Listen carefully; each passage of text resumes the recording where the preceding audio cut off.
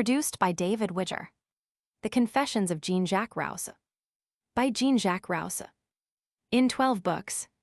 Privately printed for the members of the Aldous Society. London, 1903. Book 1. Introduction. Among the notable books of later times, we may say, without exaggeration, of all time must be reckoned The Confessions of Jean-Jacques Rousseau.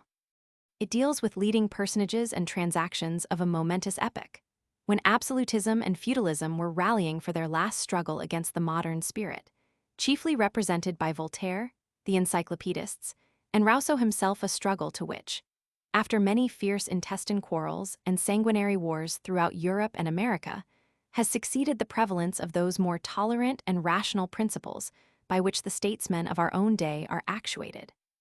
On these matters, however, it is not our province to enlarge, nor is it necessary to furnish any detailed account of our author's political, religious, and philosophically axioms and systems, his paradoxes and his errors in logic. These have been so long and so exhaustively disputed over by contending factions that little is left for even the most assiduous gleaner in the field. The inquirer will find, in Mr. John Money's excellent work, the opinions of Rousseau reviewed succinctly and impartially. The Contrat Social, the Letters écrites de la Montagne, and other treatises that once aroused fierce controversy may therefore be left in the repose to which they have long been consigned, so far as the mass of mankind is concerned, though they must always form part of the library of the politician and the historian. One prefers to turn to the man Rousseau as he paints himself in the remarkable work before us. That the task which he undertook in offering to show himself as Perseus puts it in tus et in cute, to posterity, exceeded his powers, is a trite criticism. Like all human enterprises, his purpose was only imperfectly fulfilled. But this circumstance in no way lessens the attractive qualities of his book, not only for the student of history or psychology, but for the intelligent man of the world. Its startling frankness gives it a peculiar interest wanting in most other autobiographies. Many censors have elected to sit in judgment on the failings of this strangely constituted being, and some have pronounced upon him very severe sentences. Let it be said once for all that his faults and mistakes were generally due to causes over which he had but little control, such as a defective education, a too acute sensitiveness, which engendered suspicion of his fellows, irresolution, an overstrained sense of honor and independence, and an obstinate refusal to take advice from those who really wished to befriend him. Nor should it be forgotten that he was afflicted during the greater part of his life with an incurable disease. Lord Byron had a soul near akin to Rousseau's, whose writings naturally made a deep impression on the poet's mind, and probably had an influence on his conduct and modes of thought. In some stanzas of Childe Harold, this sympathy is expressed with truth and power. Especially is the weakness of the Swiss philosopher's character summed up in the following admirable lines. Here the self-torturing sophist, wild Rousseau, the apostle of affliction, he who threw enchantment over passion, and from woe wrung overwhelming eloquence, first drew the breath which made him wretched. Yet he knew how to make madness beautiful, and cast o'er-erring deeds and thoughts a heavenly hue of words, like sunbeams, dazzling as they passed the eyes, which o'er them shed tears feelingly and fast. His life was one long war with self-sought foes, or friends by him self-banished, for his mind had grown suspicion's sanctuary, and chose for its own cruel sacrifice the kind, gainst whom he raged with fury strange and blind. But he was frenzied wherefore, who may know, since cause might be which skill could never find, but he was frenzied by disease or woe to that worst pitch of all, which wears a reasoning show. One would rather, however, dwell on the brighter hues of the picture than on its shadows and blemishes. Let us not, then, seek to draw his frailties from their dread abode. His greatest fault was his renunciation of a father's duty to his offspring, but this crime he expiated by a long and bitter repentance. We cannot, perhaps, very readily excuse the way in which he has occasionally treated the memory of his mistress and benefactress.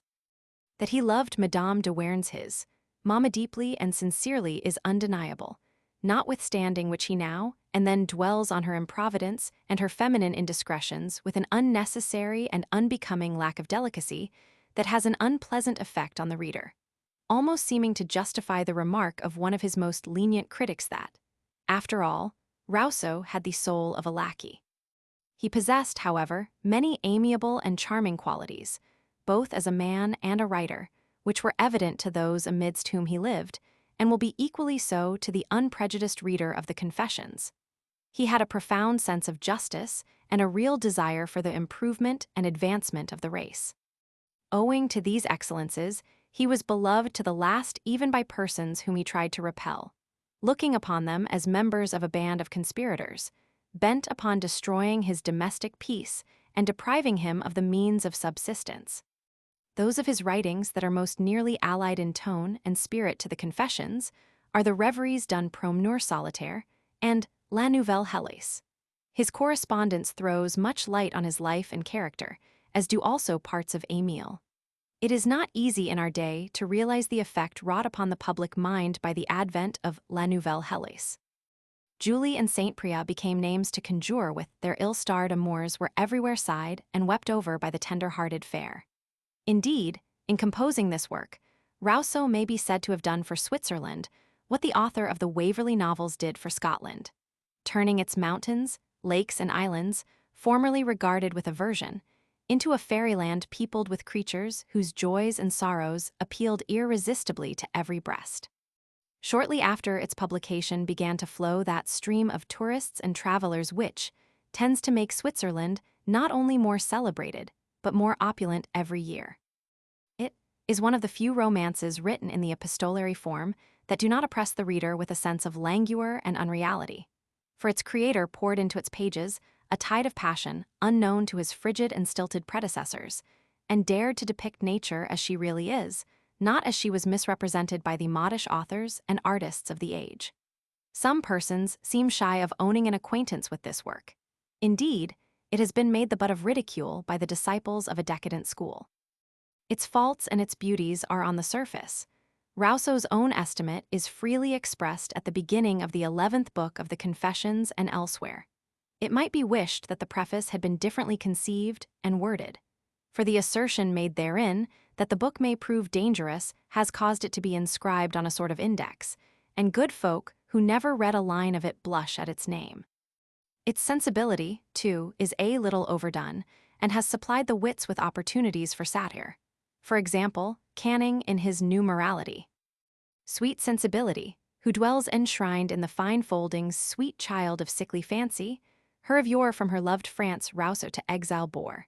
And while midst lakes and mountains wild he ran full of himself, and shunned the haunts of man, taught her o'er each lone vale and alpine, steep to lisp the story of his wrongs and weep. As might be imagined, Voltaire had slight sympathy with our social reformers' notions and ways of promulgating them, and accordingly took up his wonted weapon sarcasm and ridicule against poor Jean-Jacques. The quarrels of these two great men cannot be described in this place, but they constitute an important chapter in the literary and social history of the time. In the work with which we are immediately concerned, the author seems to avoid frequent mention of Voltaire, even where we should most expect it. However, the state of his mind when he penned this record of his life should be always remembered in relation to this as well as other occurrences. Rousseau had intended to bring his autobiography down to a later date, but obvious causes prevented this. Hence, it is believed that a summary of the chief events that marked his closing years will not be out of place here. On quitting the Isle de Saint-Pierre, he traveled to Strasbourg, where he was warmly received, and thence to Paris, arriving in that city on December 16, 1765. The Prince de Conti provided him with a lodging in the Hôtel Saint-Simon, within the precincts of the Temple, a place of sanctuary for those under the ban of authority. Everyone was eager to see the illustrious proscript, who complained of being made a daily show, like Sancho Panza in his island of Barataria. During his short stay in the capital, there was circulated an ironical letter purporting to come from the great Frederick, but really written by Horace Walpole. This cruel, clumsy, and ill-timed joke angered Rousseau, who ascribed it to Voltaire. A few sentences may be quoted. "My dear Jean-Jacques, you have renounced Geneva, your native place. You have caused your expulsion from Switzerland, a country so extolled in your writings. France has issued a warrant against you. So do you come to me? My states offer you a peaceful retreat. I wish you well and will treat you well if you will let me. But if you persist in refusing my help, do not reckon upon my telling anyone that you did so. If you're bent on tormenting your spirit to find new misfortunes, choose whatever you like best. I am a king and can procure them for you at your pleasure. And, what will certainly never happen to you in respect of your enemies, I will cease to persecute you as soon as you cease to take a pride in being persecuted. Your good friend, Frederick. Early in 1766, David Hume persuaded Rousseau to go with him to England, where the exile could find a secure shelter. In London, his appearance excited general attention. Edmund Burke had an interview with him and held that inordinate vanity was the leading trait in his character. Mr. Davenport, to whom he was introduced by Hume, generously offered Rousseau a home at Wootton, in Staffordshire, near the Peak Country. The latter, however, would only accept the offer on condition that he should pay a rent of L30 a year. He was accorded a pension of L100 by George Roman III, but declined to draw after the first annual payment. The climate and scenery of Wootton being similar to those of his native country, he was at first delighted with his new abode, where he lived with Therese, and devoted his time to herborizing and inditing the first 6 books of his Confessions. Soon, however, his old hallucinations acquired strength, and Rousseau convinced himself that enemies were bent upon his capture, if not his death. In June 1766, he wrote a violent letter to Hume, calling him one of the worst of men. Literary Paris had combined with Hume and the English government to surround him as he supposed with guards and spies. He revolved in his troubled mind all the reports and rumors he had heard for months and years. Walpole's forged letter rankled in his bosom, and in the spring of 1767 he fled, first to Spalding in Lincolnshire and subsequently to Calais, where he landed in May. On his arrival in France, his restless and wandering disposition forced him continually to change his residence, and acquired for him the title of voyageur perpetual. While at Try, in Geyzers, in 1767-8, he wrote the second part of the Confessions. He had assumed the surname of Renew, and about this time he declared before 2 witnesses that Therese was his wife, proceeding to which he attached the sanctity of marriage. In 1770, he took up his abode in Paris, where he lived continuously for 7 years, in a street which now bears his name, and gained a living by copying music. Bernardin de Saint-Pierre, the author of Paul and Virginia, who became acquainted with him in 1772, has left some interesting particulars of Rousseau's daily mode of life at this period. Monsieur de Girardin having offered him an asylum at Ermenonville in the spring of 1778, he and Therese went thither to reside, but for no long time. On the 3d of July, in the same year, this perturbed spirit at last found rest, stricken by apoplexy. A rumor that he had committed suicide was circulated, but the evidence of trustworthy witnesses, including a physician, effectually contradicts this accusation. His remains, first interred in the Isle des Peupliers, were, after the Revolution, removed to the Pantheon. In later times, the government of Geneva made some reparation for their harsh treatment of a famous citizen, and erected his statue, modeled by his compatriot, Pradier, on an island in the Rhône. See nations, slowly wise and meanly just, to buried merit raise the tardy bust. November 1896, S. W. Orson. The Confessions of J.J. Rousseau. Book 1. I have entered upon a performance which is without example, whose accomplishment will have no imitator. I mean to present my fellow mortals with a man in all the integrity of nature, and this man shall be myself. I know my heart and have studied mankind. I am not made like anyone I have been acquainted with, perhaps like no one in existence. If not better, I at least claim originality, and whether nature did wisely in breaking the mold with which she formed me, can only be determined after having read this work. Whenever the last trumpet shall sound, I will present myself before the sovereign judge with this book in my hand, and loudly proclaim, "Thus have I acted. These were my thoughts. Such was I, with equal freedom and veracity have I related what was laudable or wicked. I have concealed no crimes, added no virtues. And if I have sometimes introduced superfluous ornament, it was merely to occupy a void occasioned by defect of memory. I may have supposed that certain, which I only knew to be probable, but have never asserted as truth, a conscious falsehood. Such as I was, I have declared myself, sometimes vile and despicable, at others virtuous, generous, and sublime, even as thou hast read my inmost soul, power eternal. Assemble round thy throne an innumerable throng of my fellow mortals, let them listen to my confessions, let them blush at my depravity, let them tremble at my sufferings. Let each in his turn expose with equal sincerity the failings, the wanderings of his heart, and, if he dare, aver, I was better than that man. I was born at Geneva in 1712, son of Isaac Rousseau and Susanna Bernard, citizens. My father's share of a moderate competency, which was divided among 15 children, being very trivial, his business of a watchmaker, in which he had the reputation of great ingenuity, was his only dependence. My mother's circumstances were more affluent. She was daughter of a Mons. Bernard, minister, and possessed a considerable share of modesty and beauty. Indeed, my father found some difficulty in obtaining her hand. The affection they entertained for each other was almost as early as their existence. At 8 or 9 years old, they walked together every evening on the banks of the Tre, and before they were 10, could not support the idea of separation. A natural sympathy of soul confined those sentiments of predilection which habit at first produced. Born with minds susceptible of the most exquisite sensibility and tenderness, it was only necessary to encounter similar dispositions. That moment fortunately presented itself, and each surrendered a willing heart. The obstacles that opposed served only to give a decree of vivacity to their affection, and the young lover, not being able to obtain his mistress, was overwhelmed with sorrow and despair. She advised him to travel to forget her. He consented. He traveled, but returned more passionate than ever, and had the happiness to find her equally constant, equally tender. After this proof of mutual affection, what could they resolve? To dedicate their future lives to love. The resolution was ratified with a vow, on which heaven shed its benediction. Fortunately, my mother's brother, Gabriel Bernard, fell in love with one of my father's sisters. She had no objection to the match, but made the marriage of his sister with her brother an indispensable preliminary. Love soon removed every obstacle, and the 2 weddings were celebrated the same day. Thus my uncle became the husband of my aunt, and their children were doubly cousins german.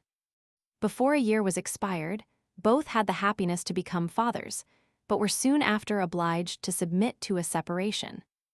My uncle Bernard, who was an engineer, went to serve in the Empire and Hungary under Prince Eugene, and distinguished himself both at the siege and battle of Belgrade. My father, after the birth of my only brother, set off on recommendation for Constantinople and was appointed watchmaker to the Seraglio. During his absence, the beauty, wit, and accomplishments of my mother attracted a number of admirers, among whom Mons.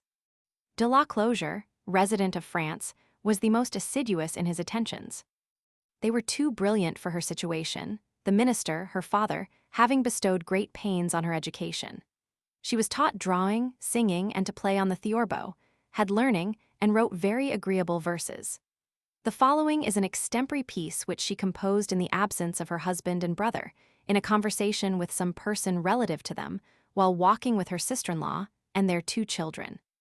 Ces du messieurs, qui sont absents nous sont chers de bien des manières. Si sont nos amis, nos amants, si sont nos maris et nos frères, et l'espers de ces enfants. These absent ones, who just claim our hearts, by every tender name, to whom each wish extends our husbands and our brothers are, the fathers of this blooming pair, our lovers and our friends. His passion must have been extremely violent, since after a period of 30 years I have seen him affected at the very mention of her name. My mother had a defense more powerful even than her virtue. She tenderly loved my father, and conjured him to return. His inclinations seconding his request, he gave up every prospect of emolument, and hastened to Geneva. I was the unfortunate fruit of this return, being born 10 months after, in a very weakly and infirm state. My birth cost my mother her life, and was the first of my misfortunes. I am ignorant how my father supported her loss at that time, but I know he was ever after inconsolable. In me he still thought he saw her he so tenderly lamented, but could never forget I had been the innocent cause of his misfortune, nor did he ever embrace me, but his sighs, the convulsive pressure of his arms, witnessed that a bitter regret mingled itself with his caresses, though, as may be supposed, they were not on this account less ardent. When he said to me, Jean-Jacques, let us talk of your mother, my usual reply was. Yes, father, but then, we shall cry. And immediately the tears started from his eyes. Ah, exclaimed he with agitation, give me back my wife, at least console me for her loss. Fill up, dear boy, the void she has left in my soul. Could I love thee thus wert thou only my son. 40 years after this loss, he expired in the arms of his second wife, but the name of the first still vibrated on his lips, still was her image engraved on his heart. Such were the authors of my being. Of all the gifts it had pleased heaven to bestow on them, a feeling heart was the only one that descended to me. This had been the source of their felicity. It was the foundation of all my misfortunes.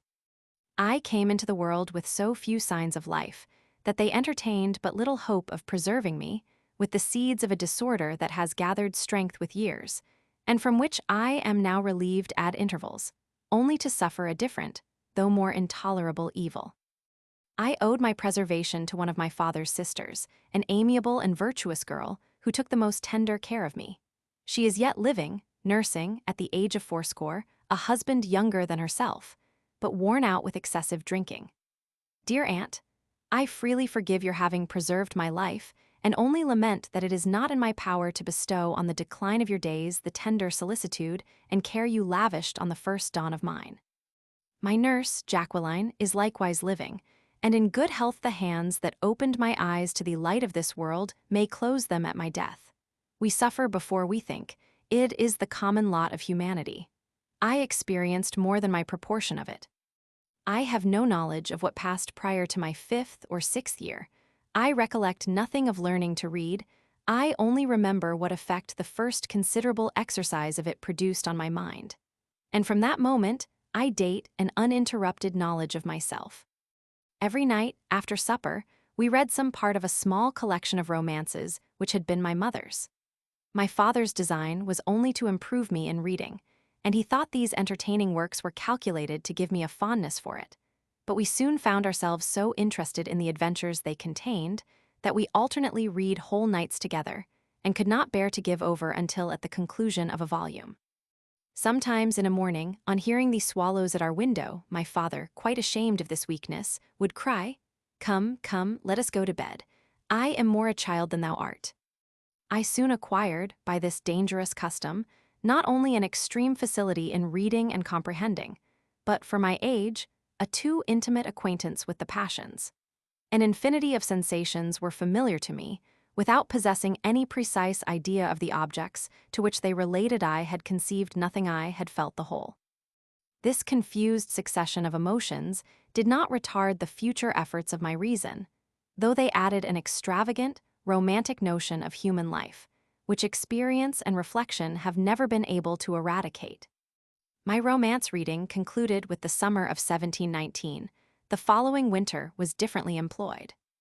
My mother's library being quite exhausted, we had recourse to that part of her father's which had devolved to us. Here we happily found some valuable books, which was by no means extraordinary, having been selected by a minister that truly deserved that title, in whom learning, which was the rage of the times, was but a secondary commendation, his taste and good sense being most conspicuous. The History of the Church and Empire by Lesueur, Bossuet's Discourses on Universal History, Plutarch's Lives, The History of Venice by Nanny, Ovid's Metamorphoses, La Brière, Fontenelle's World, his Dialogues of the Dead, and a few volumes of Molière were soon ranged in my father's closet, where during the hours he was employed in his business, I daily read them, with an avidity and taste uncommon, perhaps unprecedented at my age. Plutarch presently became my greatest favorite.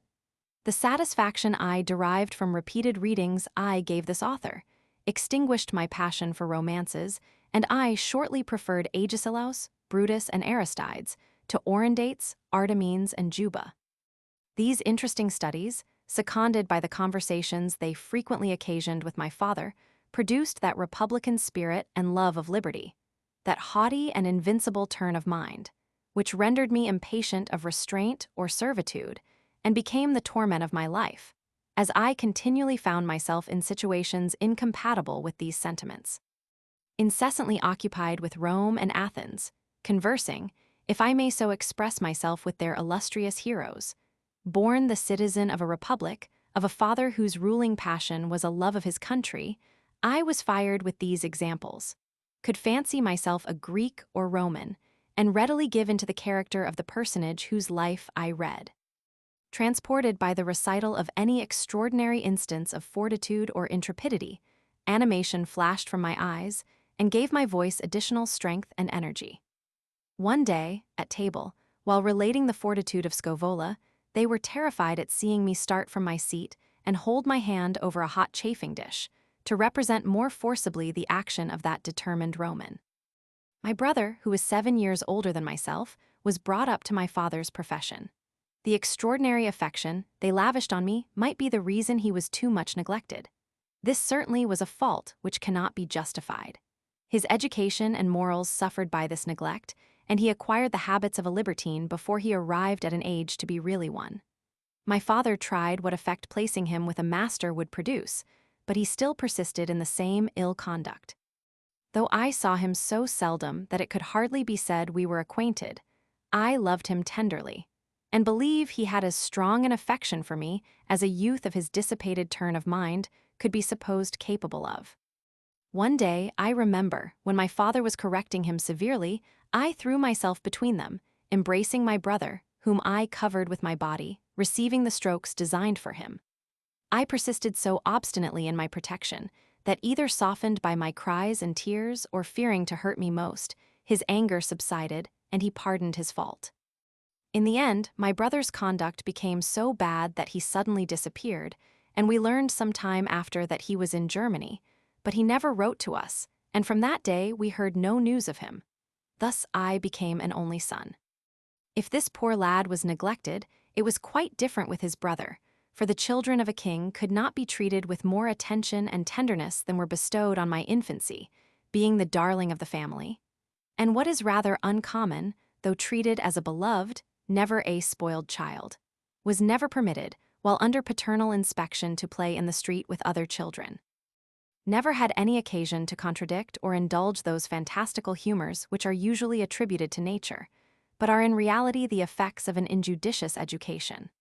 I had the faults common to my age, was talkative, a glutton, and sometimes a liar, made no scruple of stealing sweetmeats, fruits, or indeed any kind of eatables, but never took delight in mischievous waste, in accusing others, or tormenting harmless animals. I recollect, indeed, that one day, while Madame Clot, a neighbor of ours, was gone to church, I made water in her kettle. The remembrance even now makes me smile, for Madame Clot, though, if you please, a good sort of creature, was one of the most tedious, grumbling old women I ever knew. Thus have I given a brief but faithful history of my childish transgressions. How could I become cruel or vicious when I had before my eyes only examples of mildness and was surrounded by some of the best people in the world? My father, my aunt, my nurse, my relations, our friends, our neighbors, all I had any connection with did not obey me, it is true, but loved me tenderly, and I returned their affection. I found so little to excite my desires, and those I had were so seldom contradicted, that I was hardly sensible of possessing any, and can solemnly aver I was an absolute stranger to caprice until after I had experienced the authority of a master. Those hours that were not employed in reading or writing with my father, or walking with my governess, Jacqueline, I spent with my aunt.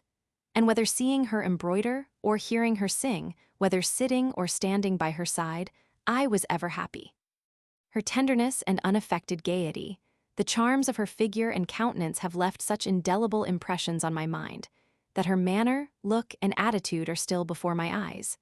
I recollect 1,000 little caressing questions, could describe her clothes, her head-dress, nor have the 2 curls of fine black hair which hung on her temples, according to the mode of that time, escaped my memory. Though my taste, or rather passion, for music did not show itself until a considerable time after, I am fully persuaded it is to her I am indebted for it. She knew a great number of songs, which she sung with great sweetness and melody. The serenity and cheerfulness which were conspicuous in this lovely girl banished melancholy and made all round her happy. The charms of her voice had such an effect on me that not only several of her songs have ever since remained on my memory, but some I have not thought of from my infancy, as I grow old, return upon my mind with a charm altogether inexpressible. Would anyone believe that an old dotard like me, worn out with care and infirmity, should sometimes surprise himself weeping like a child, and in a voice querulous and broken by age, muttering out one of those airs which were the favorites of my infancy? There is one song in particular, whose tune I perfectly recollect, but the words that compose the latter half of it constantly refuse every effort to recall them, though I have a confused idea of the rhymes. The beginning, with what I have been able to recollect of the remainder, is as follows. Tersis, gnos ekautertun, chalamo sus elormo, car unin cause deja dans nader hemo. Unberger essengager sans danger, et taugers elepin est suns la rose. I have endeavored to account for the invincible charm my heart feels on the recollection of this fragment, but it is altogether inexplicable. I only know that before I get to the end of it, I always find my voice interrupted by tenderness and my eyes suffused with tears. I have 100 times formed the resolution of writing to Paris for the remainder of these words, if anyone should chance to know them. But I am almost certain the pleasure I take in the recollection would be greatly diminished, was I assured anyone but my poor Aunt Susan had sung them. Such were my affections on entering this life. Thus began to form and demonstrate itself a heart at once haughty and tender, a character effeminate yet invincible, which, fluctuating between weakness and courage, luxury and virtue, has ever set me in contradiction to myself, causing abstinence and enjoyment, pleasure and prudence equally to shun me. This course of education was interrupted by an accident, whose consequences influenced the rest of my life. My father had a quarrel with M.G., who had a captain's commission in France and was related to several of the council. This G., who was an insolent, ungenerous man, happening to bleed at the nose, in order to be revenged, accused my father of having drawn his sword on him in the city, and in consequence of this charge, they were about to conduct him to prison. He insisted, according to the law of this republic, that the accuser should be confined at the same time, and not being able to obtain this, preferred a voluntary banishment for the remainder of his life, to giving up a point by which he must sacrifice his honor and liberty. I remained under the tuition of my uncle Bernard, who was at that time employed in the fortifications of Geneva. He had lost his eldest daughter, but had a son about my own age, and we were sent together to Bossy to board with the minister Lambercier. Here we were to learn Latin, with all the insignificant trash that has obtained the name of education. 2 years spent in this village softened, in some degree, my Roman fierceness, and again reduced me to a state of childhood. At Geneva, where nothing was exacted, I loved reading, which was, indeed, my principal amusement. But at Bossy, where application was expected, I was fond of play as a relaxation. The country was so new, so charming in my idea, that it seemed impossible to find satiety in its enjoyments, and I conceived a passion for rural life, which time has not been able to extinguish. Nor have I ever ceased to regret the pure and tranquil pleasures I enjoyed at this place in my childhood, the remembrance having followed me through every age, even to that in which I am hastening again towards it. M. Lambercier was a worthy, sensible man, who, without neglecting our instruction, never made our acquisitions burthensome or tasks tedious. What convinces me of the rectitude of his method is that, notwithstanding my extreme aversion to restraint, the recollection of my studies is never attended with disgust, and if my improvement was trivial, it was obtained with ease and has never escaped memory. The simplicity of this rural life was of infinite advantage in opening my heart to the reception of true friendship. The sentiments I had hitherto formed on this subject were extremely elevated, but altogether imaginary. The habit of living in this peaceful manner soon united me tenderly to my cousin Bernard. My affection was more ardent than that I had felt for my brother, nor has time ever been able to efface it. He was a tall, lank, weakly boy with a mind as mild as his body was feeble, and who did not wrong the good opinion they were disposed to entertain for the son of my guardian. Our studies, amusements, and tasks were the same. We were alone, each wanted a playmate. To separate would, in some measure, have been to annihilate us. Though we had not many opportunities of demonstrating our attachment to each other, it was certainly extreme, and so far from enduring the thought of separation, we could not even form an idea that we should ever be able to submit to it. Each of a disposition to be won by kindness, and complacent, when not soured by contradiction, we agreed in every particular. If, by the favor of those who governed us, he had the ascendant while in their presence, I was sure to acquire it when we were alone, and this preserved the equilibrium so necessary in friendship. If he hesitated in repeating his task, I prompted him. When my exercises were finished, I helped to write his, and, in our amusements, my disposition being most active, ever had the lead. In a word, our characters accorded so well, and the friendship that subsisted between us was so cordial, that during the 5 years we were at Bossy and Geneva we were inseparable. We often fought, it is true, but there never was any occasion to separate us. No one of our quarrels lasted more than a quarter of an hour, and never in our lives did we make any complaint of each other. It may be said, these remarks are frivolous, but perhaps a similar example among children can hardly be produced.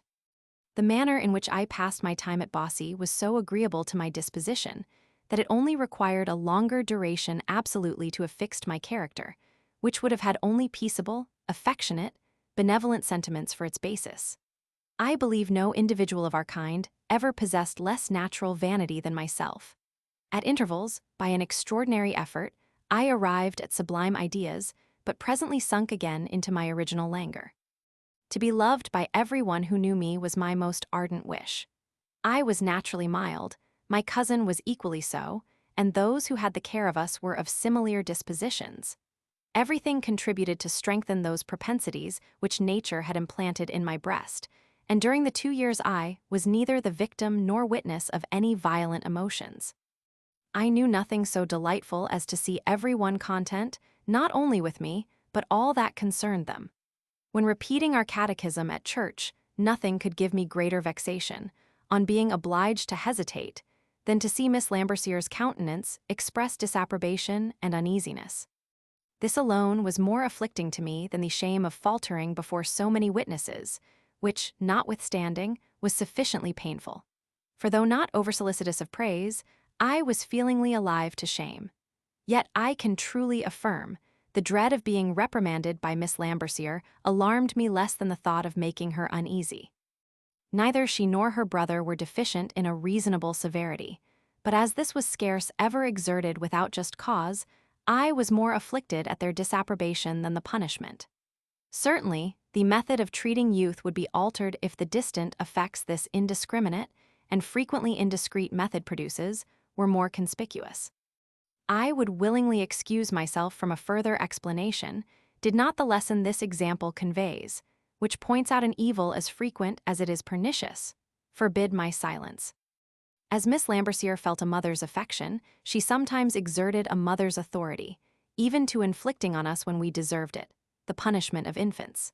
She had often threatened it, and this threat of a treatment entirely new appeared to me extremely dreadful. But I found the reality much less terrible than the idea, and what is still more unaccountable, this punishment increased my affection for the person who had inflicted it. All this affection, aided by my natural mildness, was scarcely sufficient to prevent my seeking, by fresh offenses, a return of the same chastisement. For a degree of sensuality had mingled with the smart and shame, which left more desire than fear of a repetition. I was well convinced the same discipline from her brother would have produced a quite contrary effect. But from a man of his disposition, this was not probable, and if I abstained from meriting correction, it was merely from a fear of offending Miss Lambercier. For benevolence, aided by the passions, has ever maintained an empire over me which has given law to my heart. This event, which, though desirable, I had not endeavored to accelerate, arrived without my fault. I should say, without my seeking, and I profited by it with a safe conscience. But this second was also the last time, for Miss Lambercier, who doubtless had some reason to imagine this chastisement did not produce the desired effect, declared it was too fatiguing, and that she renounced it for the future. Till now we had slept in her chamber, and during the winter, even in her bed. But 2 days after another room was prepared for us, and from that moment I had the honor, which I could very well have dispensed with, of being treated by her as a great boy. Who would believe this childish discipline, received at 8 years old, from the hands of a woman of 30, should influence my propensities, my desires, my passions, for the rest of my life, and that in quite a contrary sense from what might naturally have been expected. The very incident that inflamed my senses gave my desires such an extraordinary turn that, confined to what I had already experienced, I sought no further, and, with blood boiling with sensuality, almost from my birth, preserved my purity beyond the age when the coldest constitutions lose their insensibility. Long tormented, without knowing by what, I gazed on every handsome woman with delight. Imagination incessantly brought their charms to my remembrance, only to transform them into so many Miss Lamberciers. If ever education was perfectly chaste, it was certainly that I received. My 3 aunts were not only of exemplary prudence, but maintained a degree of modest reserve which women have long since thought unnecessary. My father, it is true, loved pleasure, but his gallantry was rather of the last than the present century, and he never expressed his affection for any woman he regarded in terms a virgin could have blushed at. Indeed, it was impossible more attention should be paid to that regard we owe the morals of children than was uniformly observed by everyone I had any concern with. An equal degree of reserve in this particular was observed at M. Lambercier's, where a good maidservant was discharged for having once made use of an expression before us, which was thought to contain some degree of indelicacy. I had no precise idea of the ultimate effect of the passions, but the conception I had formed was extremely disgusting. I entertained a particular aversion for courtesans, nor could I look on a rake without a degree of disdain mingled with terror. These prejudices of education, proper in themselves to retard the first explosions of a combustible constitution, were strengthened, as I have already hinted, by the effect the first moments of sensuality produced in me. For notwithstanding the troublesome ebullition of my blood, I was satisfied with the species of voluptuousness I had already been acquainted with, and sought no further. Thus I passed the age of puberty, with a constitution extremely ardent, without knowing or even wishing for any other gratification of the passions than what Miss Lambercier had innocently given me an idea of. And when I became a man, that childish taste, instead of vanishing, only associated with the other. This folly, joined to a natural timidity, has always prevented my being very enterprising with women, so that I have passed my days in languishing in silence for those I most admired, without daring to disclose my wishes. To fall at the feet of an imperious mistress, obey her mandates, or implore pardon, were for me the most exquisite enjoyments, and the more my blood was inflamed by the efforts of a lively imagination, the more I acquired the appearance of a whining lover. It will be readily conceived that this mode of making love is not attended with a rapid progress or imminent danger to the virtue of its object. Yet, though I have few favors to boast of, I have not been excluded from enjoyment, however imaginary. Thus the senses, in concurrence with a mind equally timid and romantic, have preserved my moral chaste, and feelings uncorrupted, with precisely the same inclinations, which, seconded with a moderate portion of effrontery, might have plunged me into the most unwarrantable excesses. I have made the first, most difficult step in the obscure and painful maze of my confessions. We never feel so great a degree of repugnance in divulging what is really criminal as what is merely ridiculous. I am now assured of my resolution, for after what I have dared disclose, nothing can have power to deter me. The difficulty attending these acknowledgments will be readily conceived, when I declare that during the whole of my life, though frequently laboring under the most violent agitation, being hurried away with the impetuosity of a passion which, when in company with those I loved, deprived me of the faculty of sight and hearing, I could never, in the course of the most unbounded familiarity, acquire sufficient resolution to declare my folly and implore the only favor that remained to bestow. In thus investigating the first traces of my sensible existence, I find elements which, though seemingly incompatible, have united to produce a simple and uniform effect, while others, apparently the same, have, by the concurrence of certain circumstances, formed such different combinations that it would never be imagined they had any affinity. Who would believe, for example, that one of the most vigorous springs of my soul was tempered in the identical source from whence luxury and ease mingled with my constitution and circulated in my veins? Before I quit this subject, I will add a striking instance of the different effects they produced. One day, while I was studying in a chamber contiguous to the kitchen, the maid set some of Miss Lambercier's combs to dry by the fire, and on coming to fetch them some time after, was surprised to find the teeth of one of them broken off. Who could be suspected of this mischief? No one but myself had entered the room. I was questioned, but denied having any knowledge of it. Mr. and Miss Lambercier consult, exhort, threaten, but all to no purpose. I obstinately persist in the denial. And though this was the first time I had been detected in a confirmed falsehood, appearances were so strong that they overthrew all my protestations. This affair was thought serious. The mischief, the lie, the obstinacy were considered equally deserving of punishment, which was not now to be administered by Miss Lambercier. My Uncle Bernard was written to, he arrived, and my poor cousin being charged with a crime no less serious, we were conducted to the same execution, which was inflicted with great severity. If finding a remedy in the evil itself, they had sought ever to allay my depraved desires, they could not have chosen a shorter method to accomplish their designs, and, I can assure my readers, I was for a long time freed from the dominion of them. As this severity could not draw from me the expected acknowledgment, which obstinacy brought on several repetitions and reduced me to a deplorable situation, yet I was immovable and resolutely determined to suffer death rather than submit. Force, at length, was obliged to yield to the diabolical infatuation of a child, for no better name was bestowed on my constancy, and I came out of this dreadful trial, torn, it is true, but triumphant.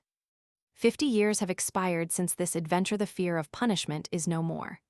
Well then, I aver, in the face of heaven, I was absolutely innocent, and, so far from breaking or even touching the comb, never came near the fire.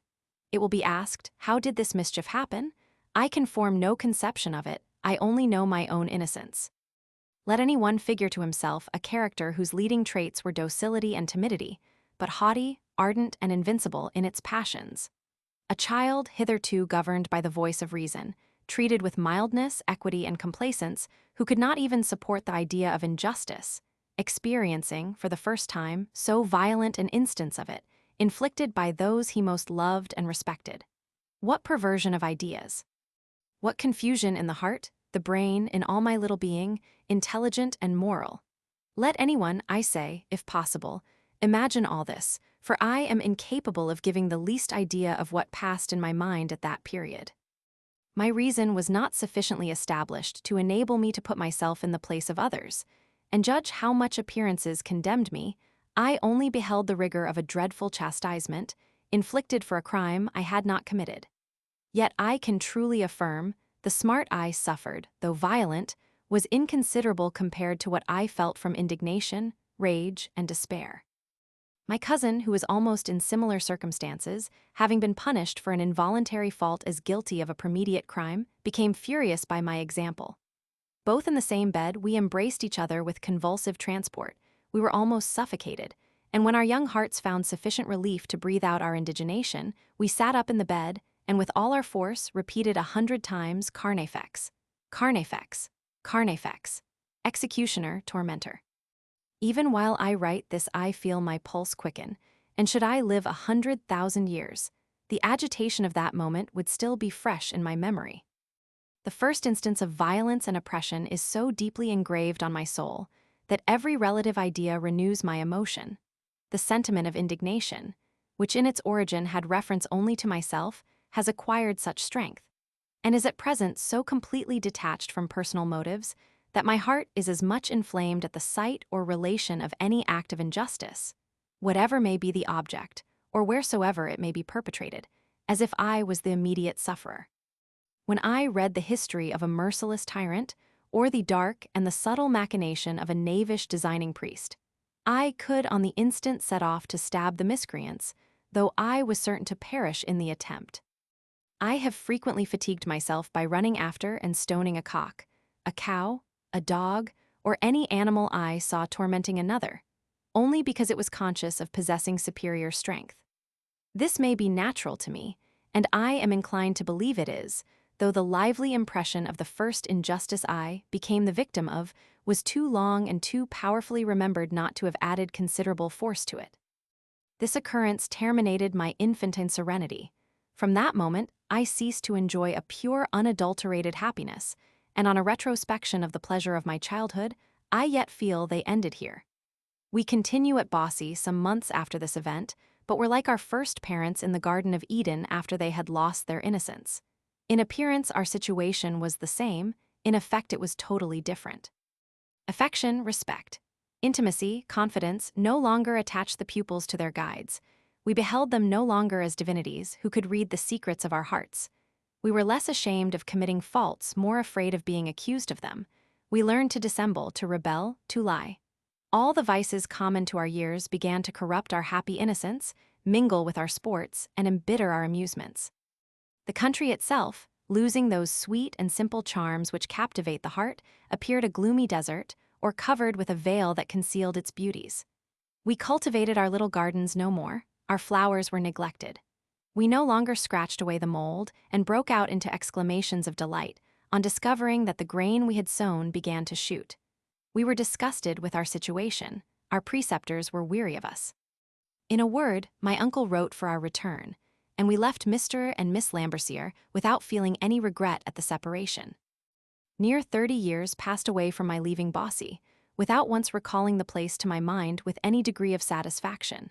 But after having passed the prime of life, as I decline into old age, while more recent occurrences are wearing out apace, I feel these remembrances revive and imprint themselves on my heart, with a force and charm that every day acquires fresh strength. As if, feeling life fleet from me, I endeavored to catch it again by its commencement. The most trifling incident of those happy days delight me, for no other reason than being of those days. I recall every circumstance of time, place, and persons. I see the maid or footman busy in the chamber, a swallow entering the window, a fly settling on my hand while repeating my lessons. I see the whole economy of the apartment. On the right hand, Mr. Lambercier's closet, with a print representing all the popes, a barometer, a large almanac, the windows of the house, which stood in a hollow at the bottom of the garden, shaded by raspberry shrubs, whose shoots sometimes found entrance. I am sensible the reader has no occasion to know all this, but I feel a kind of necessity for relating it.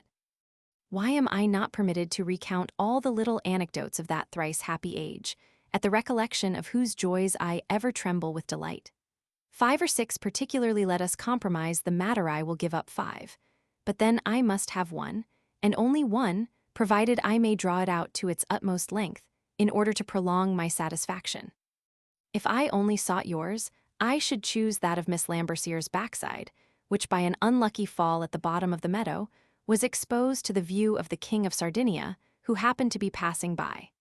But that of the walnut tree on the terrace is more amusing to me, since here I was an actor, whereas, in the above-mentioned scene one was only a spectator.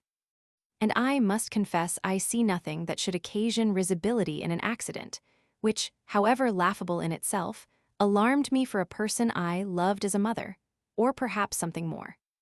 Ye curious readers, whose expectations are already on the stretch for the noble history of the terrace, listen to the tragedy, and abstain from trembling, if you can, at the horrible catastrophe. At the outside of the courtyard door on the left hand was a terrace. Here they often sat after dinner, but it was subject to one inconvenience, being too much exposed to the rays of the sun.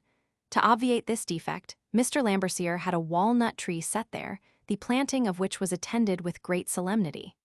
The 2 boarders were godfathers, and while the earth was replacing round the root, each held the tree with one hand, singing songs of triumph. In order to water it with more effect, they formed a kind of lucerne around its foot. Myself and cousin, who were every day ardent spectators of this watering, confirmed each other in the very natural idea that it was nobler to plant trees on the terrace than colors on a breach, and this glory we were resolved to procure without dividing it with anyone. In pursuance of this resolution, we cut a slip off a willow and planted it on the terrace, at about 8 or 10 feet distance from the august walnut tree.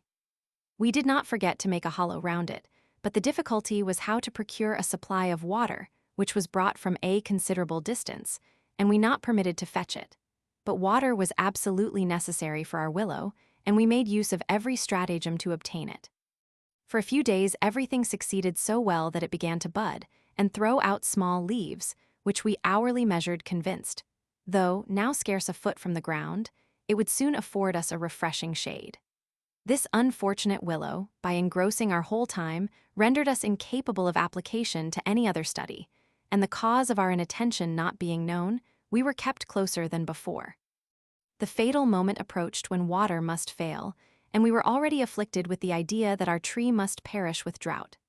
At length necessity, the parent of industry, suggested an invention by which we might save our tree from death and ourselves from despair.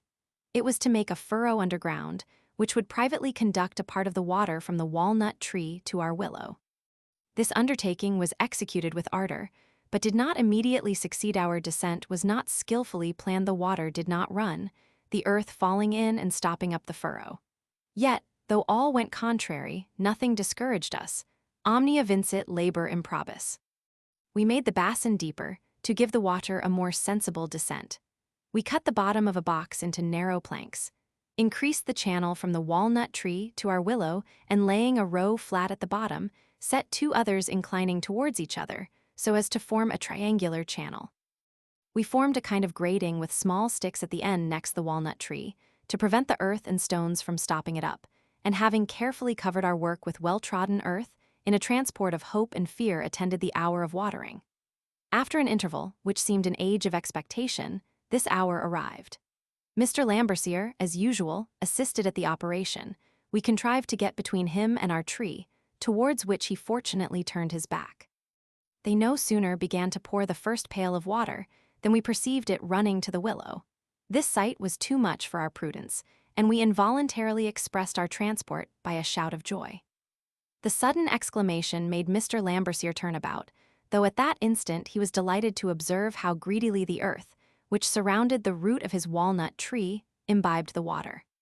Surprised at seeing two trenches partake of it, he shouted in his turn, examines, perceives the roguery, and, sending instantly for a pickaxe, at one fatal blow makes 2 or 3 of our planks fly, crying out meantime with all his strength, an aqueduct. An aqueduct. His strokes redoubled, every one of which made an impression on our hearts. In a moment the planks, the channel, the basin, even our favorite willow, all were plowed up, nor was one word pronounced during this terrible transaction, except the above-mentioned exclamation. An aqueduct, repeated he, while destroying all our hopes, an aqueduct. An aqueduct. It may be supposed this adventure had a still more melancholy end for the young architects. This, however, was not the case. The affair ended here. Mr. Lambercier never reproached us on this account, nor was his countenance clouded with a frown. We even heard him mention the circumstance to his sister with loud bursts of laughter. The laugh of Mr. Lambercier might be heard to a considerable distance. But what is still more surprising, after the first transport of sorrow had subsided, we did not find ourselves violently afflicted. We planted a tree in another spot, and frequently recollected the catastrophe of the former, repeating with a significant emphasis, an aqueduct. An aqueduct. Till then, at intervals, I had fits of ambition, and could fancy myself Brutus or Aristides, but this was the first visible effect of my vanity. To have constructed an aqueduct with our own hands, to have set a slip of willow in competition with a flourishing tree, appeared to me a supreme degree of glory. I had a juster conception of it at 10 than Caesar entertained at 30. The idea of this walnut tree, with the little anecdotes it gave rise to, have so well continued or returned to my memory, that the design which conveyed the most pleasing sensations, during my journey to Geneva in the year 1754, was visiting Bossy, and reviewing the monuments of my infantine amusement, above all, the beloved walnut tree, whose age at that time must have been verging on 1/3 of a century. But I was so beset with company that I could not find a moment to accomplish my design. There is little appearance now of the occasion being renewed, but should I ever return to that charming spot, and find my favorite walnut tree still existing, I am convinced I should water it with my tears. On my return to Geneva, I passed 2 or 3 years at my Uncle S., expecting the determination of my friends respecting my future establishment. His own son, being devoted to genius, was taught drawing, and instructed by his father in the elements of Euclid. I partook of these instructions, but was principally fond of drawing. Meantime, they were irresolute whether to make me a watchmaker, a lawyer, or a minister. I should have preferred being a minister, as I thought it must be a charming thing to preach, but the trifling income which had been my mother's, and was to be divided between my brother and myself, was too inconsiderable to defray the expense attending the prosecution of my studies. As my age did not render the choice very pressing, I remained with my uncle, passing my time with very little improvement, and paying pretty dear, though not unreasonably, for my board. My uncle, like my father, was a man of pleasure, but had not learned, like him, to abridge his amusements for the sake of instructing his family. Consequently, our education was neglected. My aunt was a devotee, who loved singing psalms better than thinking of our improvement, so that we were left entirely to ourselves, which liberty we never abused. Ever inseparable, we were all the world to each other, and, feeling no inclination to frequent the company of a number of disorderly lads of our own age, we learned none of those habits of libertinism to which our idle life exposed us.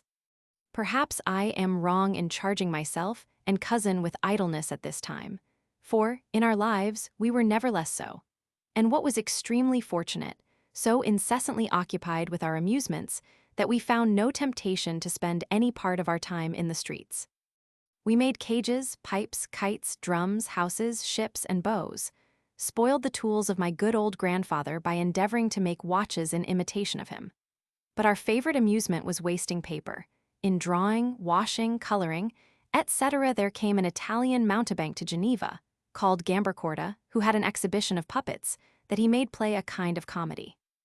We went once to see them, but could not spare time to go again, being busily employed in making puppets of our own and inventing comedies, which we immediately set about making them perform, mimicking to the best of our abilities the uncouth voice of Punch.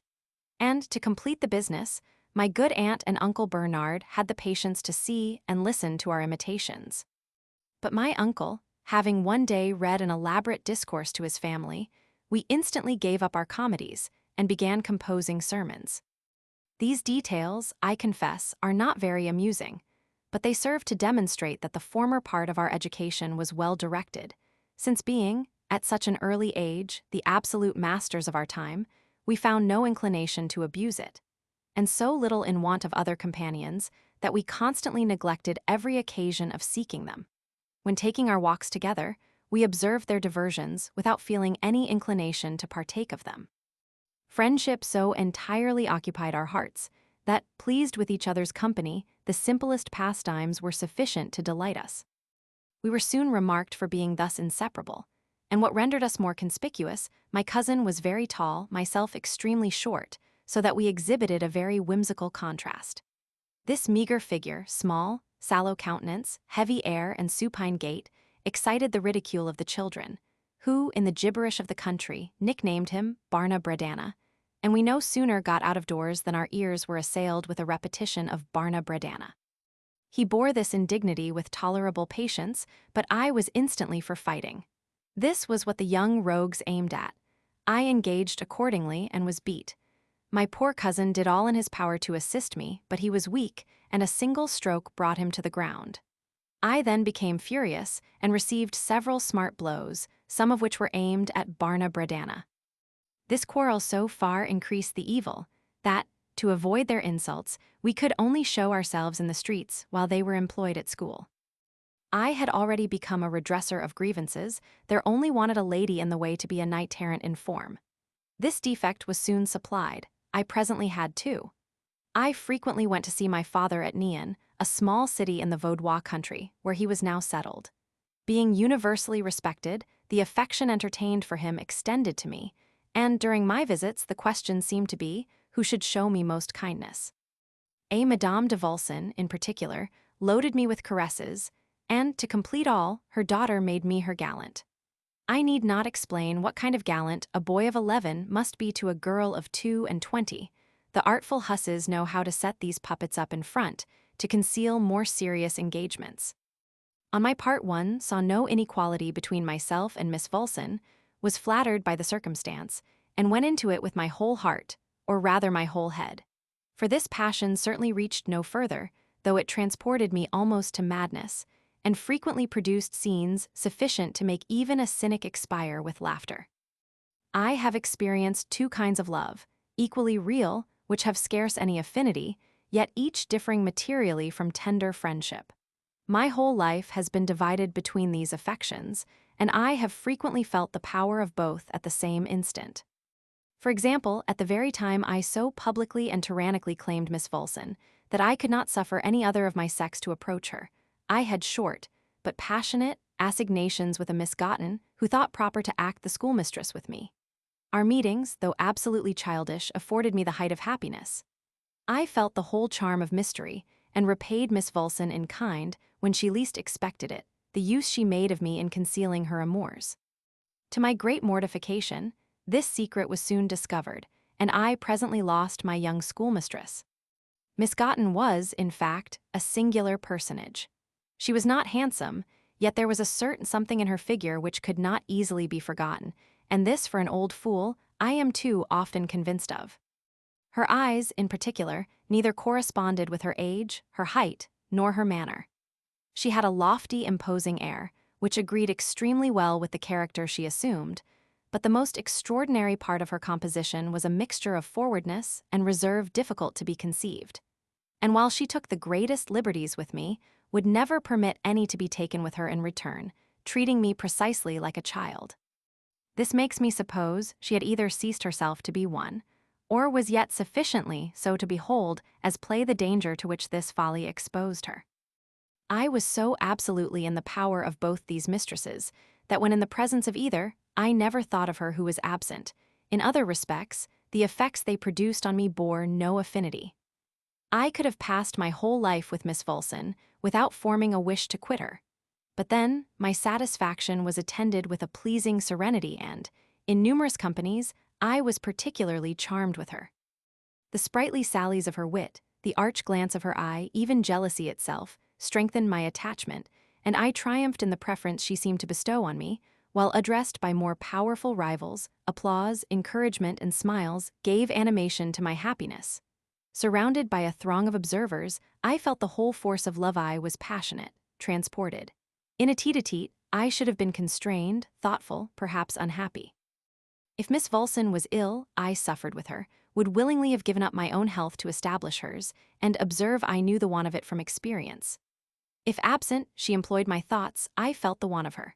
When present, her caresses came with warmth and rapture to my heart, though my senses were unaffected. The familiarities she bestowed on me I could not have supported the idea of her granting to another. I loved her with a brother's affection only, but experienced all the jealousy of a lover. With Miss Gotten, this passion might have acquired a degree of fury.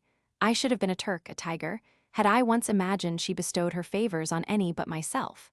The pleasure I felt on approaching Miss Volson was sufficiently ardent, though unattended with uneasy sensations, but at sight of Miss Gotten, I felt myself bewildered. Every sense was absorbed in ecstasy. I believe it would have been impossible to have remained long with her. I must have been suffocated with the violence of my palpitations. I equally dreaded giving either of them displeasure. With one I was more complacent, with the other, more submissive. I would not have offended Miss Volson for the world, but if Miss Gotten had commanded me to throw myself into the flames, I think I should have instantly obeyed her. Happily, both for her and myself, our amours, or rather rendezvous, were not of long duration.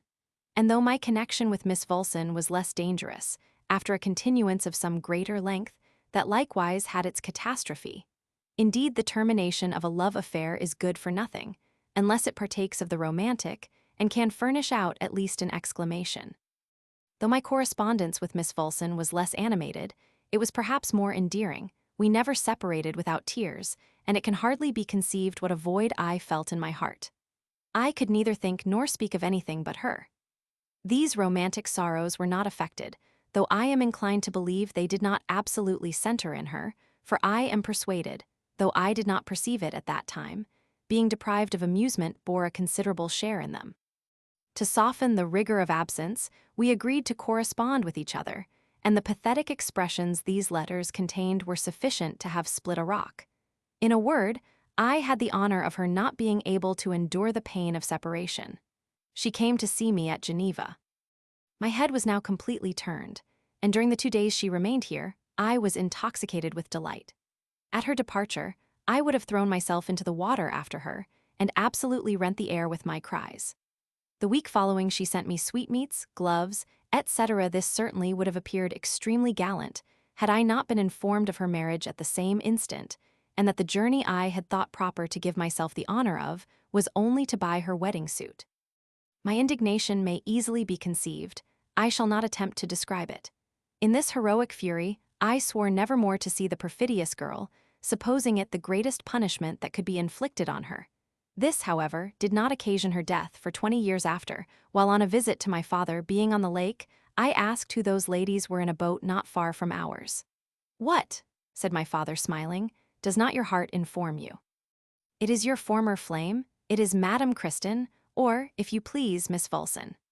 I started at the almost forgotten name, and instantly ordered the waterman to turn off, not judging it worth while to be perjured, however favorable the opportunity for revenge, in renewing a dispute of 20 years past with a woman of 40. Thus, before my future destination was determined, did I fool away the most precious moments of my youth. After deliberating a long time on the bent of my natural inclination, they resolved to dispose of me in a manner the most repugnant to them. I was sent to Mr. Masserin, the city register, to learn, according to the expression of my uncle Bernard, the thriving occupation of a scraper. This nickname was inconceivably displeasing to me, and I promised myself but little satisfaction in the prospect of heaping up money by a mean employment. The assiduity and subjection required completed my disgust, and I never set foot in the office without feeling a kind of horror, which every day gained fresh strength. Mr. Masserin, who was not better pleased with my abilities than I was with the employment, treated me with disdain, incessantly upbraiding me with being a fool and blockhead, not forgetting to repeat that my uncle had assured him I was a knowing one, though he could not find that I knew anything.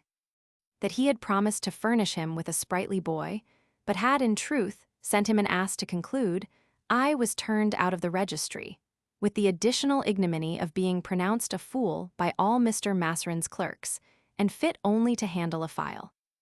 My vocation thus determined, I was bound apprentice. Not, however, to a watchmaker, but to an engraver, and I had been so completely humiliated by the contempt of the register, that I submitted without a murmur. My master, whose name was M. Ducommon, was a young man of a very violent and boorish character, who contrived in a short time to tarnish all the amiable qualities of my childhood, to stupefy a disposition naturally sprightly, and reduce my feelings, as well as my condition, to an absolute state of servitude. I forgot my Latin, history, and antiquities. I could hardly recollect whether such people as Romans ever existed. When I visited my father, he no longer beheld his idol, nor could the ladies recognize the gallant Jean-Jacques. Nay, I was so well convinced that Mr. and Miss Lambercier would scarce receive me as their pupil, that I endeavored to avoid their company, and from that time have never seen them.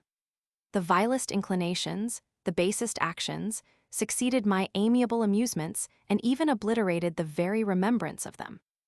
I must have had, in spite of my good education, a great propensity to degenerate, else the declension could not have followed with such ease and rapidity, for never did so promising a Caesar so quickly become a Laridon. The art itself did not displease me. I had a lively taste for drawing. There was nothing displeasing in the exercise of the graver, and as it required no very extraordinary abilities to attain perfection as a watchcase engraver, I hoped to arrive at it. Perhaps I should have accomplished my design if unreasonable restraint, added to the brutality of my master, had not rendered my business disgusting. I wasted his time and employed myself in engraving medals, which served me and my companions as a kind of insignia for a new invented order of chivalry, and though this differed very little from my usual employ, I considered it as a relaxation. Unfortunately, my master caught me at this contraband labor, and a severe beating was the consequence. He reproached me at the same time with attempting to make counterfeit money because our medals bore the arms of the Republic. Though, I can truly aver, I had no conception of false money, and very little of the true, knowing better how to make a Roman as than one of our threepenny pieces. My master's tyranny rendered insupportable that labor I should otherwise have loved, and drove me to vices I naturally despised, such as falsehood, idleness, and theft. Nothing ever gave me a clearer demonstration of the difference between filial dependence and abject slavery than the remembrance of the change produced in me at that period. Hitherto, I had enjoyed a reasonable liberty. This I had suddenly lost. I was enterprising at my father's, free at Mr. Lambercier's, discreet at my uncle S. But with my master, I became fearful, and from that moment my mind was vitiated. Accustomed to live on terms of perfect equality, to be witness of no pleasures I could not command, to see no dish I was not to partake of, or be sensible of a desire I might not express, to be able to bring every wish of my heart to my lips, what a transition!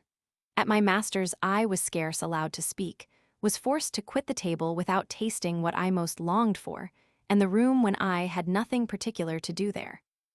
Was incessantly confined to my work, while the liberty my master and his journeymen enjoyed served only to increase the weight of my subjection.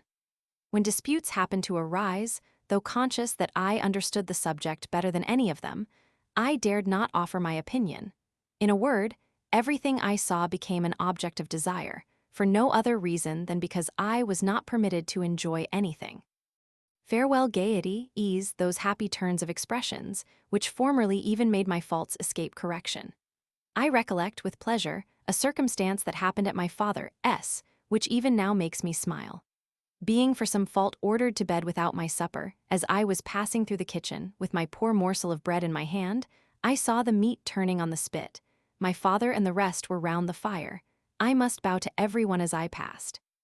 When I had gone through this ceremony, leering with a wistful eye at the roast meat, which looked so inviting and smelt so savory, I could not abstain from making that a bow likewise, adding in a pitiful tone, "Goodbye, roast meal." This unpremeditated pleasantry put them in such good humor that I was permitted to stay and partake of it. Perhaps the same thing might have produced a similar effect at my master's, but such a thought could never have occurred to me, or, if it had, I should not have had courage to express it. Thus I learned to covet, dissemble, lie, and at length, to steal, a propensity I never felt the least idea of before, though since that time I have never been able entirely to divest myself of it. Desire and inability united naturally led to this vice, which is the reason pilfering is so common among footmen and apprentices, though the latter, as they grow up and find themselves in a situation where everything is at their command, lose this shameful propensity.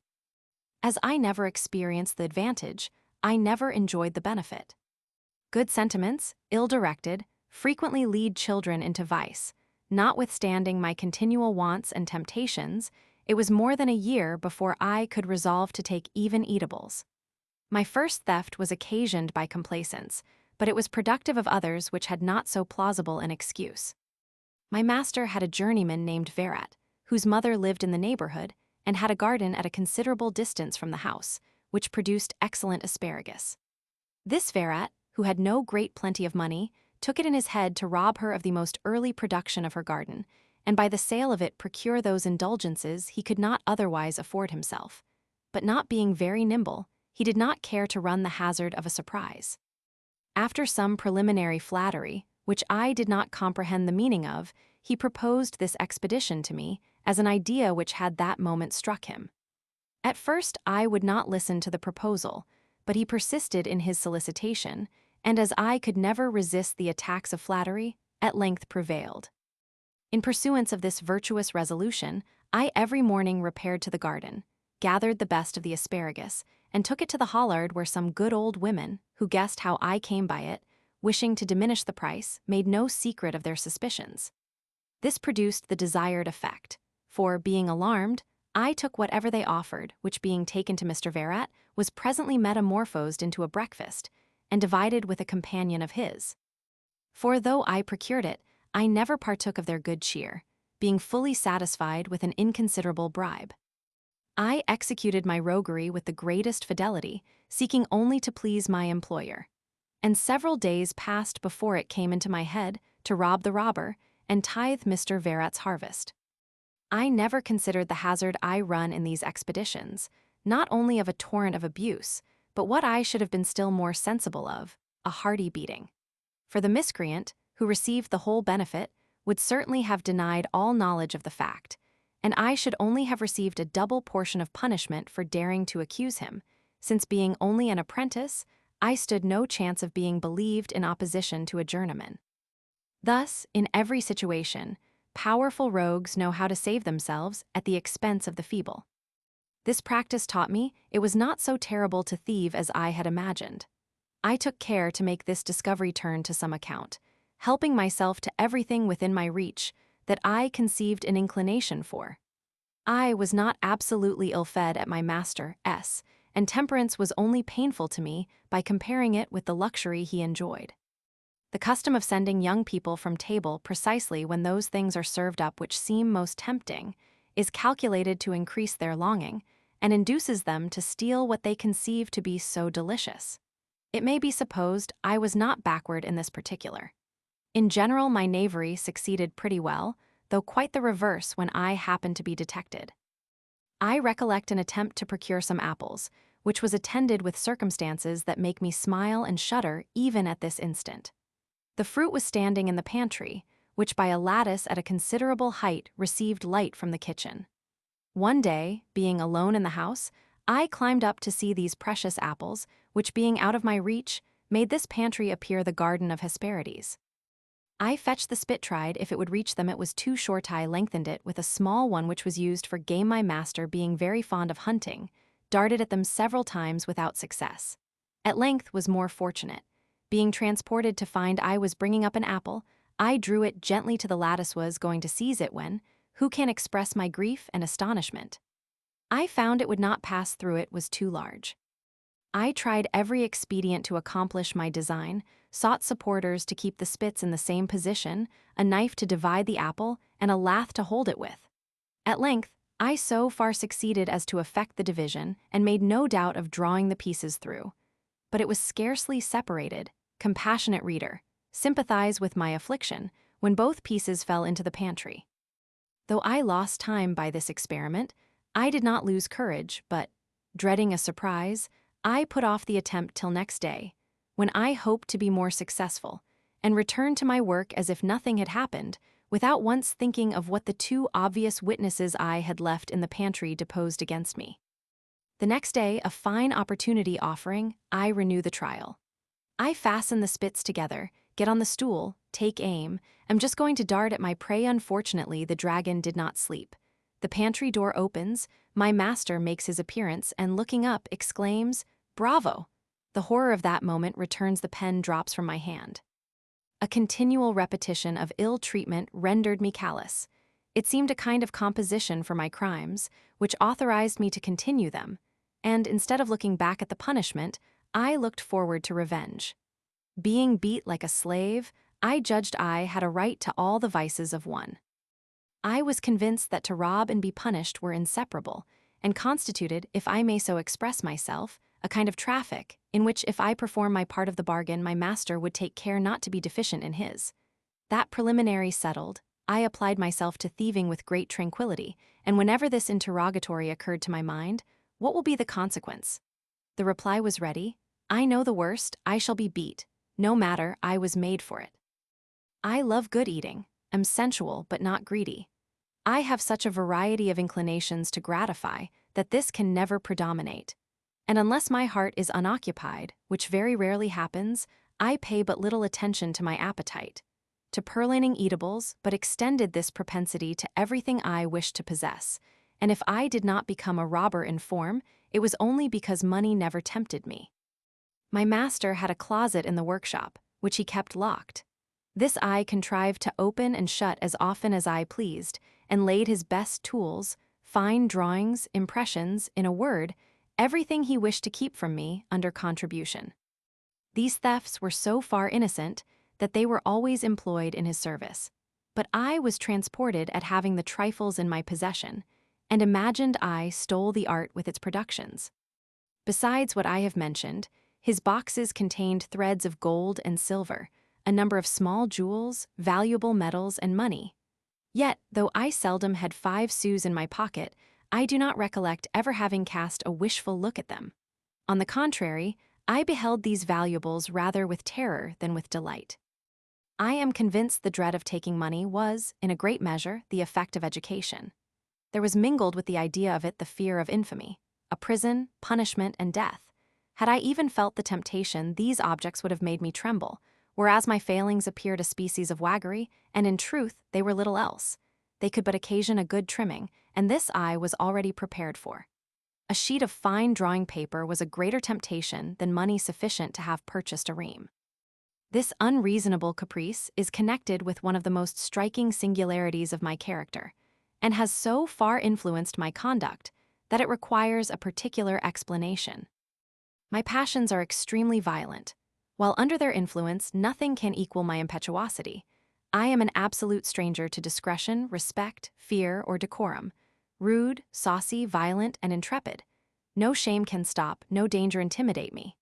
My mind is frequently so engrossed by a single object that beyond it the whole world is not worth a thought.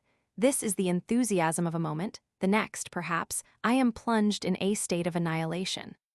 Take me in my moments of tranquility, I am indolence and timidity itself. A word to speak, the least trifle to perform, appear an intolerable labor. Everything alarms and terrifies me. The very buzzing of a fly will make me shudder. I am so subdued by fear and shame that I would gladly shield myself from mortal view. When obliged to exert myself, I am ignorant what to do. When forced to speak, I am at a loss for words, and if anyone looks at me, I am instantly out of countenance. If animated with my subject, I express my thoughts with ease, but in ordinary conversations, I can say nothing, absolutely nothing, and being obliged to speak renders them insupportable. I may add that none of my predominant inclinations center in those pleasures which are to be purchased. Money empoisons my delight. I must have them unadulterated. I love those of the table, for instance, but cannot endure the restraints of good company or the intemperance of taverns.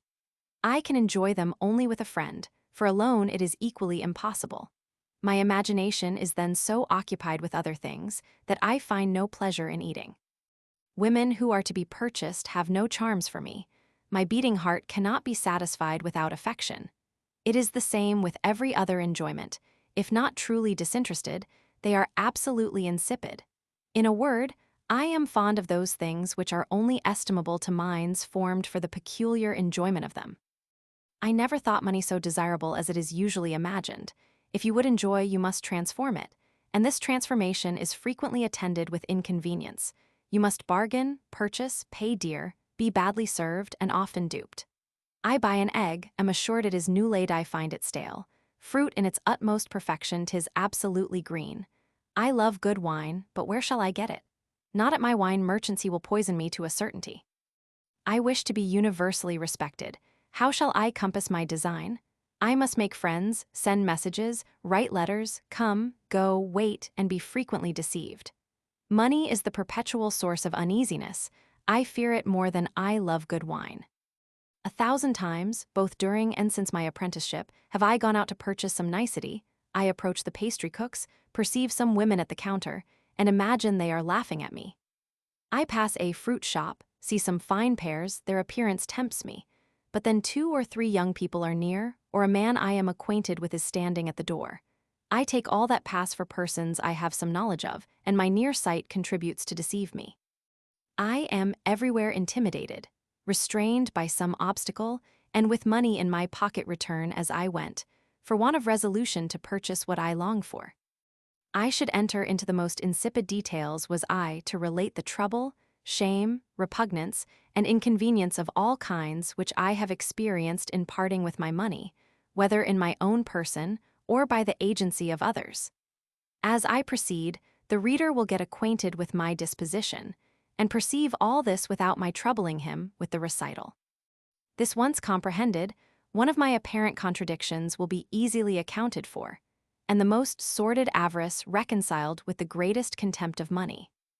It is a movable which I consider of so little value, that, when destitute of it, I never wish to acquire any, and when I have a sum I keep it by me, for want of knowing how to dispose of it to my satisfaction. But let an agreeable and convenient opportunity present itself, and I empty my purse with the utmost freedom. Not that I would have the reader imagine I am extravagant from a motive of ostentation, quite the reverse. It was ever in subservience to my pleasures, and, instead of glorying in expense, I endeavor to conceal it. I so well perceive that money is not made to answer my purposes that I am almost ashamed to have any, and, still more, to make use of it. Had I ever possessed a moderate independence, I am convinced I should have had no propensity to become avaricious. I should have required no more and cheerfully lived up to my income, but my precarious situation has constantly and necessarily kept me in fear. I love liberty, and I loathe constraint, dependence, and all their kindred annoyances. As long as my purse contains money, it secures my independence and exempts me from the trouble of seeking other money, a trouble of which I have always had a perfect horror. And the dread of seeing the end of my independence makes me proportionately unwilling to part with my money. The money that we possess is the instrument of liberty, that which we lack and strive to obtain is the instrument of slavery.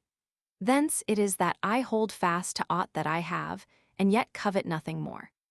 My disinterestedness, then, is in reality only idleness. The pleasure of possessing is not in my estimation worth the trouble of acquiring, and my dissipation is only another form of idleness. When we have an opportunity of dispersing pleasantly, we should make the best possible use of it. I am less tempted by money than by other objects, because between the moment of possessing the money and that of using it to obtain the desired object there is always an interval, however short, whereas to possess the thing is to enjoy it. I see a thing and it tempts me, but if I see not the thing itself, but only the means of acquiring it, I am not tempted. Therefore it is that I have been a pilferer, and am so even now, in the way of mere trifles to which I take a fancy, and which I find it easier to take than to ask for. But I never in my life recollect having taken a farthing from anyone, except about 15 years ago, when I stole 7 francs and 10 sous. The story is worth recounting, as it exhibits a concurrence of ignorance and stupidity I should scarcely credit, did it relate to any but myself. It was in Paris. I was walking with M. de Franciole at the Palais Royal. He pulled out his watch, he looked at it, and said to me, "Suppose we go to the opera?" With all my heart. We go, he takes 2 box tickets, gives me one, and enters himself with the other. I follow, find the door crowded, and looking in see everyone standing. Judging, therefore, that M. de Franciole might suppose me concealed by the company, I go out, ask for my ticket, and getting the money returned, leave the house, without considering that by then I had reached the door everyone would be seated, and M. de Franciole might readily perceive I was not there. As nothing could be more opposite to my natural inclination than this abominable meanness, I note it, to show there are moments of delirium when men ought not to be judged by their actions. This was not stealing the money, it was only stealing the use of it, and was the more infamous for wanting the excuse of a temptation. I should never end these accounts, was I to describe all the gradations through which I passed, during my apprenticeship, from the sublimity of a hero to the baseness of a villain. Though I entered into most of the vices of my situation, I had no relish for its pleasures. The amusements of my companions were displeasing, and when too much restraint had made my business wearisome, I had nothing to amuse me. This renewed my taste for reading which had long been neglected. I thus committed a fresh offense, books made me neglect my work and brought on additional punishment, while inclination, strengthened by constraint, became an unconquerable passion. La Tribu, a well-known librarian, furnished me with all kinds, good or bad. I perused them with avidity and without discrimination. It will be said, at length then, money became necessary, true. But this happened at a time when a taste for study had deprived me both of resolution and activity. Totally occupied by this new inclination, I only wished to read, I robbed no longer. This is another of my peculiarities. A mere nothing frequently calls me off from what I appear the most attached to. I give in to the new idea. It becomes a passion, and immediately every former desire is forgotten. Reading was my new hobby. My heart beat with impatience to run over the new book one carried in my pocket. The first moment I was alone, I seized the opportunity to draw it out, and thought no longer of rummaging my master's closet. I was even ashamed to think that I had been guilty of such meanness, and had my amusements been more expensive, I no longer felt an inclination to continue it. La Tribu gave me credit, and when once I had the book in my possession, I thought no more of the trifle I was to pay for it. As money came, it naturally passed to this woman, and when she chanced to be pressing, nothing was so conveniently at hand as my own effects. To steal in advance required foresight, and robbing to pay was no temptation. The frequent blows I received from my master, with my private and ill-chosen studies, rendered me reserved, unsociable, and almost deranged my reason. Though my taste had not preserved me from silly, unmeaning books, by good fortune I was a stranger to licentious or obscene ones.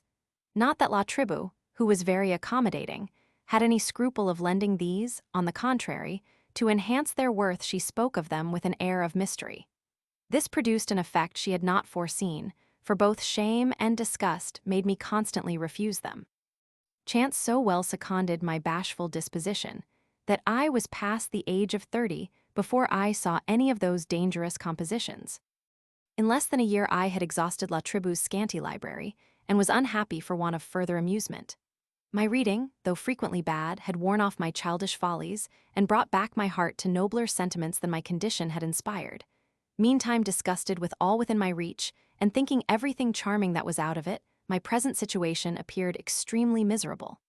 My passions began to acquire strength. I felt their influence, without knowing whither they would conduct me.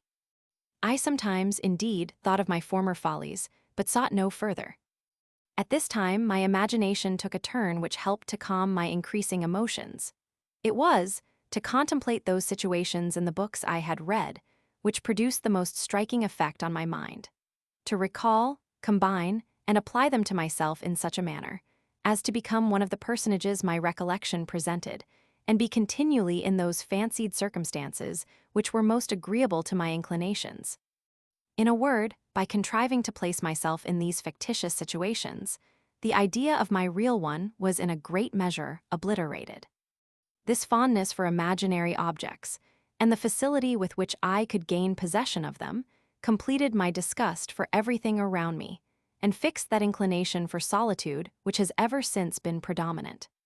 We shall have more than once occasion to remark the effects of a disposition, misanthropic and melancholy in appearance, but which proceed, in fact, from a heart too affectionate, too ardent, which, for want of similar dispositions, is constrained to content itself with nonentities and be satisfied with fiction.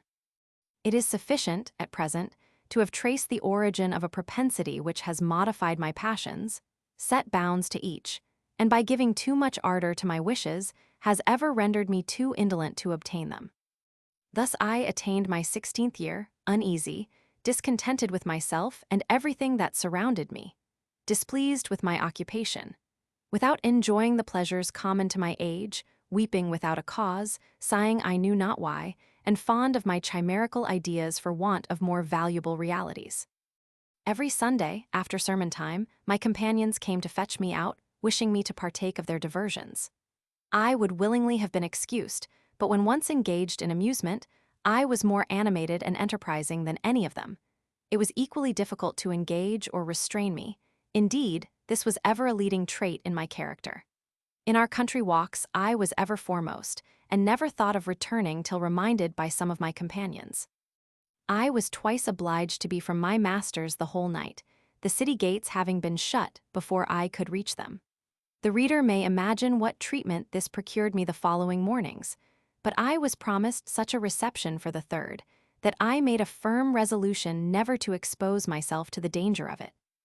Notwithstanding my determination, I repeated this dreaded transgression, my vigilance having been rendered useless by a cursed captain, named M. Minutali, who, when on guard, always shut the gate he had charge of an hour before the usual time. I was returning home with my two companions, and had got within half a league of the city, when I heard them beat the tattoo. I redouble my pace, I run with my utmost speed, I approach the bridge, see the soldiers already at their posts, I call out to them in a suffocated voice, it is too late. I am 20 paces from the guard, the first bridge is already drawn up, and I tremble to see those terrible horns advanced in the air which announce the fatal and inevitable destiny, which from this moment began to pursue me. I threw myself on the glacis in a transport of despair, while my companions, who only laughed at the accident, immediately determined what to do. My resolution, though different from theirs, was equally sudden. On the spot, I swore never to return to my master S, and the next morning, when my companions entered the city, I bade them an eternal adieu, conjuring them at the same time to inform my cousin Bernard of my resolution and the place where he might see me for the last time. From the commencement of my apprenticeship, I had seldom seen him. At first, indeed, we saw each other on Sundays, but each acquiring different habits, our meetings were less frequent. I am persuaded his mother contributed greatly towards this change. He was to consider himself as a person of consequence. I was a pitiful apprentice. Notwithstanding our relationship, equality no longer subsisted between us, and it was degrading himself to frequent my company. As he had a natural good heart, his mother's lessons did not take an immediate effect, and for some time he continued to visit me. Having learned my resolution, he hastened to the spot I had appointed, not, however, to dissuade me from it, but to render my flight agreeable, by some trifling presents, as my own resources would not have carried me far. He gave me, among other things, a small sword, which I was very proud of, and took with me as far as Turin, where absolute want constrained me to dispose of it. The more I reflect on his behavior at this critical moment, the more I am persuaded he followed the instructions of his mother, and perhaps his father likewise. For, had he been left to his own feelings, he would have endeavored to retain, or have been tempted to accompany me. On the contrary, he encouraged the design, and when he saw me resolutely determined to pursue it, without seeming much affected, left me to my fate. We never saw or wrote to each other from that time. I cannot but regret this loss, for his heart was essentially good, and we seemed formed for a more lasting friendship. Before I abandon myself to the fatality of my destiny, let me contemplate for a moment the prospect that awaited me had I fallen into the hands of a better master. Nothing could have been more agreeable to my disposition, or more likely to confer happiness, than the peaceful condition of a good artificer, in so respectable a line as engravers are considered at Geneva. I could have obtained an easy subsistence, if not a fortune. This would have bounded my ambition. I should have had means to indulge in moderate pleasures, and should have continued in my natural sphere, without meeting with any temptation to go beyond it. Having an imagination sufficiently fertile to embellish with its chimeras every situation, and powerful enough to transport me from one to another, it was immaterial in which I was fixed. That was best adapted to me, which, requiring the least care or exertion, left the mind most at liberty. And this happiness I should have enjoyed.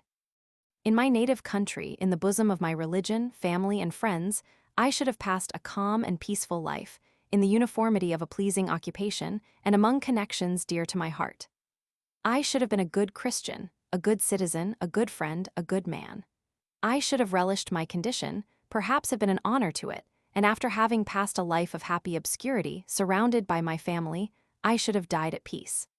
Soon it may be forgotten, but while remembered it would have been with tenderness and regret. Instead of this, what a picture am I about to draw, alas! Why should I anticipate the miseries I have endured? The reader will have but too much of the melancholy subject. Book 2. The moment in which fear had instigated my flight did not seem more terrible than that wherein I put my design in execution appeared delightful. To leave my relations, my resources, while yet a child in the midst of my apprenticeship, before I had learned enough of my business to obtain a subsistence, to run on inevitable misery and danger, to expose myself in that age of weakness and innocence to all the temptations of vice and despair, to set out in search of errors, misfortunes, snares, slavery, and death. To endure more intolerable evils than those I meant to shun, was the picture I should have drawn, the natural consequence of my hazardous enterprise. How different was the idea I entertained of it! The independence I seemed to possess was the sole object of my contemplation. Having obtained my liberty, I thought everything attainable. I entered with confidence on the vast theater of the world, which my merit was to captivate. At every step I expected to find amusements, treasures, and adventures. Friends ready to serve, and mistresses eager to please me. I had but to show myself, and the whole universe would be interested in my concerns. Not but I could have been content with something less. A charming society, with sufficient means, might have satisfied me. My moderation was such that the sphere in which I proposed to shine was rather circumscribed, but then it was to possess the very quintessence of enjoyment, and myself the principal object. A single castle, for instance, might have bounded my ambition.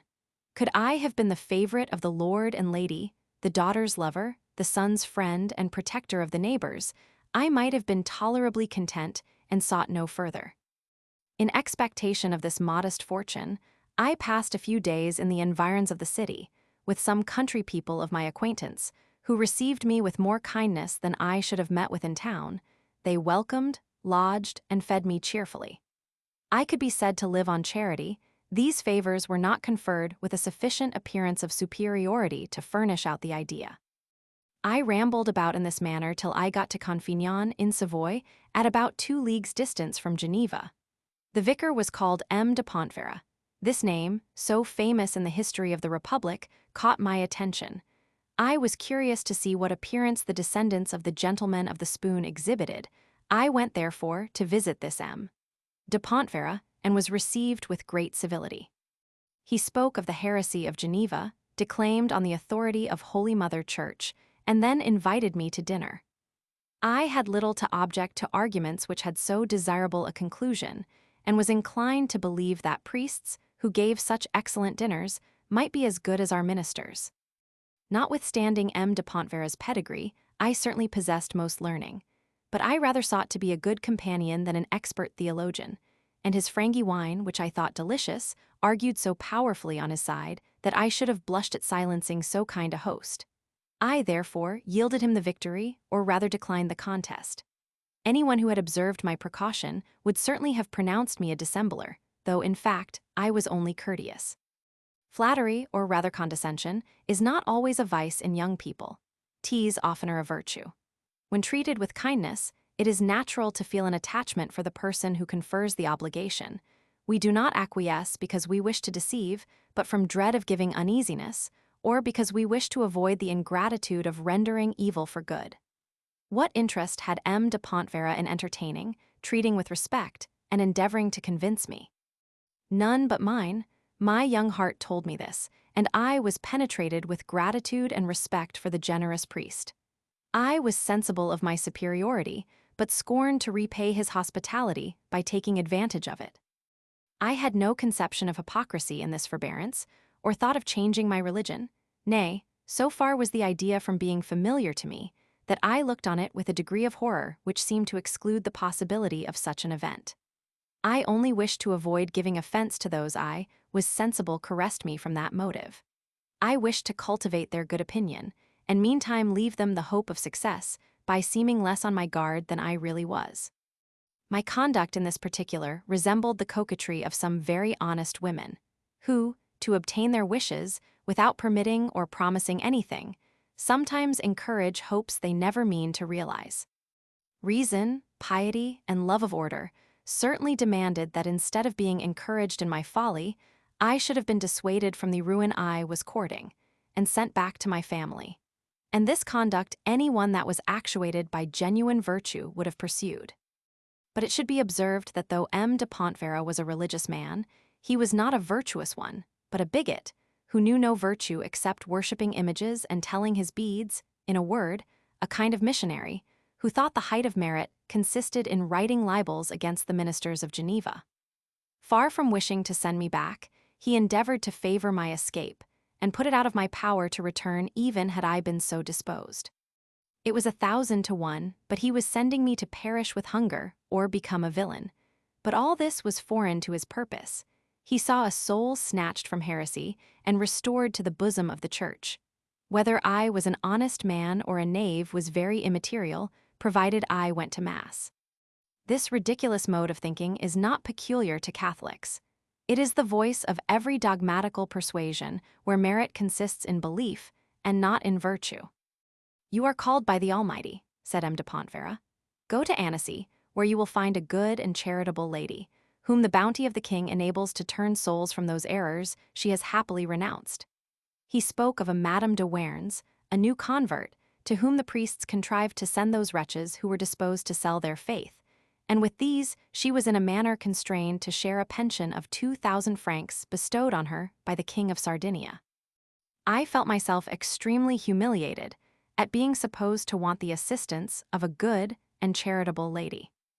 I had no objection to be accommodated with everything I stood in need of, but did not wish to receive it on the footing of charity, and to owe this obligation to a devotee was still worse.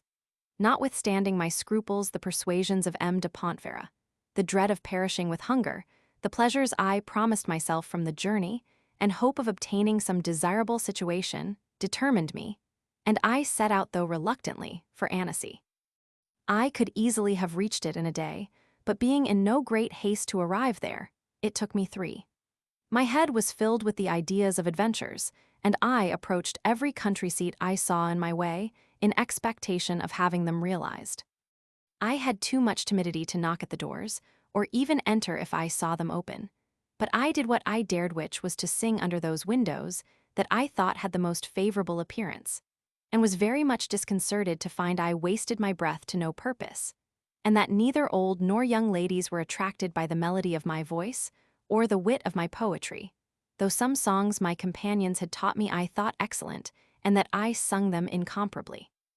At length I arrived at Annecy, and saw Madame de Warens. As this period of my life, in a great measure, determined my character, I could not resolve to pass it lightly over. I was in the middle of my 16th year, and though I could not be called handsome, was well made for my height. I had a good foot, a well-turned leg, and animated countenance, a well-proportioned mouth, black hair and eyebrows, and my eyes, though small and rather too far in my head, sparkling with vivacity, darted that innate fire which inflamed my blood. Unfortunately for me, I knew nothing of all this, never having bestowed a single thought on my person till it was too late to be of any service to me. The timidity common to my age was heightened by a natural benevolence, which made me dread the idea of giving pain. Though my mind had received some cultivation, having seen nothing of the world, I was an absolute stranger to polite address, and my mental acquisitions, so far from supplying this defect, only served to increase my embarrassment by making me sensible of every deficiency. Depending little, therefore, on external appearances, I had recourse to other expedients. I wrote a most elaborate letter, where, mingling all the flowers of rhetoric which I had borrowed from books with the phrases of an apprentice, I endeavored to strike the attention and ensure the goodwill of Madame de Warens. I enclosed M. de Pontverra's letter in my own, and waited on the lady with a heart palpitating with fear and expectation. It was Palm Sunday, of the year 1728. I was informed she was that moment gone to church. I hasten after her, overtake, and speak to her. The place is yet fresh in my memory. How can it be otherwise? Often have I moistened it with my tears, and covered it with kisses. Why cannot I enclose with gold the happy spot, and render it the object of universal veneration? Whoever wishes to honor monuments of human salvation would only approach it on their knees. It was a passage at the back of the house, bordered on the left hand by a little rivulet, which separated it from the garden, and on the right, by the courtyard wall. At the end was a private door which opened into the church of the Cordeliers. Madame de Warens was just passing this door, but on hearing my voice, instantly turned about. What an effect did the sight of her produce! I expected to see a devout, forbidding old woman. M. de Pontverra's pious and worthy lady could be no other in my conception. Instead of which, I see a face beaming with charms, fine blue eyes full of sweetness, a complexion whose whiteness dazzled the sight, the form of an enchanting neck. Nothing escaped the eager eye of the young proselyte.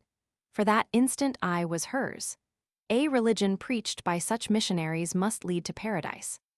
My letter was presented with a trembling hand.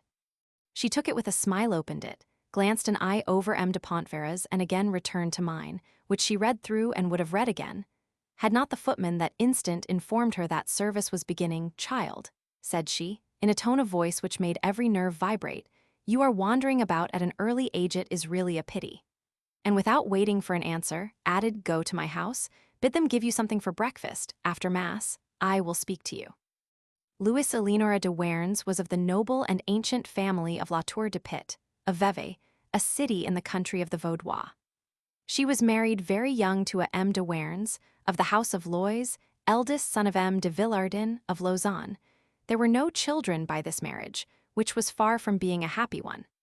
Some domestic uneasiness made Madame de Warens take the resolution of crossing the lake, and throwing herself at the feet of Victor Amadius, who was then at Evian, thus abandoning her husband, family, and country by a giddiness similar to mine, which precipitation she, too, has found sufficient time and reason to lament. The king, who was fond of appearing a zealous promoter of the Catholic faith, took her under his protection and complimented her with a pension of 1,500 livres of Piedmont, which was a considerable appointment for a prince who never had the character of being generous. But finding his liberality made some conjecture he had an affection for the lady, he sent her to Annecy escorted by a detachment of his guards, where, under the direction of Michael Gabriel de Bernex, titular Bishop of Geneva, she abjured her former religion at the convent of the Visitation. I came to Annecy just 6 years after this event.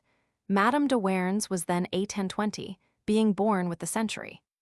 Her beauty, consisting more in the expressive animation of the countenance than a set of features, was in its meridian. Her manner soothing and tender. An angelic smile played about her mouth, which was small and delicate. She wore her hair, which was of an ash color, and uncommonly beautiful, with an air of negligence that made her appear still more interesting. She was short, and rather thick for her height, though by no means disagreeably so. But there could not be a more lovely face, a finer neck, or hands and arms more exquisitely formed. Her education had been derived from such a variety of sources that it formed an extraordinary assemblage. Like me, she had lost her mother at her birth, and had received instruction as it chanced to present itself. She had learned something of her governess, something of her father, a little of her masters, but copiously from her lovers, particularly a M. de Tavel, who, possessing both taste and information, endeavored to adorn with them the mind of her he loved. These various instructions, not being properly arranged, tended to impede each other, and she did not acquire that degree of improvement her natural good sense was capable of receiving. She knew something of philosophy and physic, but not enough to eradicate the fondness she had imbibed from her father for empiricism and alchemy. She made elixirs, tinctures, balsams, pretended to secrets, and prepared maidstry. While quacks and pretenders, profiting by her weakness, destroyed her property among furnaces, drugs, and minerals, diminishing those charms and accomplishments which might have been the delight of the most elegant circles. But though these interested wretches took advantage of her ill-applied education to obscure her natural good sense, her excellent heart retained its purity, her amiable mildness, sensibility for the unfortunate, inexhaustible bounty, and open, cheerful frankness knew no variation. Even at the approach of old age, when attacked by various calamities, rendered more cutting by indigence, the serenity of her disposition preserved to the end of her life the pleasing gaiety of her happiest days. Her errors proceeded from an inexhaustible fund of activity, which demanded perpetual employment. She found no satisfaction in the customary intrigues of her sex, but, being formed for vast designs, sought the direction of important enterprises and discoveries. In her place, Madame de Longueville would have been a mere trifler. In Madame de Longueville's situation, she would have governed the state. Her talents did not accord with her fortune. What would have gained her distinction in a more elevated sphere became her ruin.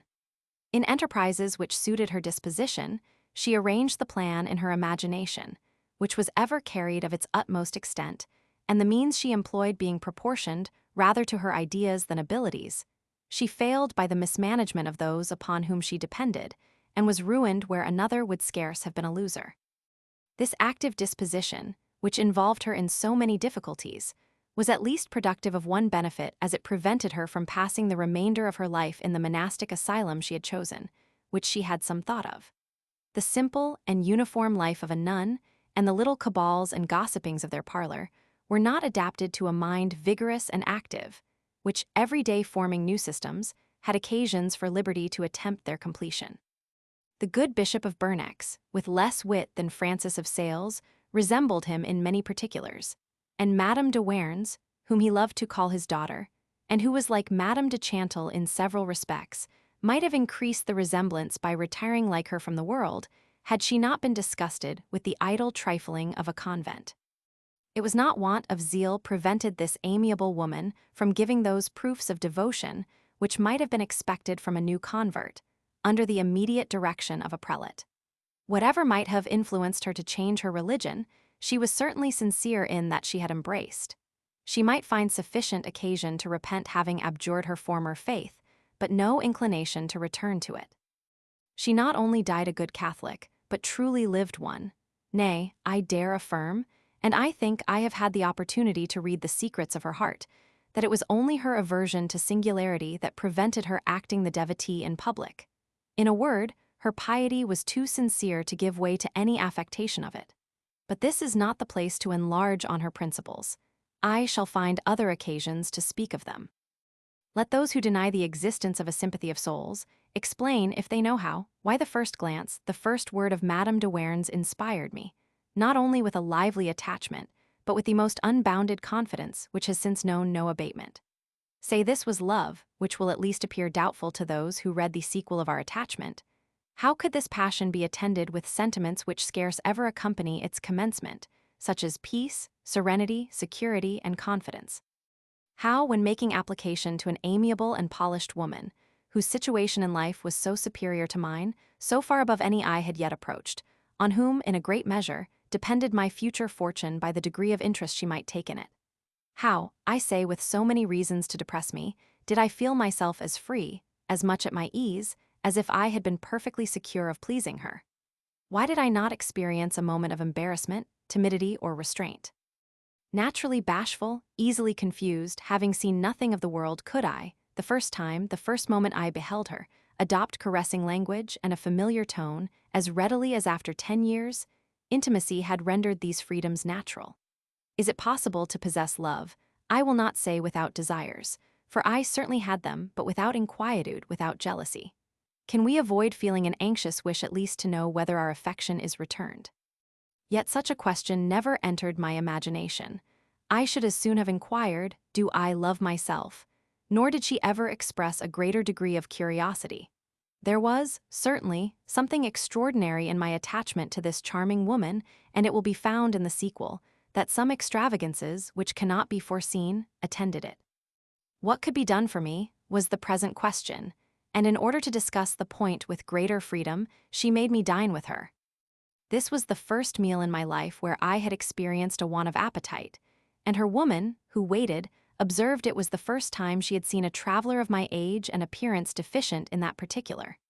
This remark, which did me no injury in the opinion of her mistress, fell hard on an overgrown clown, who was my fellow guest, and devoured sufficient to have served at least 6 moderate feeders. For me, I was too much charmed to think of eating. My heart began to imbibe a delicious sensation, which engrossed my whole being and left no room for other objects. Madame de Warens wished to hear the particulars of my little historyal. The vivacity I had lost during my servitude returned and assisted the recital. In proportion to the interest this excellent woman took in my story, did she lament the fate to which I had exposed myself.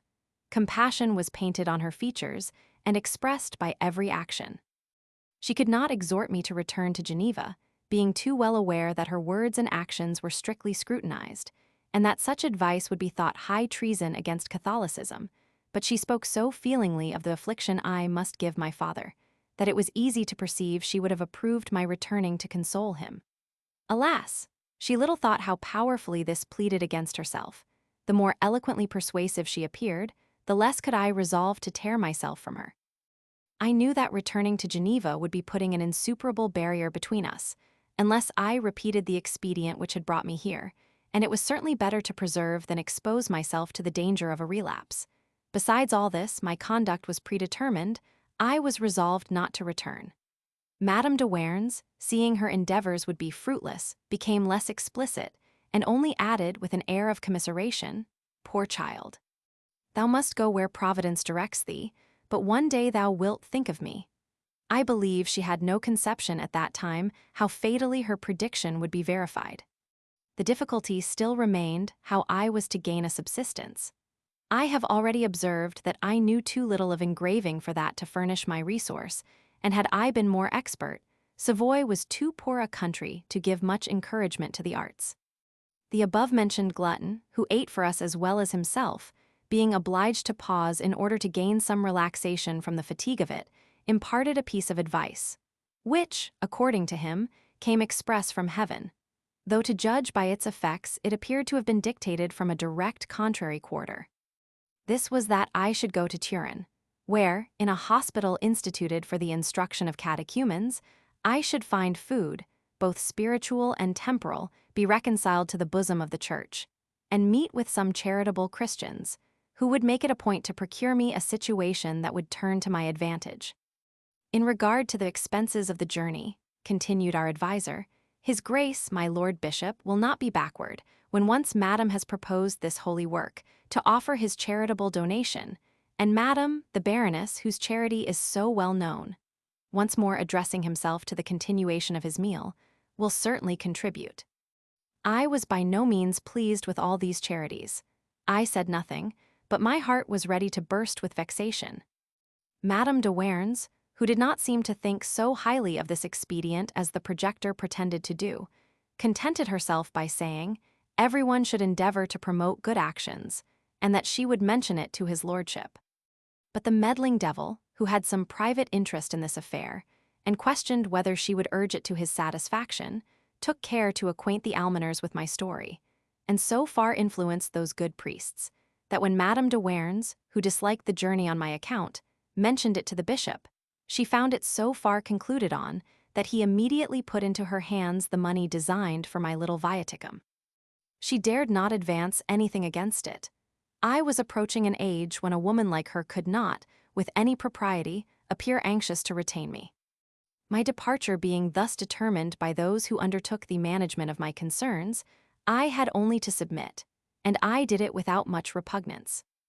Though Turin was at a greater distance from Madame de Warens than Geneva, yet being the capital of the country I was now in, it seemed to have more connection with Annecy than a city under a different government and of a contrary religion. Besides, as I undertook this journey in obedience to her, I considered myself as living under her direction, which was more flattering than barely to continue in the neighborhood. To sum up all, the idea of a long journey coincided with my insurmountable passion for rambling, which already began to demonstrate itself. To pass the mountains, to my eye appeared delightful. How charming the reflection of elevating myself above my companions by the whole height of the Alps. To see the world is an almost irresistible temptation to a Genovan. Accordingly, I gave my consent. He who suggested the journey was to set off in 2 days with his wife. I was recommended to their care. They were likewise made my purse-bearers, which had been augmented by Madame de Warens, who, not contented with these kindnesses, added secretly a pecuniary reinforcement, attended with the most ample instructions, and we departed on the Wednesday before Easter. The day following, my father arrived at Annecy, accompanied by his friend, a Mr. Rival, who was likewise a watchmaker. He was a man of sense and letters, who wrote better verses than La Motte, and spoke almost as well. What is still more to his praise, he was a man of the strictest integrity, but whose taste for literature only served to make one of his sons a comedian. Having traced me to the house of Madame de Warens, they contented themselves with lamenting, like her, my fate instead of overtaking me, which, as they were on horseback and I on foot, they might have accomplished with the greatest ease. My uncle Bernard did the same thing. He arrived at Consignon, received information that I was gone to Annecy, and immediately returned back to Geneva. Thus my nearest relations seemed to have conspired with my adverse stars to consign me to misery and ruin. By a similar negligence, my brother was so entirely lost that it was never known what was become of him. My father was not only a man of honor but of the strictest probity, and endured with that magnanimity which frequently produces the most shining virtues. I may add, he was a good father, particularly to me whom he tenderly loved. But he likewise loved his pleasures, and since we had been separated other connections had weakened his paternal affections. He had married again at Nyon, and though his second wife was too old to expect children, she had relations. My father was united to another family, surrounded by other objects, and a variety of cares prevented my returning to his remembrance. He was in the decline of life and had nothing to support the inconveniences of old age. My mother's property devolved to me and my brother, but during our absence, the interest of it was enjoyed by my father. I do not mean to infer that this consideration had an immediate effect on his conduct, but it had an imperceptible one, and prevented him making use of that exertion to regain me which he would otherwise have employed. And this, I think, was the reason that having traced me as far as Annecy, he stopped short, without proceeding to Chambéry, where he was almost certain I should be found. And likewise accounts why, on visiting him several times since my flight, he always received me with great kindness, but never made any efforts to retain me. This conduct in a father, whose affection and virtue I was so well convinced of, has given birth to reflections on the regulation of my own conduct, which have greatly contributed to preserve the integrity of my heart. It has taught me this great lesson of morality, perhaps the only one that can have any conspicuous influence on our actions, that we should ever carefully avoid putting our interests in competition with our duty, or promise ourselves felicity from the misfortunes of others. Certain that in such circumstances, however sincere our love of virtue may be, sooner or later it will give way, and we shall imperceptibly become unjust and wicked, in fact, however upright in our intentions. This maxim, strongly imprinted on my mind, and reduced, though rather too late, to practice, has given my conduct an appearance of folly and whimsicality, not only in public, but still more among my acquaintances. It has been said, I affected originality and sought to act different from other people. The truth is, I neither endeavor to conform or be singular. I desire only to act virtuously and avoid situations, which, by setting my interest in opposition to that of another person, might inspire me with a secret, though involuntary wish to his disadvantage. 2 years ago, my Lord Marshal would have put my name in his will, which I took every method to prevent, assuring him I would not for the world know myself in the will of anyone, much less in his. He gave up the idea, but insisted in return that I should accept an annuity on his life. This I consented to. It will be said, I find my account in the alteration, perhaps I may, but oh, my benefactor! My father, I am now sensible that, should I have the misfortune to survive thee, I should have everything to lose, nothing to gain. This, in my idea, in true philosophy, the surest bulwark of human rectitude, every day do I receive fresh conviction of its profound solidity. I have endeavored to recommend it in all my latter writings, but the multitude read too superficially to have made the remark. If I survive my present undertaking, and am able to begin another, I mean, in a continuation of Emilius, to give such a lively and marking example of this maxim as cannot fail to strike attention. But I have made reflections enough for a traveler. It is time to continue my journey. It turned out more agreeable than I expected. My clownish conductor was not so morose as he appeared to be. He was a middle-aged man, wore his black, grisly hair in a queue, had a martial air, a strong voice, was tolerably cheerful, and to make up for not having been taught any trade, could turn his hand to everyone. Having proposed to establish some kind of manufactory at Annecy, he had consulted Madame de Werns, who immediately gave into the project, and he was now going to Turin to lay the plan before the minister and get his approbation, for which journey he took care to be well rewarded. This droll had the art of ingratiating himself with the priests, whom he ever appeared eager to serve. He adopted a certain jargon which he had learned by frequenting their company, and thought himself a notable preacher. He could even repeat one passage from the Bible in Latin, and it answered his purpose as well as if he had known 1,000, for he repeated it 1,000 times a day. He was seldom at a loss for money when he knew what purse contained it, yet was rather artful than knavish, and when dealing out in an affected tone his unmeaning discourses, resembled Peter the Hermit, preaching up the crusade with a saber at his side. Madame Sabrin, his wife, was a tolerable, good sort of woman, more peaceable by day than by night. As I slept in the same chamber, I was frequently disturbed by her wakefulness, and should have been more so had I comprehended the cause of it. But I was in the chapter of dullness, which left to nature the whole care of my own instruction. I went on gaily with my pious guide and his hopeful companion, no sinister accident impeding our journey. I was in the happiest circumstances both of mind and body that I ever recollect having experienced. Young, full of health and security, placing unbounded confidence in myself and others. In that short but charming moment of human life, whose expansive energy carries, if I may so express myself, our being to the utmost extent of our sensations, embellishing all nature with an inexpressible charm, flowing from the conscious and rising enjoyment of our existence. My pleasing inquietudes became less wandering. I had now an object on which imagination could fix. I looked on myself as the work, the pupil, the friend, almost the lover of Madame de Warens. The obliging things she had said, the caresses she had bestowed on me. The tender interest she seemed to take in everything that concerned me. Those charming looks, which seemed replete with love because they so powerfully inspired it. Every consideration flattered my ideas during this journey and furnished the most delicious reveries, which, no doubt, no fear of my future condition arose to embitter.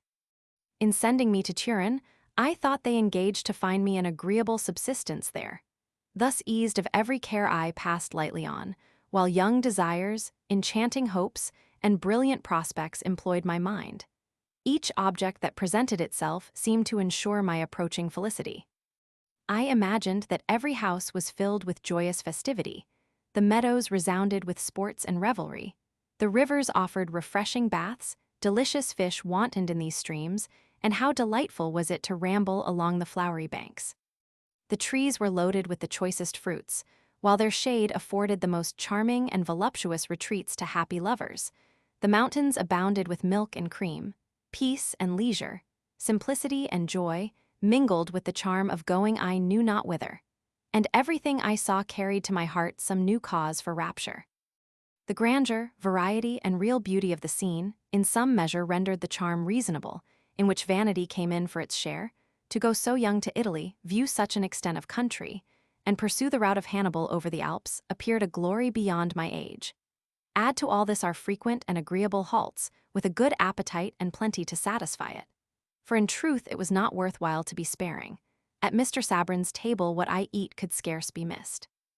In the whole course of my life, I cannot recollect an interval more perfectly exempt from care than the 7 or 8 days I was passing from Annecy to Turin.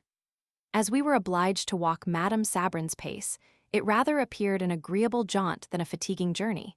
There still remains the most pleasing impressions of it on my mind, and the idea of a pedestrian excursion, particularly among the mountains, has from this time seemed delightful. It was only in my happiest days that I traveled on foot, and ever with the most unbounded satisfaction. Afterwards, occupied with business and encumbered with baggage, I was forced to act the gentleman and employ a carriage, where care, embarrassment, and restraint were sure to be my companions, and instead of being delighted with the journey, I only wished to arrive at the place of destination. I was a long time at Paris, wishing to meet with 2 companions of similar dispositions, who would each agree to appropriate 50 guineas of his property and a year of his time to making the tour of Italy on foot, with no other attendants than a young fellow to carry our necessaries. I have met with many who seemed enchanted with the project, but considered it only as a visionary scheme, which served well enough to talk of, without any design of putting it in execution. One day, speaking with enthusiasm of this project to Diderot and Grimm, they gave into the proposal with such warmth that I thought the matter concluded on. But it only turned out a journey on paper, in which Grimm thought nothing so pleasing as making Diderot commit a number of impieties, and shutting me up in the Inquisition for them, instead of him. My regret at arriving so soon at Turin was compensated by the pleasure of viewing a large city, and the hope of figuring there in a conspicuous character, for my brain already began to be intoxicated with the fumes of ambition. My present situation appeared infinitely above that of an apprentice, and I was far from foreseeing how soon I should be much below it. Before I proceed, I ought to offer an excuse or justification to the reader for the great number of unentertaining particulars I am necessitated to repeat. In pursuance of the resolution I have formed to enter on this public exhibition of myself, it is necessary that nothing should bear the appearance of obscurity or concealment. I should be continually under the eye of the reader. He should be enabled to follow me in all the wanderings of my heart, through every intricacy of my adventures. He must find no void or chasm in my relation, nor lose sight of me an instant, lest he should find occasion to say, "What was he doing at this time?" and suspect me of not having dared to reveal the whole. I give sufficient scope to malignity in what I say. It is unnecessary I should furnish still more by my silence. My money was all gone, even that I had secretly received from Madame de Warens. I had been so indiscreet as to divulge this secret, and my conductors had taken care to profit by it. Madame Sabrin found means to deprive me of everything I had, even to a ribbon embroidered with silver, with which Madame de Warens had adorned the hilt of my sword, This I regretted more than all the rest. Indeed, the sword itself would have gone the same way had I been less obstinately bent on retaining it. They had, it is true, supported me during the journey, but left me nothing at the end of it, and I arrived at Turin, without money, clothes, or linen, being precisely in the situation to owe to my merit alone the whole honor of that fortune I was about to acquire. I took care in the first place to deliver the letters I was charged with, and was presently conducted to the hospital of the catechumens to be instructed in that religion, for which, in return, I was to receive subsistence. On entering, I passed an iron-barred gate, which was immediately double-locked on me. This beginning was by no means calculated to give me a favorable opinion of my situation. I was then conducted to a large apartment, whose furniture consisted of a wooden altar at the farther end, on which was a large crucifix, and round it several indifferent chairs, of the same materials. In this hall of audience were assembled 4 or 5 ill-looking banditti, my comrades in instruction, who would rather have been taken for trusty servants of the devil than candidates for the kingdom of heaven. 2 of these fellows were Sclavonians, but gave out they were African Jews, and, as they assured me, had run through Spain and Italy, embracing the Christian faith and being baptized wherever they thought it worth their labor. Soon after they opened another iron gate, which divided a large balcony that overlooked a courtyard, and by this avenue entered our sister catechumens, who, like me, were going to be regenerated, not by baptism but a solemn abjuration. A viler set of idle, dirty, abandoned harlots never disgraced any persuasion. One among them, however, appeared pretty and interesting. She might be about my own age, perhaps a year or 2 older, and had a pair of roguish eyes, which frequently encountered mine.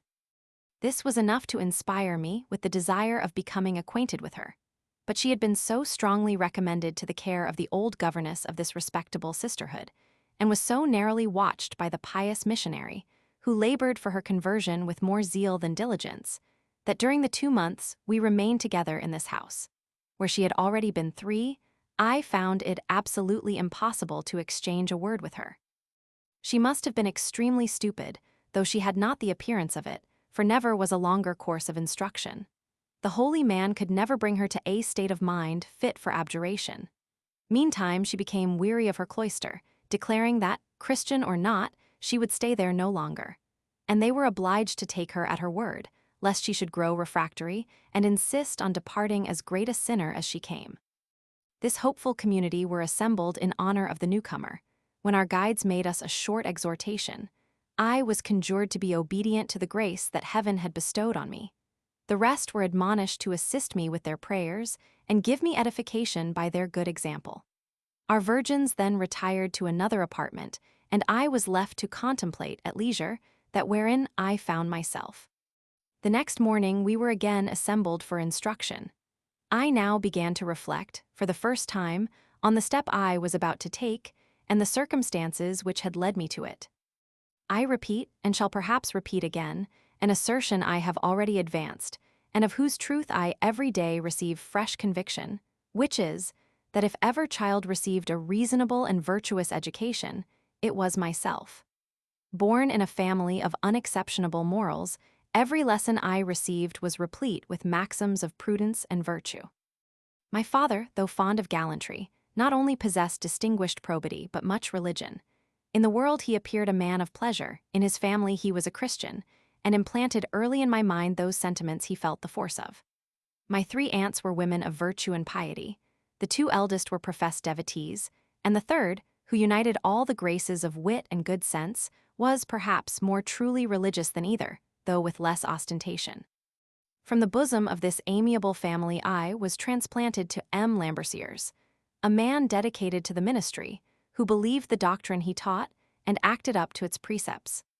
He and his sister matured by their instructions those principles of judicious piety I had already imbibed, and the means employed by these worthy people were so well adapted to the effect they meant to produce, that so far from being fatigued, I scarce ever listened to their admonitions without finding myself sensibly affected, and forming resolutions to live virtuously, from which, except in moments of forgetfulness, I seldom swerved. At my uncle's, religion was far more tiresome because they made it an employment. With my master, I thought no more of it, though my sentiments continued the same. I had no companions to vitiate my morals. I became idle, careless, and obstinate, but my principles were not impaired.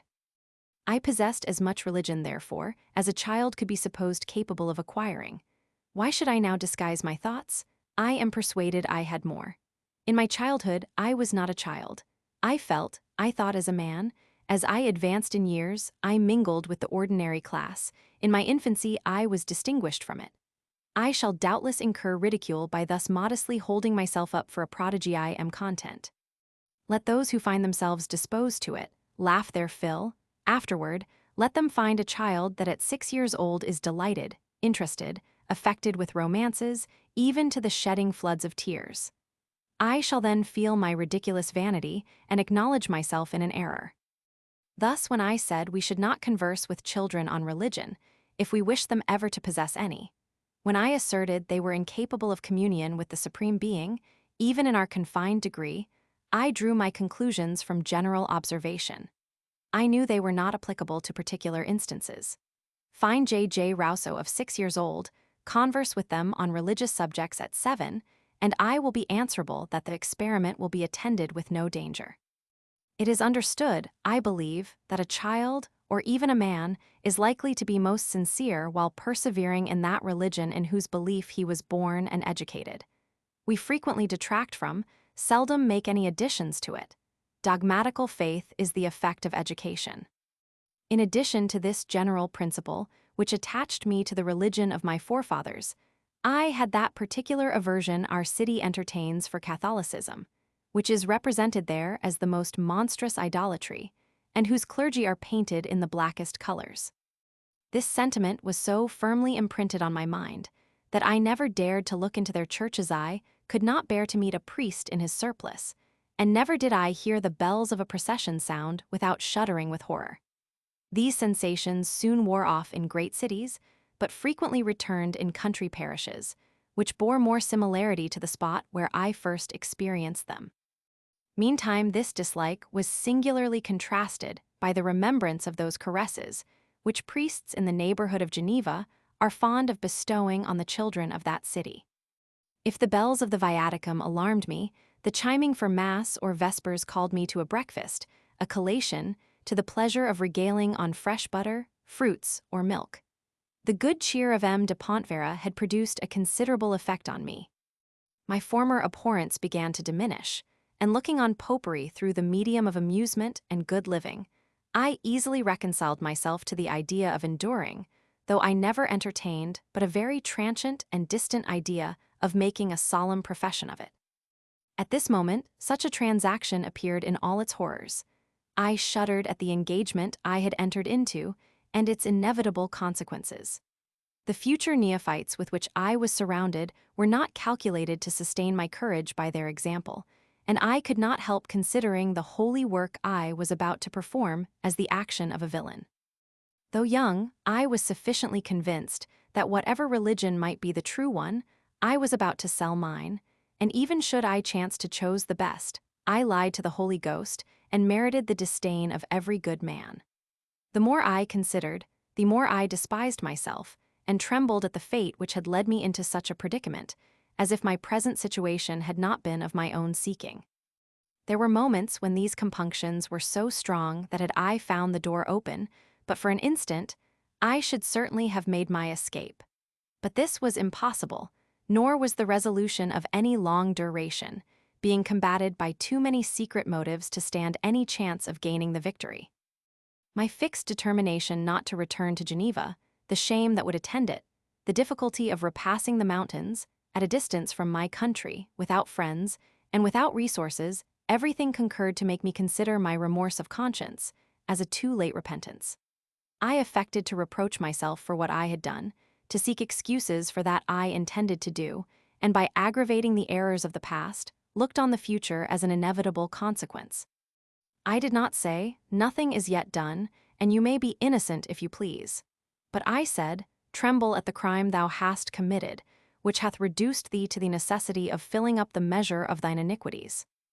It required more resolution than was natural to my age to revoke those expectations which I had given them reason to entertain, break those chains with which I was enthralled, and resolutely declare I would continue in the religion of my forefathers, whatever might be the consequence. The affair was already too far advanced. In spite of all my efforts, they would have made a point of bringing it to a conclusion. The sophism which ruined me has had a similar affect on the greater part of mankind, who lament the want of resolution when the opportunity for exercising it is over. The practice of virtue is only difficult from our own negligence. Were we always discreet, we should seldom have occasion for any painful exertion of it.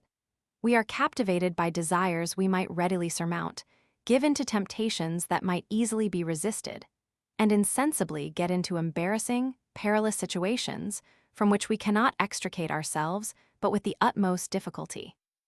Intimidated by the effort, we fall into the abyss, saying to the Almighty, "Why hast thou made us such weak creatures?" But notwithstanding our vain pretexts, he replies, "By our consciences, I formed ye too weak to get out of the gulf, because I gave ye sufficient strength not to have fallen into it." I was not absolutely resolved to become a Catholic, but as it was not necessary to declare my intentions immediately, I gradually accustomed myself to the idea, hoping, meantime, that some unforeseen event would extricate me from my embarrassment. In order to gain time, I resolved to make the best defense I possibly could in favor of my own opinion. But my vanity soon rendered this resolution unnecessary, for on finding I frequently embarrassed those who had the care of my instruction, I wished to heighten my triumph by giving them a complete overthrow. I zealously pursued my plan, not without the ridiculous hope of being able to convert my converters. For I was simple enough to believe that could I convince them of their errors, they would become Protestants. They did not find, therefore, that facility in the work which they had expected, as I differed both in regard to will and knowledge from the opinion they had entertained of me. Protestants, in general, are better instructed in the principles of their religion than Catholics. The reason is obvious. The doctrine of the former requires discussion, of the latter a blind submission. The Catholic must content himself with the decisions of others. The Protestant must learn to decide for himself. They were not ignorant of this, but neither my age nor appearance promised much difficulty to men so accustomed to disputation. They knew, likewise, that I had not received my first communion, nor the instructions which accompany it. But, on the other hand, they had no idea of the information I received at M. Lambercier's, or that I had learned the history of the Church and Empire almost by heart at my father S. And though, since that time nearly forgot, when warmed by the dispute, very unfortunately for these gentlemen, it again returned to my memory. A little old priest, but tolerably venerable, held the first conference, at which we were all convened. On the part of my comrades, it was rather a catechism than a controversy, and he found more pains in giving them instruction than answering their objections. But when it came to my turn, it was a different matter. I stopped him at every article, and did not spare a single remark that I thought would create a difficulty. This rendered the conference long and extremely tiresome to the assistants. My old priest talked a great deal, was very warm, frequently rambled from the subject, and extricated himself from difficulties by saying he was not sufficiently versed in the French language. The next day, lest my indiscreet objections should injure the minds of those who were better disposed, I was led into a separate chamber and put under the care of a younger priest, a fine speaker. That is, one who was fond of long perplexed sentences and proud of his own abilities if ever doctor was. I did not, however, suffer myself to be intimidated by his overbearing looks, and being sensible that I could maintain my ground, I combated his assertions, exposed his mistakes, and laid about me in the best manner I was able. He thought to silence me at once with St. Augustine, St. Gregory, and the rest of the fathers, but found, to his ineffable surprise, that I could handle these almost as dexterously as himself. Not that I had ever read them, or he either, perhaps, but I retained a number of passages taken from my Lesueur, and when he bore hard on me with one citation, without standing to dispute, I parried it with another, which method embarrassed him extremely. At length, however, he got the better of me for two very potent reasons. In the first place, he was of the strongest side. Young as I was, I thought it might be dangerous to drive him to extremities, for I plainly saw the old priest was neither satisfied with me nor my erudition. In the next place, he had studied, I had not. This gave a degree of method to his arguments which I could not follow, and whenever he found himself pressed by an unforeseen objection, he put it off to the next conference, pretending I rambled from the question in dispute. Sometimes he even rejected all my quotations, maintaining they were false, and, offering to fetch the book, defied me to find them. He knew he ran very little risk, and that, with all my borrowed learning, I was not sufficiently accustomed to books, and too poor a Latinist to find a passage in a large volume, had I been ever so well assured it was there. I even suspected him of having been guilty of a perfidy with which he accused our ministers, and that he fabricated passages, sometimes, in order to evade an objection that incommoded him. Meanwhile, the hospital became every day more disagreeable to me, and seeing but one way to get out of it, I endeavored to hasten my abjuration with as much eagerness as I had hitherto sought to retard it. The 2 Africans had been baptized with great ceremony. They were habited in white from head to foot to signify the purity of their regenerated souls. My turn came a month after, for all this time was thought necessary by my directors that they might have the honor of a difficult conversion, and every dogma of their faith was recapitulated, in order to triumph the more completely over my new docility. At length, sufficiently instructed and disposed to the will of my masters, I was led in procession to the Metropolitan Church of St. John to make a solemn abjuration and undergo a ceremony made use of on these occasions, which, though not baptism, is very similar, and serves to persuade the people that Protestants are not Christians. I was clothed in a kind of gray robe, decorated with white Brandenburgs. 2 men, one behind, the other before me, carried copper basins which they kept striking with a key, and in which those who were charitably disposed put their alms, according as they found themselves influenced by religion or goodwill for the new convert. In a word, nothing of Catholic pageantry was omitted that could render the solemnity edifying to the populace, or humiliating to me.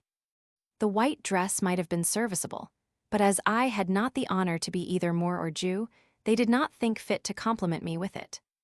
The affair did not end here. I must now go to the Inquisition to be absolved from the dreadful sin of heresy, and return to the bosom of the Church with the same ceremony to which Henry IV was subjected by his ambassador. The air and manner of the Right Reverend Father Inquisitor was by no means calculated to dissipate the secret horror that seized my spirits on entering this holy mansion. After several questions relative to my faith, situation, and family, he asked me bluntly if my mother was damned. Terror repressed the first gust of indignation. This gave me time to recollect myself, and I answered, I hope not, for God might have enlightened her last moments. The monk made no reply, but his silence was attended with a look by no means expressive of approbation.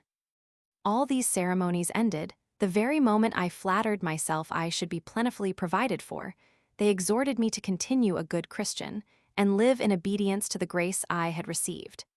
Then, wishing me good fortune, with rather more than 20 francs of small money in my pocket, the produce of the above-mentioned collection, turned me out, shut the door on me, and I saw no more of them. Thus, in a moment, all my flattering expectations were at an end, and nothing remained from my interested conversion but the remembrance of having been made both a dupe and an apostate. It is easy to imagine what a sudden revolution was produced in my ideas, when every brilliant expectation of making a fortune terminated by seeing myself plunged in the completest misery. In the morning, I was deliberating what palace I should inhabit. Before night, I was reduced to seek my lodging in the street. It may be supposed that I gave myself up to the most violent transports of despair, rendered more bitter by a consciousness that my own folly had reduced me to these extremities. But the truth is, I experienced none of these disagreeable sensations. I had passed 2 months in absolute confinement. This was new to me. I was now emancipated, and the sentiment I felt most forcibly was joy at my recovered liberty. After a slavery which had appeared tedious, I was again master of my time and actions, in a great city, abundant in resources, crowded with people of fortune, to whom my merit and talents could not fail to recommend me. I had sufficient time before me to expect this good fortune, for my 20 livers seemed an inexhaustible treasure, which I might dispose of without rendering an account of to anyone. It was the first time I had found myself so rich, and far from giving way to melancholy reflections, I only adopted other hopes, in which self-love was by no means a loser. Never did I feel so great a degree of confidence and security. I looked on my fortune as already made, and was pleased to think I should have no one but myself to thank for the acquisition of it. The first thing I did was to satisfy my curiosity by rambling all over the city, and I seemed to consider it as a confirmation of my liberty. I went to see the soldiers mount guard, and was delighted with their military accoutrement. I followed processions, and was pleased with the solemn music of the priests. I next went to see the king's palace, which I approached with awe, but seeing others enter, I followed their example, and no one prevented me. Perhaps I owed this favor to the small parcel I carried under my arm. Be that as it may, I conceived a high opinion of my consequence from this circumstance, and already thought myself an inhabitant there. The weather was hot. I had walked about till I was both fatigued and hungry. Wishing for some refreshment, I went into a milk-house. They brought me some cream cheese curds and whey, and 2 slices of that excellent Piedmont bread, which I prefer to any other. And for 5 or 6 sous, I had one of the most delicious meals I ever recollect to have made. It was time to seek a lodging. As I already knew enough of the Piedmontese language to make myself understood, this was a work of no great difficulty. And I had so much prudence that I wished to adapt it rather to the state of my purse than the bent of my inclinations. In the course of my inquiries, I was informed that a soldier's wife, in Post Street, furnished lodgings to servants out of place at only 1 sou a night, and finding one of her poor beds disengaged, I took possession of it. She was young and newly married, though she already had 5 or 6 children. Mother, children, and lodgers all slept in the same chamber, and it continued thus while I remained there. She was good-natured, swore like a carman, and wore neither cap nor handkerchief, but she had a gentle heart, was officious, and to me both kind and serviceable. For several days I gave myself up to the pleasures of independence and curiosity. I continued wandering about the city and its environs, examining every object that seemed curious or new, and, indeed, most things had that appearance to a young novice. I never omitted visiting the court, and assisted regularly every morning at the king's mass. I thought it a great honor to be in the same chapel with this prince and his retinue. But my passion for music, which now began to make its appearance, was a greater incentive than the splendor of the court, which, soon seen and always the same, presently lost its attraction. The King of Sardinia had at that time the best music in Europe. Somis, Disjardins, and the Bezuzzi shone there alternately. All these were not necessary to fascinate a youth whom the sound of the most simple instrument, provided it was just, transported with joy. Magnificence only produced a stupid admiration, without any violent desire to partake of it. My thoughts were principally employed in observing whether any young princess was present that merited my homage, and whom I could make the heroine of a romance. Meantime, I was on the point of beginning one. In a less elevated sphere, it is true, but where could I have brought it to a conclusion? I should have found pleasures 1,000 times more delicious. Though I lived with the strictest economy, my purse insensibly grew lighter. This economy was, however, less the effect of prudence than that love of simplicity, which, even to this day, the use of the most expensive tables has not been able to vitiate. Nothing in my idea either at that time or since could exceed a rustic repast.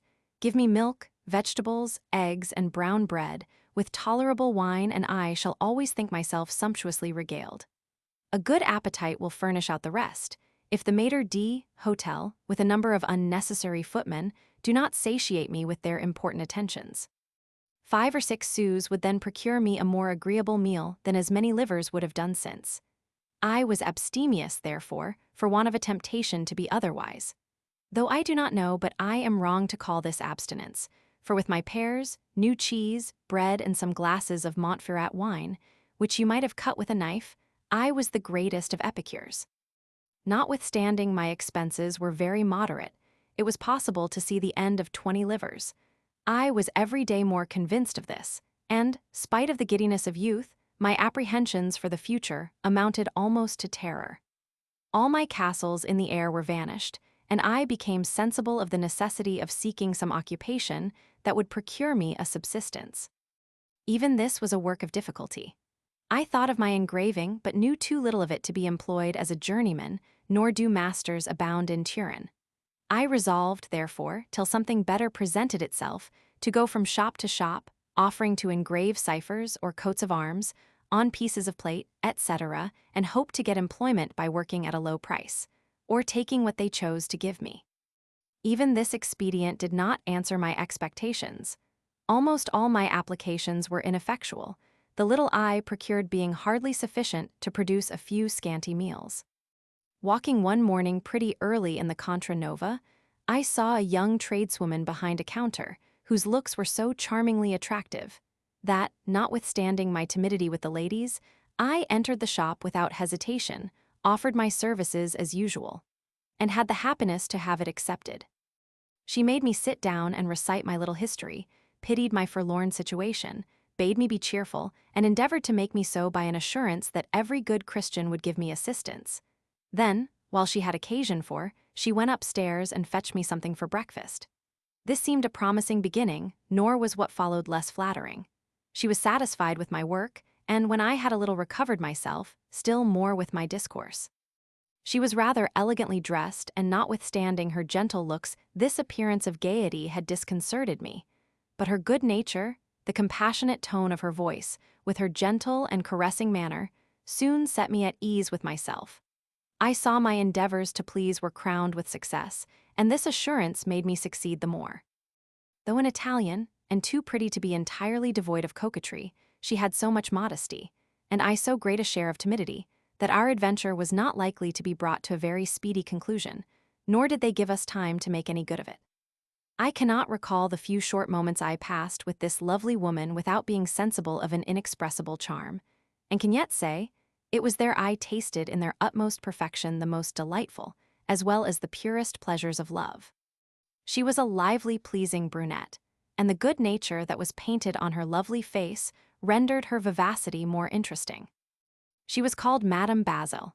Her husband, who was considerably older than herself, consigned her during his absence to the care of a clerk, too disagreeable to be thought dangerous, but who, notwithstanding, had pretensions that he seldom showed any signs of, except of ill humors, a good share of which he bestowed on me, though I was pleased to hear him play the flute, on which he was a tolerable musician. This second Aegisthus was sure to grumble whenever he saw me go into his mistress' apartment, treating me with a degree of disdain which she took care to repay him with interest, seeming pleased to caress me in his presence, on purpose to torment him.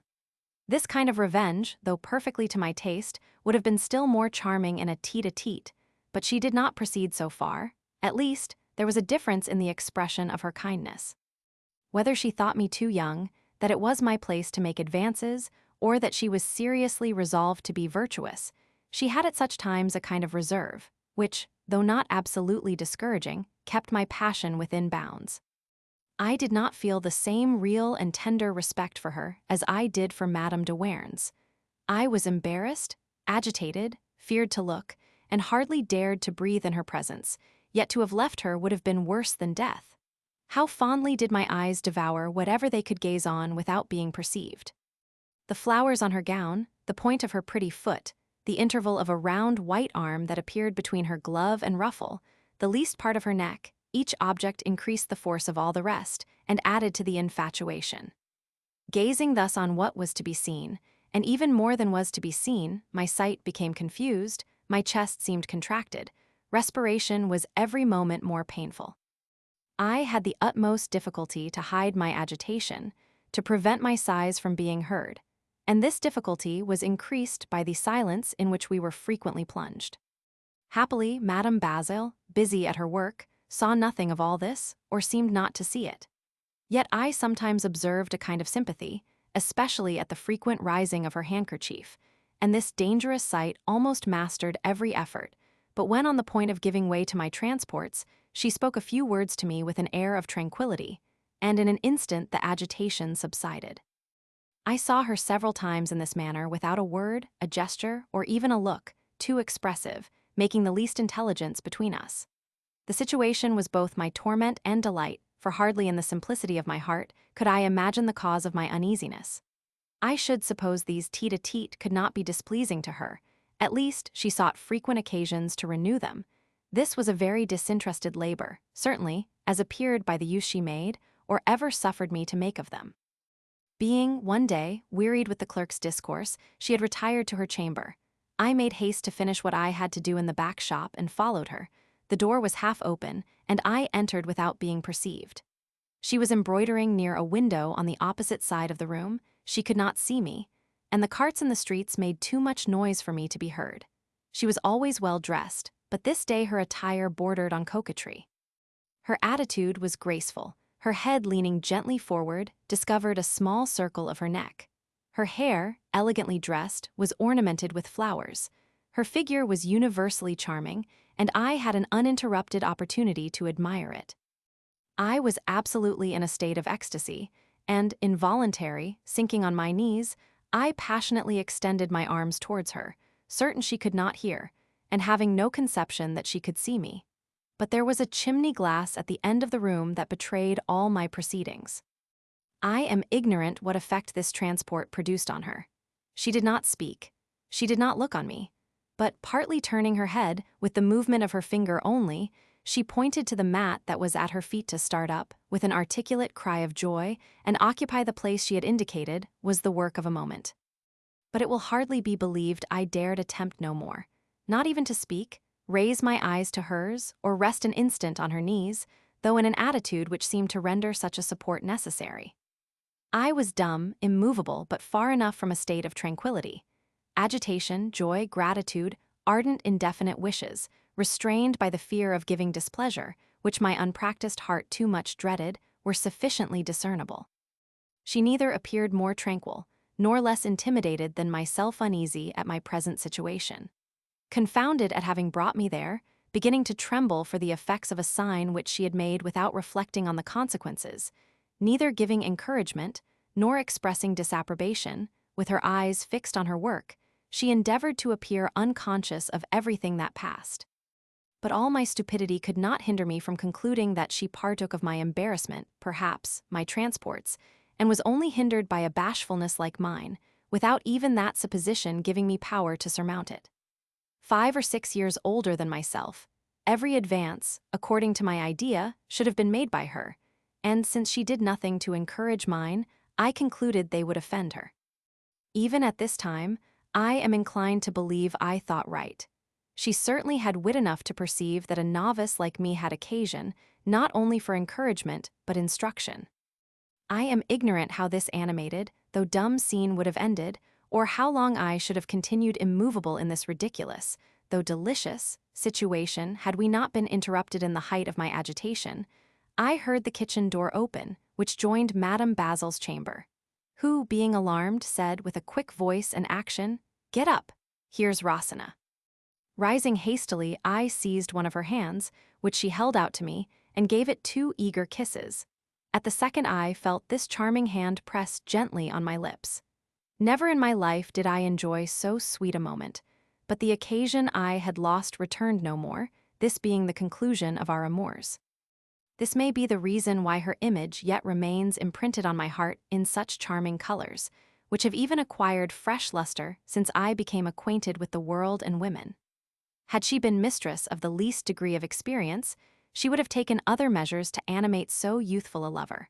But if her heart was weak, it was virtuous, and only suffered itself to be borne away by a powerful though involuntary inclination. This was, apparently, her first infidelity, and I should perhaps have found more difficulty in vanquishing her scruples than my own.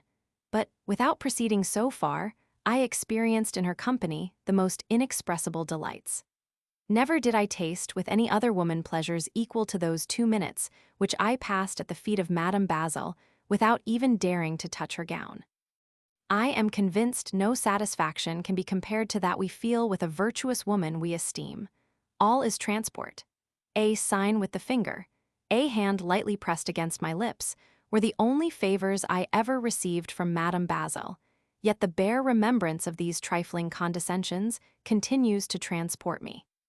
It was in vain I watched the 2 following days for another tete-a-tete, it was impossible to find an opportunity, nor could I perceive on her part any desire to forward it. Her behavior was not colder, but more distant than usual, and I believe she avoided my looks for fear of not being able sufficiently to govern her own. The cursed clerk was more vexatious than ever. He even became a wit, telling me, with a satirical sneer, that I should unquestionably make my way among the ladies. I trembled lest I should have been guilty of some indiscretion, and looking at myself as already engaged in an intrigue, endeavored to cover with an air of mystery an inclination which hitherto certainly had no great need of it. This made me more circumspect in my choice of opportunities, and by resolving only to seize such as should be absolutely free from the danger of a surprise, I met none. Another romantic folly which I could never overcome, and which, joined to my natural timidity, tended directly to contradict the clerk's predictions, is I always loved too sincerely, too perfectly, I may say, to find happiness easily attainable. Never were passions at the same time more lively and pure than mine. Never was love more tender, more true, or more disinterested. Freely would I have sacrificed my own happiness to that of the object of my affection. Her reputation was dearer than my life, and I could promise myself no happiness for which I would have exposed her peace of mind for a moment.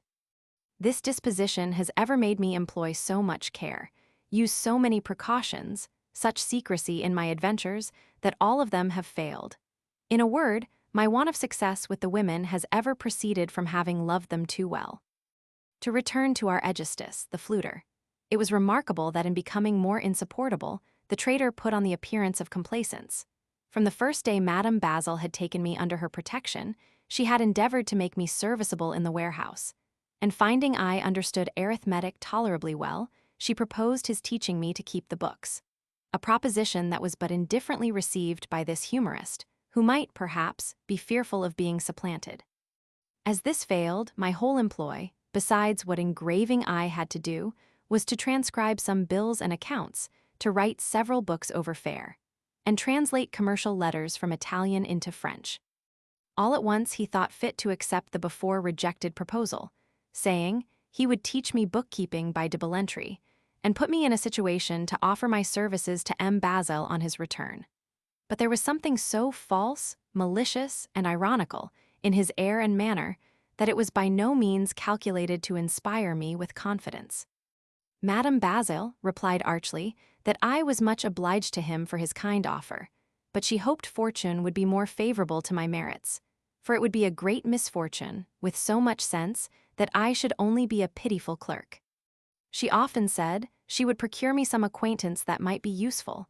She doubtless felt the necessity of parting with me, and had prudently resolved on it. Our mute declaration had been made on Thursday, the Sunday following she gave a dinner. A Jacobin of good appearance was among the guests, to whom she did me the honor to present me. The monk treated me very affectionately, congratulated me on my late conversion, mentioned several particulars of my story, which plainly showed he had been made acquainted with it.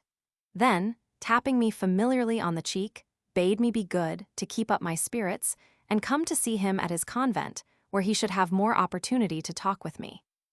I judged him to be a person of some consequence by the deference that was paid him, and by the paternal tone he assumed with Madame Basil, to be her confessor. I likewise remember that his decent familiarity was attended with an appearance of esteem, and even respect for his fair penitent, which then made less impression on me than at present. Had I possessed more experience, how should I have congratulated myself on having touched the heart of a young woman respected by her confessor? The table not being large enough to accommodate all the company, a small one was prepared, where I had the satisfaction of dining with our agreeable clerk.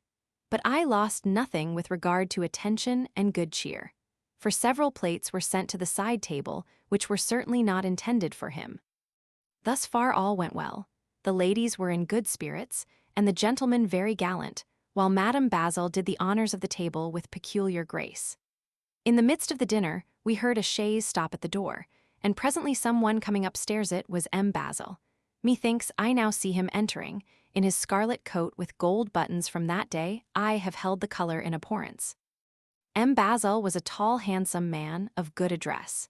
He entered with a consequential look and an air of taking his family unawares, though none but friends were present. His wife ran to meet him, threw her arms about his neck, and gave him 1,000 caresses, which he received with the utmost indifference, and without making any return saluted the company and took his place at table. They were just beginning to speak of his journey, when casting his eye on the small table he asked in a sharp tone what lad that was. Madame Basil answered ingenuously. He then inquired whether I lodged in the house, and was answered in the negative. "Why not?" replied he rudely. "Since he stays here all day, he might as well remain all night too." The monk now interfered, with a serious and true eulogium on Madame Basil. In a few words he made mine also, adding that so far from blaming, he ought to further the pious charity of his wife, since it was evident she had not passed the bounds of discretion. The husband answered with an air of petulance, which, restrained by the presence of the monk, he endeavored to stifle. It was, however, sufficient to let me understand he had already received information of me, and that our worthy clerk had rendered me an ill office. We had hardly risen from table, when the latter came in triumph from his employer, to inform me I must leave the house that instant, and never more during my life dare to set foot there. He took care to aggravate this commission by everything that could render it cruel and insulting. I departed without a word, my heart overwhelmed with sorrow, less for being obliged to quit this amiable woman, than at the thought of leaving her to the brutality of such a husband. He was certainly right to wish her faithful, but though prudent and well-born, she was an Italian, that is to say, tender and vindictive, which made me think he was extremely imprudent in using means the most likely in the world to draw on himself the very evil he so much dreaded. Such was the success of my first adventure. I walked several times up and down the street, wishing to get a sight of what my heart incessantly regretted, but I could only discover her husband or the vigilant clerk, who, perceiving me, made a sign with the L they used in the shop, which was more expressive than alluring. Finding, therefore, that I was so completely watched, my courage failed, and I went no more. I wished, at least, to find out the patron she had provided me, but unfortunately I did not know his name. I ranged several times round the convent, endeavoring in vain to meet with him. At length, other events banished the delightful remembrance of Madame Basil, and in a short time I so far forgot her that I remained as simple, as much a novice as ever, nor did my penchant for pretty women even receive any sensible augmentation. Her liberality had, however, increased my little wardrobe, though she had done this with precaution and prudence, regarding neatness more than decoration, and to make me comfortable rather than brilliant. The coat I had brought from Geneva was yet wearable, she only added a hat and some linen. I had no ruffles, nor would she give me any, not but I felt a great inclination for them. She was satisfied with having put it in my power to keep myself clean, though a charge to do this was unnecessary while I was to appear before her. A few days after this catastrophe, my hostess, who, as I have already observed, was very friendly, with great satisfaction informed me she had heard of a situation, and that a lady of rank desired to see me. I immediately thought myself in the road to great adventures, that being the point to which all my ideas tended. This, however, did not prove so brilliant as I had conceived it. I waited on the lady with the servant who had mentioned me. She asked a number of questions, and my answers not displeasing her, I immediately entered into her service, not, indeed, in the quality of favorite, but as a footman. I was clothed like the rest of her people, the only difference being they wore a shoulder knot, which I had not, and, as there was no lace on her livery, it appeared merely a tradesman's suit. This was the unforeseen conclusion of all my great expectancies. The Countess of Vercellis, with whom I now lived, was a widow without children. Her husband was a Piedmontese, but I always believed her to be a Savoyard, as I could have no conception that a native of Piedmont could speak such good French, and with so pure an accent. She was a middle-aged woman, of a noble appearance and cultivated understanding, being fond of French literature, in which she was well versed. Her letters had the expression and almost the elegance of Madame de Savigne's. Some of them might have been taken for hers. My principal employ, which was by no means displeasing to me, was to write from her dictating. A cancer in the breast, from which she suffered extremely, not permitting her to write herself. Madame de Vercellis not only possessed a good understanding, but a strong and elevated soul. I was with her during her last illness, and saw her suffer and die, without showing an instant of weakness, or the least effort of constraint. Still retaining her feminine manners, without entertaining an idea that such fortitude gave her any claim to philosophy, a word which was not yet in fashion, nor comprehended by her in the sense it is held at present. This strength of disposition sometimes extended almost to apathy, ever appearing to feel as little for others as herself. And when she relieved the unfortunate, it was rather for the sake of acting right than from a principle of real commiseration. I have frequently experienced this insensibility, in some measure, during the 3 months I remained with her. It would have been natural to have had an esteem for a young man of some abilities, who was incessantly under her observation, and that she should think, as she felt her dissolution approaching, that after her death he would have occasion for assistance and support. But whether she judged me unworthy of particular attention, or that those who narrowly watched all her motions gave her no opportunity to think of any but themselves, she did nothing for me. I very well recollect that she showed some curiosity to know my story, frequently questioning me, and appearing pleased when I showed her the letters I wrote to Madame de Warens or explained my sentiments. But as she never discovered her own, she certainly did not take the right means to come at them. My heart, naturally communicative, loved to display its feelings whenever I encountered a similar disposition, but dry, cold interrogatories, without any sign of blame or approbation on my answers, gave me no confidence. Not being able to determine whether my discourse was agreeable or displeasing, I was ever in fear, and thought less of expressing my ideas than of being careful not to say anything that might seem to my disadvantage. I have since remarked that this dry method of questioning themselves into people's characters is a common trick among women who pride themselves on superior understanding. These imagine that by concealing their own sentiments, they shall the more easily penetrate into those of others, being ignorant that this method destroys the confidence so necessary to make us reveal them. A man, on being questioned, is immediately on his guard, and if once he supposes that, without any interest in his concerns, you only wish to set him a-talking, either he entertains you with lies, is silent, or, examining every word before he utters it, rather chooses to pass for a fool than to be the dupe of your curiosity. In short, it is ever a bad method to attempt to read the hearts of others by endeavoring to conceal our own. Madame de Vercellis never addressed a word to me which seemed to express affection, pity, or benevolence. She interrogated me coldly, and my answers were uttered with so much timidity that she doubtless entertained but a mean opinion of my intellects. For latterly she never asked me any questions, nor said anything but what was absolutely necessary for her service. She drew her judgment less from what I really was than from what she had made me, and by considering me as a footman prevented my appearing otherwise. I am inclined to think I suffered at that time by the same interested game of concealed maneuver, which has counteracted me throughout my life, and given me a very natural aversion for everything that has the least appearance of it.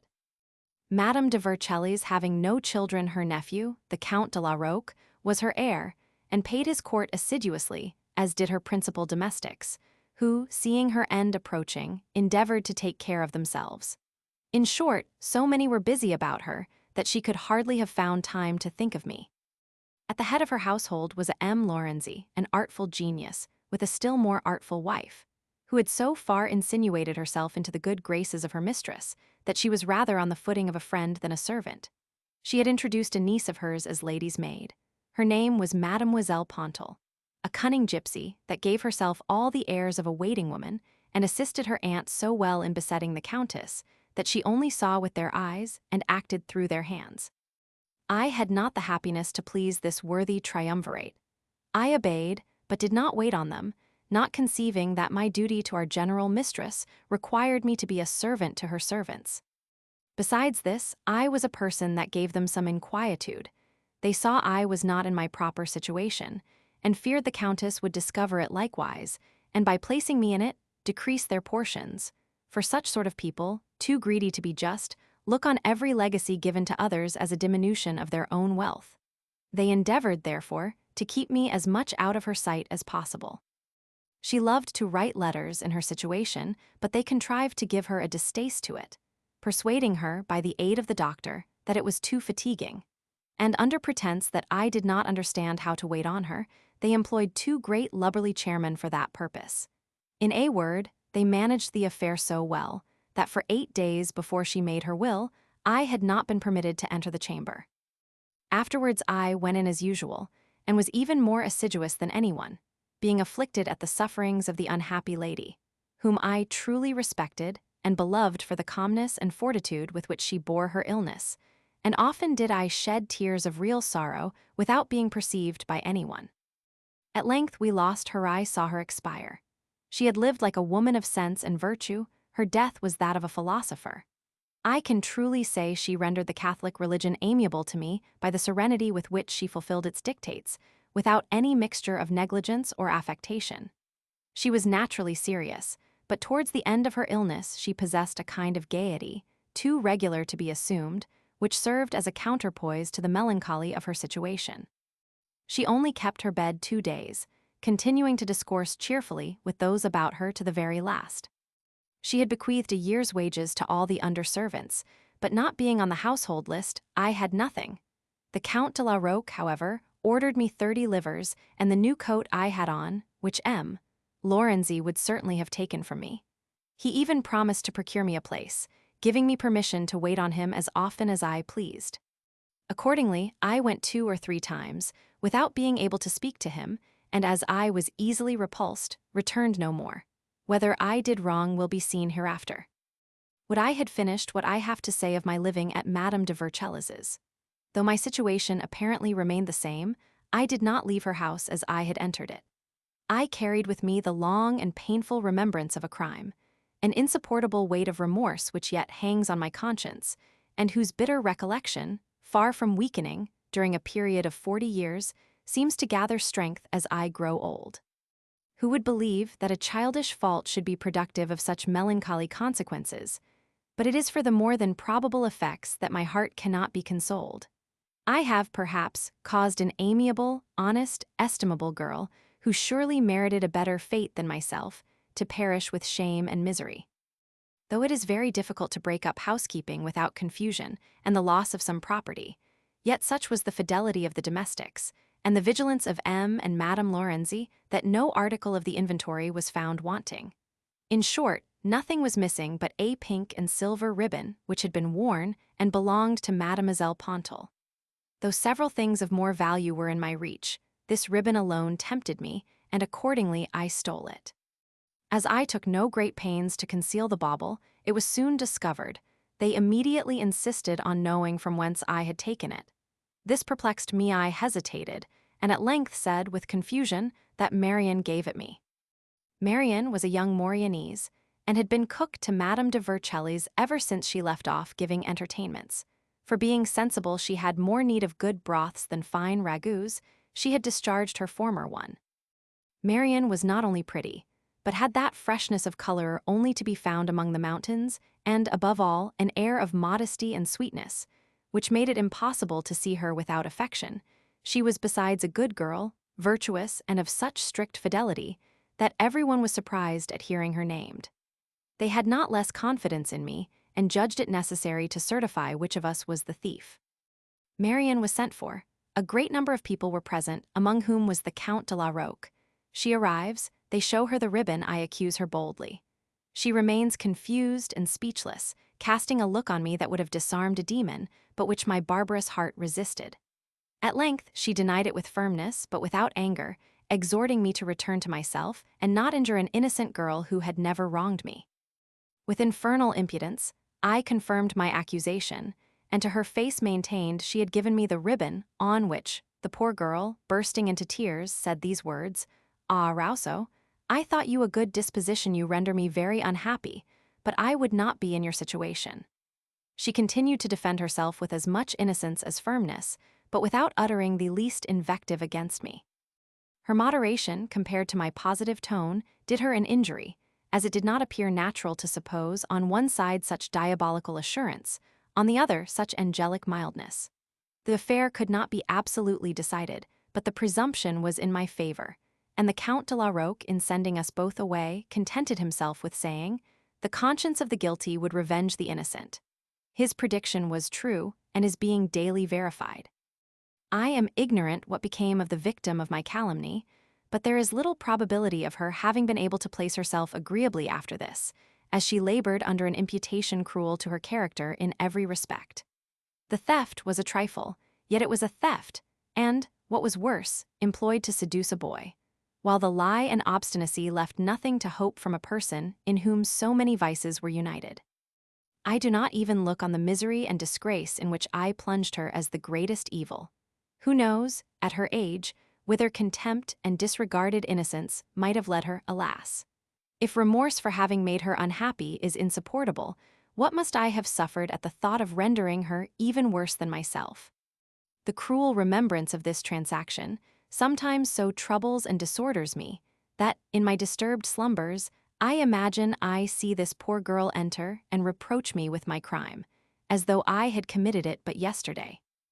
While in easy tranquil circumstances, I was less miserable on this account, but during a troubled, agitated life, it has robbed me of the sweet consolation of persecuted innocence, and made me woefully experience what, I think, I have remarked in some of my works, that remorse sleeps in the calm sunshine of prosperity, but wakes amid the storms of adversity. I could never take on me to discharge my heart of this weight in the bosom of a friend, nor could the closest intimacy ever encourage me to it, even with Madame de Warens.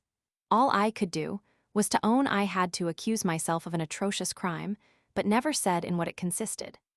The weight, therefore, has remained heavy on my conscience to this day, and I can truly own the desire of relieving myself, in some measure from it, contributed greatly to the resolution of writing my confessions. I have proceeded truly in that I have just made, and it will certainly be thought I have not sought to palliate the turpitude of my offense, but I should not fulfill the purpose of this undertaking, did I not, at the same time, divulge my interior disposition, and excuse myself as far as is conformable with truth. Never was wickedness further from my thoughts than in that cruel moment, and when I accused the unhappy girl, it is strange but strictly true that my friendship for her was the immediate cause of it. She was present to my thoughts. I formed my excuse from the first object that presented itself. I accused her with doing what I meant to have done, and as I designed to have given her the ribbon, asserted she had given it to me. When she appeared, my heart was agonized, but the presence of so many people was more powerful than my compunction. I did not fear punishment, but I dreaded shame. I dreaded it more than death, more than the crime, more than all the world. I would have hid myself in the center of the earth. Invincible shame bore down every other sentiment. Shame alone caused all my impudence, and in proportion as I became criminal, the fear of discovery rendered me intrepid. I felt no dread but that of being detected, of being publicly, and to my face declared a thief, liar, and calumniator. An unconquerable fear of this overcame every other sensation. Had I been left to myself, I should infallibly have declared the truth. Or if M. de la Roque had taken me aside and said, "Do not injure this poor girl. If you are guilty, own it," I am convinced I should instantly have thrown myself at his feet, but they intimidated instead of encouraging me. I was hardly out of my childhood, or rather, was yet in it. It is also just to make some allowance for my age.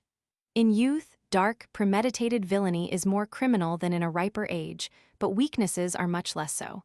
My fault was truly nothing more, and I am less afflicted at the deed itself than for its consequences.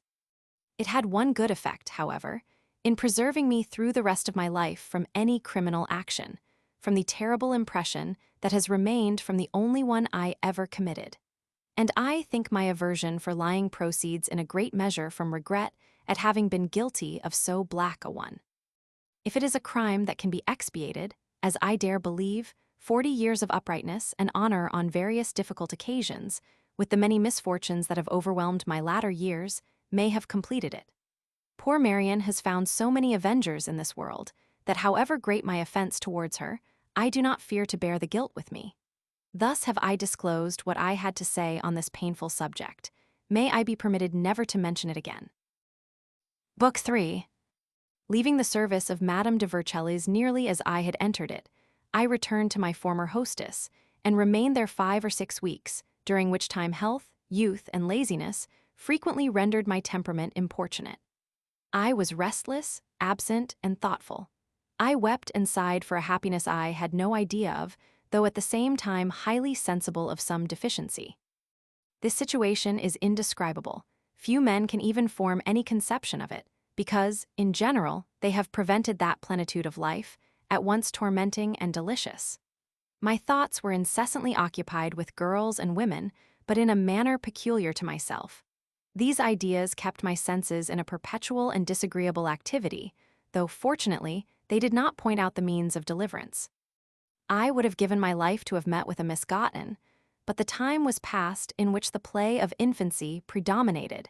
Increase of years had introduced shame, the inseparable companion of a conscious deviation from rectitude, which so confirmed my natural timidity as to render it invincible. And never, either at that time or since, could I prevail on myself to offer a proposition favorable to my wishes, unless in a manner constrained to it by previous advances, even with those whose scruples I had no cause to dread.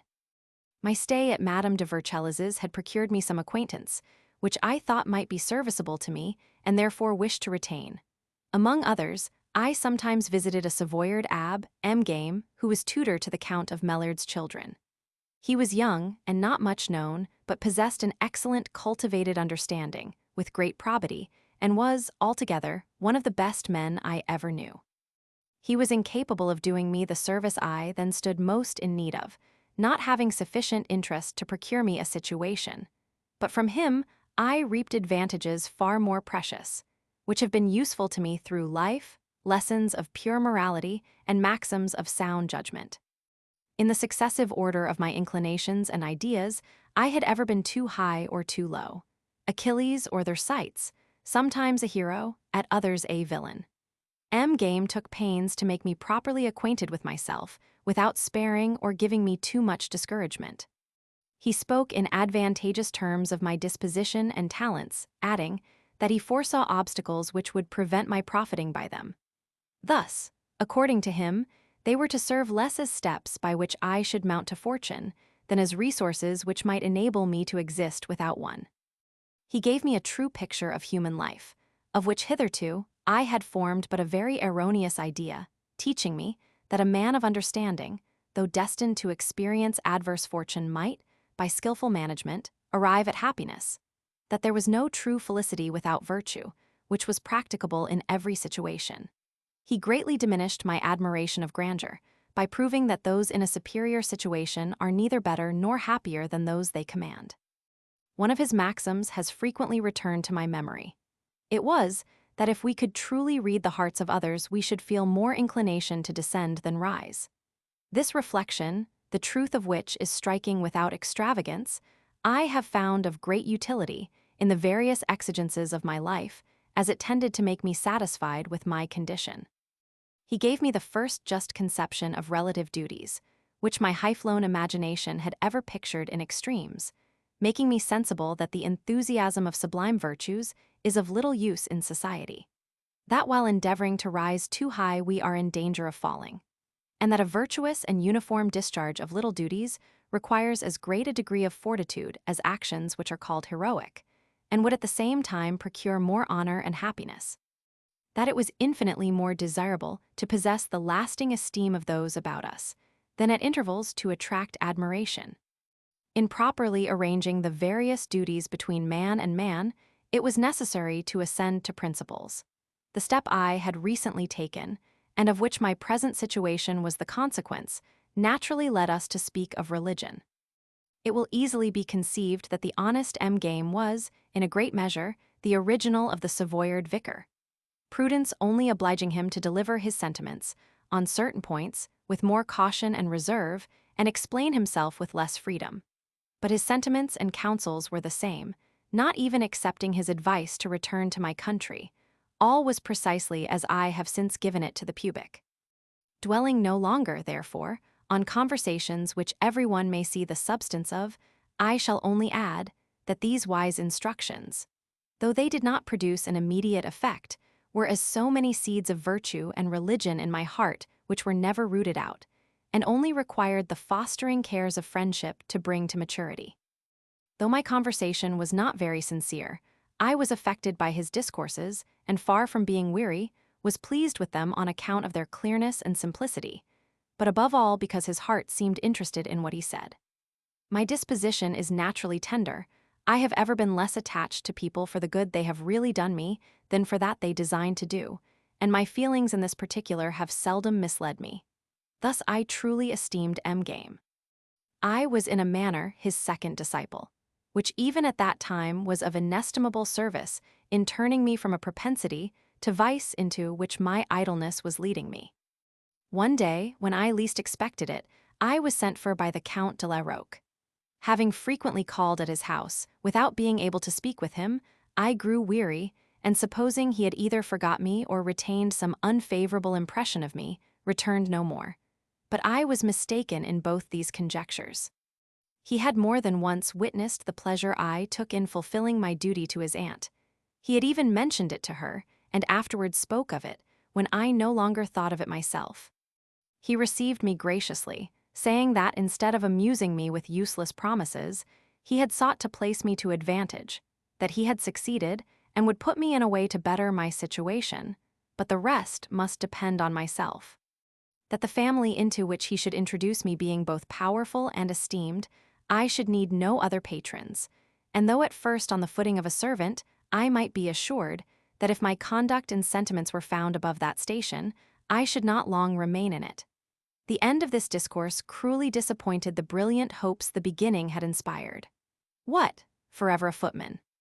Said I to myself, with a bitterness which confidence presently effaced, for I felt myself too superior to that situation to fear long remaining there. He took me to the Count de Gauvon, master of the horse to the Queen, and chief of the illustrious house of Solar. The air of dignity conspicuous in this respectable old man rendered the affability with which he received me yet more interesting. He questioned me with evident interest, and I replied with sincerity. He then told the Count de la Roque that my features were agreeable and promised intellect, which he believed I was not deficient in. But that was not enough, and time must show the rest. After which, turning to me, he said, "Child, almost all situations are attended with difficulties in the beginning. Yours, however, shall not have too great a portion of them. Be prudent and endeavor to please everyone. That will be almost your only employment. For the rest fear nothing, you shall be taken care of." Immediately after he went to the Marchioness de Braille, his daughter-in-law, to whom he presented me, and then to the Abbé de Gauvon, his son. I was elated with this beginning, as I knew enough of the world already to conclude that so much ceremony is not generally used at the reception of a footman. In fact, I was not treated like one. I dined at the steward's table, did not wear a livery, and the Count de Favria, a giddy youth, having commanded me to get behind his coach, his grandfather ordered that I should get behind no coach, nor follow anyone out of the house. Meantime, I waited at table, and did, within doors, the business of a footman, but I did it, as it were, of my own free will, without being appointed to any particular service, and except writing some letters, which were dictated to me, and cutting out some ornaments for the Count de Favria, I was almost the absolute master of my time. This trial of my discretion, which I did not then perceive, was certainly very dangerous, and not very humane. For in this state of idleness I might have contracted vices which I should not otherwise have given into. Fortunately, it did not produce that effect. My memory retained the lessons of M-Game, they had made an impression on my heart, and I sometimes escaped from the house of my patron to obtain a repetition of them. I believe those who saw me going out, apparently by stealth, had no conception of my business. Nothing could be more prudent than the advice he gave me respecting my conduct. My beginning was admirable, so much attention, assiduity, and zeal had charmed everyone. The Abbé Game advised me to moderate this first ardor, lest I should relax, and that relaxation should be considered as neglect. "Your setting out," said he, "is the rule of what will be expected of you. Endeavor gradually to increase your attentions, but be cautious how you diminish them." As they paid but little attention to my trifling talents, and supposed I possessed no more than nature had given me, there was no appearance, notwithstanding the promises of Count de Gauvon, of my meeting with any particular consideration. Some objects of more consequence had intervened. The Marquis de Braille, son of the Count de Gauvon, was then ambassador at Vienna. Some circumstances had occurred at that court which for some weeks kept the family in continual agitation, and left them no time to think of me. Meantime, I had relaxed but little in my attentions, though one object in the family did me both good and harm, making me more secure from exterior dissipation, but less attentive to my duty. Mademoiselle de Braille was about my own age, tolerably handsome and very fair-complexioned, with black hair, which notwithstanding, gave her features that air of softness so natural to the flaxen, and which my heart could never resist. The court dress, so favorable to youth, showed her fine neck and shape to advantage, and the mourning, which was then worn, seemed to add to her beauty. It will be said, a domestic should not take notice of these things. I was certainly to blame, yet I perceived all this, nor was I the only one. The maître d' hotel and valet de chambre spoke of her sometimes at table with a vulgarity that pained me extremely. My head, however, was not sufficiently turned to allow of my being entirely in love. I did not forget myself or my situation. I loved to see Mademoiselle de Braille, to hear her utter anything that marked wit, sense, or good humor. My ambition, confined to a desire of waiting on her, never exceeded its just rights. At table I was ever attentive to make the most of them. If her footman quitted her chair, I instantly supplied his place. In default of this, I stood facing her, seeking in her eyes what she was about to ask for, and watching the moment to change her plate. What would I not have given to hear her command, to have her look at, or speak the smallest word to me? But no, I had the mortification to be beneath her regard. She did not even perceive I was there. Her brother, who frequently spoke to me while at table, having one day said something which I did not consider obliging, I made him so arch and well-turned an answer that it drew her attention. She cast her eyes upon me, and this glance was sufficient to fill me with transport. The next day a second occasion presented itself, which I fortunately made use of. A great dinner was given, and I saw, with astonishment, for the first time, the maître d' hotel waiting at table, with a sword by his side and hat on his head. By chance, the discourse turned on the motto of the House of Solar, which was, with the arms worked in the tapestry, Tel fiert qui ne fut pas. As the Piedmontese are not in general very perfect in the French language, they found fault with the orthography, saying that in the word fiert there should be no t. The old Count de Gauvon was going to reply, when happening to cast his eyes on me, he perceived I smiled without daring to say anything. He immediately ordered me to speak my opinion. I then said I did not think the t superfluous, fiert being an old French word, not derived from the noun ferus, proud, threatening, but from the verb ferret, he strikes, he wounds. The motto, therefore, did not appear to mean some threat, but some strike who do not kill. The whole company fixed their eyes on me, then on each other, without speaking a word. Never was a greater degree of astonishment. But what most flattered me was an air of satisfaction which I perceived on the countenance of Mademoiselle de Braille. This scornful lady deigned to cast on me a second look at least as valuable as the former, and turning to her grandfather, appeared to wait with impatience for the praise that was due to me, and which he fully bestowed with such apparent satisfaction that it was eagerly chorused by the whole table. This interval was short, but delightful in many respects. It was one of those moments so rarely met with, which place things in their natural order and revenge depressed merit for the injuries of fortune. Some minutes after Mademoiselle de Braille again raised her eyes, desiring me with a voice of timid affability to give her some drink. It will easily be supposed I did not let her wait, but advancing towards her, I was seized with such a trembling that, having filled the glass too full, I spilled some of the water on her plate and even on herself. Her brother asked me, giddily, why I trembled thus. This question increased my confusion, while the face of Mademoiselle de Braille was suffused with a crimson blush. Here ended the romance, where it may be remarked, as with Madame Basil and others in the continuation of my life, that I was not fortunate in the conclusion of my amours. In vain I placed myself in the antechamber of Madame de Braille. I could not obtain one mark of attention from her daughter. She went in and out without looking at me, nor had I the confidence to raise my eyes to her. I was even so foolishly stupid that one day, on dropping her glove as she passed, instead of seizing and covering it with kisses, as I would gladly have done, I did not dare to quit my place, but suffered it to be taken up by a great booby of a footman, whom I could willingly have knocked down for his officiousness. To complete my timidity, I perceived I had not the good fortune to please Madame de Braille. She not only never ordered, but even rejected, my services, and having twice found me in her antechamber, asked me, dryly, if I had nothing to do. I was obliged, therefore, to renounce this dear antechamber. At first it caused me some uneasiness, but other things intervening, I presently thought no more of it. The disdain of Madame de Braille was fully compensated by the kindness of her father-in-law, who at length began to think of me.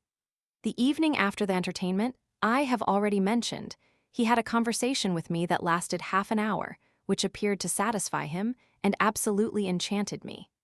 This good man had less sense than Madame de Vercellis, but possessed more feeling. I therefore succeeded much better with him. He bade me attach myself to his son, the Abbé Gauvin, who had an esteem for me, which, if I took care to cultivate, might be serviceable in furnishing me with what was necessary to complete their views for my future establishment. The next morning I flew to the Abbé, who did not receive me as a servant, but made me sit by his fireside, and questioned me with great affability. He soon found that my education, which had attempted many things, had completed none. But observing that I understood something of Latin, he undertook to teach me more, and appointed me to attend him every morning. Thus, by one of the whimsicalities which have marked the whole course of my life, at once above and below my natural situation, I was pupil and footman in the same house, and though in servitude, had a preceptor whose birth entitled him to supply that place only to the children of kings. The Abbé de Gauvin was a younger son, and designed by his family for a bishopric, for which reason his studies had been pursued further than is usual with people of quality. He had been sent to the University of Siena, where he had resided some years, and from whence he had brought a good portion of Cruscantism, designing to be that at Turin which the Abbé de Dangeau was formerly at Paris. Being disgusted with theology, he gave in to the belles-lettres, which is very frequent in Italy with those who have entered the career of prelacy. He had studied the poets, and wrote tolerable Latin and Italian verses. In a word, his taste was calculated to form mine, and give some order to that chaos of insignificant trash with which my brain was encumbered. But whether my prating had misled him, or that he could not support the trouble of teaching the elementary parts of Latin, he put me at first too high. And I had scarcely translated a few fables of Phaedrus before he put me into Virgil, where I could hardly understand anything. It will be seen hereafter that I was destined frequently to learn Latin, but never to attain it. I labored with assiduity, and the Abbé bestowed his attention with a degree of kindness, the remembrance of which, even at this time, both interests and softens me. I passed the greater part of the morning with him as much for my own instruction as his service. Not that he ever permitted me to perform any menial office, but to copy or write from his dictating. And my employment of secretary was more useful than that of scholar. And by this means, I not only learned the Italian in its utmost purity, but also acquired a taste for literature, and some discernment of composition, which could not have been at La Tribu S, and which was useful to me when I afterwards wrote alone. At this period of my life, without being romantic, I might reasonably have indulged the hope of preferment. The Abbé, thoroughly pleased with me, expressed his satisfaction to everyone, while his father had such a singular affection for me, that I was assured by the Count de Favria that he had spoken of me to the king. Even Madame de Braille had laid aside her disdainful looks. In short, I was a general favorite, which gave great jealousy to the other servants, who, seeing me honored by the instructions of their master's son, were persuaded I should not remain their equal. As far as I could judge by some words dropped at random, and which I reflected on afterwards, it appeared to me that the House of Solar, wishing to run the career of embassies and hoping perhaps in time to arrive at the ministry, wished to provide themselves with a person of merit and talents who, depending entirely on them, might obtain their confidence and be of essential service. This project of the Count de Gauvin was judicious, magnanimous, and truly worthy of a powerful nobleman, equally provident and generous.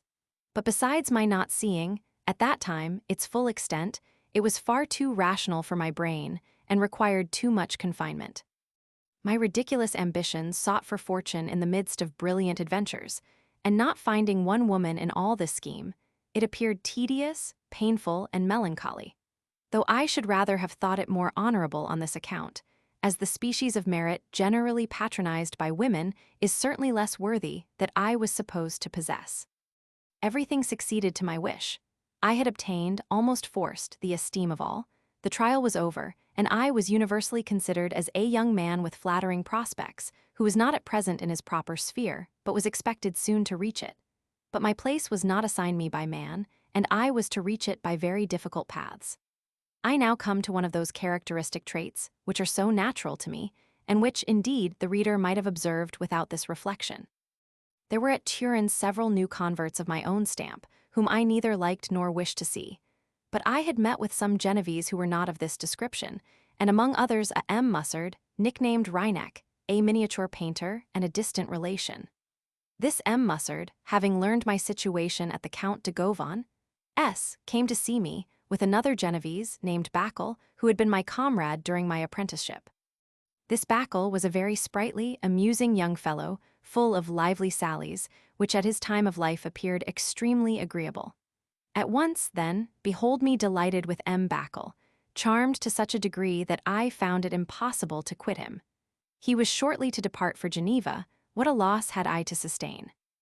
I felt the whole force of it, and resolving to make the best use of this precious interval, I determined not to leave him, or, rather, he never quitted me, for my head was not yet sufficiently turned to think of quitting the house without leave, but it was soon perceived that he engrossed my whole time, and he was accordingly forbid the house. This so incensed me, that forgetting everything but my friend Backel, I went neither to the Abbé nor the Count, and was no longer to be found at home. I paid no attention to repeated reprimands, and at length was threatened with dismissal. This threat was my ruin, as it suggested the idea that it was not absolutely necessary that Backel should depart alone. From that moment, I could think of no other pleasure, no other situation or happiness than taking this journey. To render the felicity still more complete at the end of it, though at an immense distance, I pictured to myself Madame de Warens, for as to returning to Geneva, it never entered into my imagination. The hills, fields, brooks, and villages incessantly succeeded each other with new charms, and this delightful jaunt seemed worthy to absorb my whole existence. Memory recalled, with inexpressible pleasure, how charming the country had appeared in coming to Turin. What then must it be, when, to the pleasure of independence, should be added the company of a good-humored comrade of my own age and disposition, without any constraint or obligation, but free to go or stay as we pleased? Would it not be madness to sacrifice the prospect of so much felicity to projects of ambition, slow and difficult in their execution, and uncertain in their event?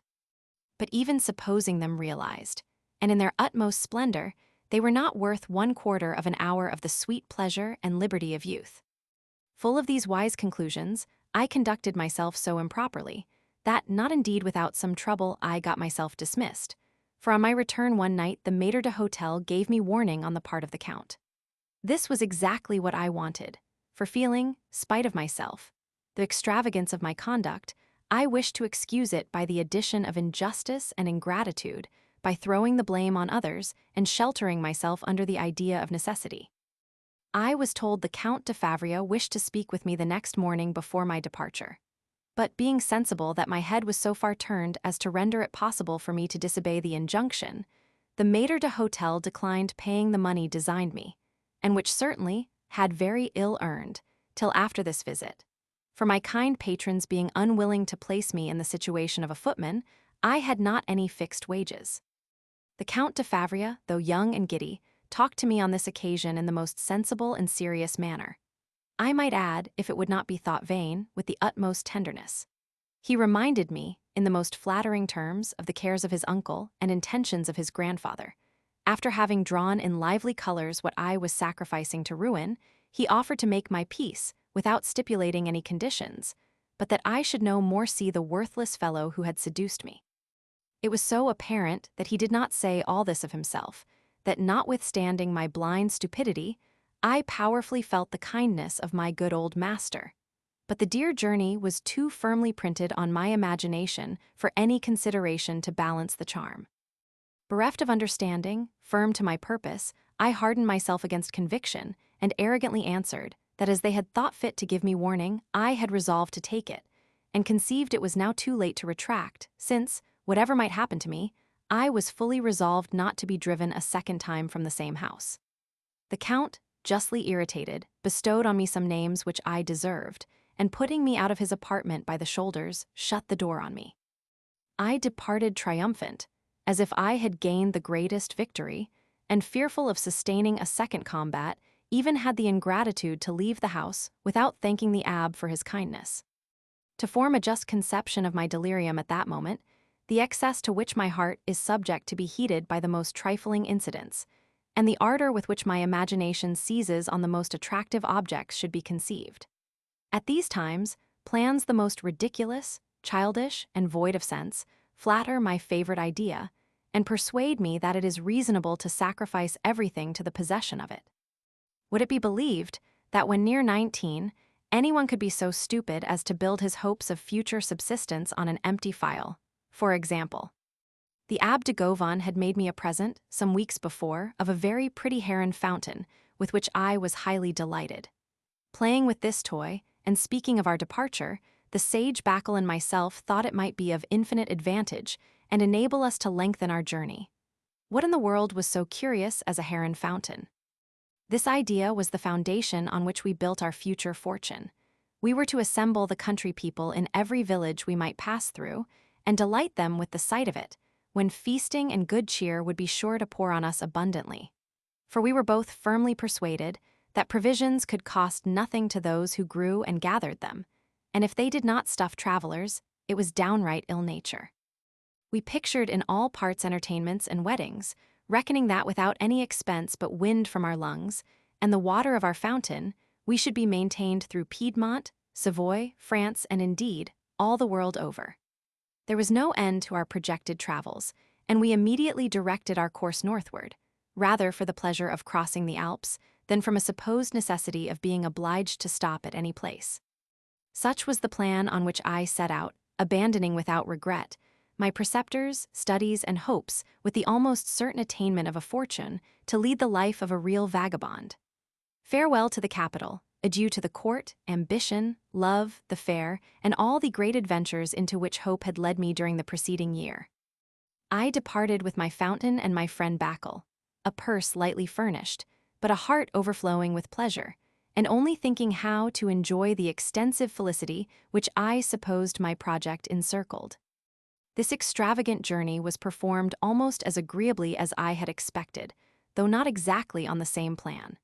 Not but our fountain highly amused the hostess and servants for some minutes at all the alehouses where we halted, yet we found it equally necessary to pay on our departure.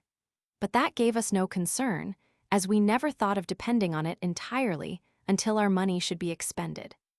An accident spared us that trouble. Our fountain was broken near Bramant, and in good time, for we both felt, though without daring to own it to each other, that we began to be weary of it. This misfortune rendered us gayer than ever. We laughed heartily at our giddiness in having forgotten that our clothes and shoes would wear out, or trusting to renew them by the play of our fountain. We continued our journey as merrily as we had begun it, only drawing faster towards that termination where our drained purses made it necessary for us to arrive. At Chambéry I became pensive, not for the folly I had committed, for never did anyone think less of the past, but on account of the reception I should meet with from Madame de Warens, for I looked on her house as my paternal home. I had written her an account of my reception at the Count de Gauvon's. She knew my expectancies, and, in congratulating me on my good fortune, had added some wise lessons on the return I ought to make for the kindness with which they treated me. She looked on my fortune as already made, if not destroyed by my own negligence. What then would she say on my arrival? For it never entered my mind that she might shut the door against me, but I dreaded the uneasiness I might give her. I dreaded her reproaches, to me more wounding than wont. I resolved to bear all in silence, and, if possible, to appease her. I now saw nothing but Madame de Warens in the whole universe, and to live in disgrace with her was impossible. I was most concerned about my companion, whom I did not wish to offend, and feared I should not easily get rid of. I prefaced this separation by an affected coldness during the last day's journey. The droll understood me perfectly. In fact, he was rather giddy than deficient in point of sense. I expected he would have been hurt at my inconstancy, but I was quite mistaken. Nothing affected my friend Bacchal, for hardly had we set foot in town, on our arrival in Annecy, before he said, "You are now at home," embraced, bade me adieu, turned on his heel, and disappeared, nor have I ever heard of him since. How did my heart beat as I approached the habitation of Madame de Warens? My legs trembled under me, my eyes were clouded with a mist, I neither saw, heard, nor recollected anyone, and was obliged frequently to stop that I might draw breath and recall my bewildered senses. Was it fear of not obtaining that succor I stood in need of, which agitated me to this degree? At the age I then was, does the fear of perishing with hunger give such alarms? No, I declare with as much truth as pride, that it was not in the power of interest or indigence, at any period of my life, to expand or contract my heart. In the course of a painful life, memorable for its vicissitudes, frequently destitute of an asylum, and without bread, I have contemplated, with equal indifference, both opulence and misery. In want I might have begged or stolen, as others have done, but never could feel distress at being reduced to such necessities. Few men have grieved more than myself, few have shed so many tears, yet never did poverty, or the fear of falling into it, make me heave a sigh or moisten my eyelids. My soul, in despite of fortune, has only been sensible of real good and evil, which did not depend on her. And frequently, when in possession of everything that could make life pleasing, I have been the most miserable of mortals. The first glance of Madame de Warens banished all my fears. My heart leaped at the sound of her voice. I threw myself at her feet, and in transports of the most lively joy, pressed my lips upon her hand. I am ignorant whether she had received any recent information of me. I discovered but little surprise on her countenance, and no sorrow. "Poor child," said she, in an affectionate tone, "art thou here again? I knew you were too young for this journey. I am very glad, however, that it did not turn out so bad as I apprehended." She then made me recount my history. It was not long, and I did it faithfully, suppressing only some trifling circumstances, but on the whole neither sparing nor excusing myself. The question was, where I could lodge. She consulted her maid on this point. I hardly dared to breathe during the deliberation. But when I heard I was to sleep in the house, I could scarce contain my joy, and saw the little bundle I brought with me carried into my destined apartment with much the same sensations as Saint Priya saw his chaise put up at Madame de Walmer's. To complete all, I had the satisfaction to find that this favor was not to be transitory. For at a moment when they thought me attentive to something else, I heard Madame de Warens say, "They may talk as they please, but since Providence has sent him back, I am determined not to abandon him." Behold me, then, established at her house. Not, however, that I date the happiest days of my life from this period, but this served to prepare me for them. Though that sensibility of heart, which enables us truly to enjoy our being, is the work of nature, and perhaps a mere effect of organization, yet it requires situations to unfold itself.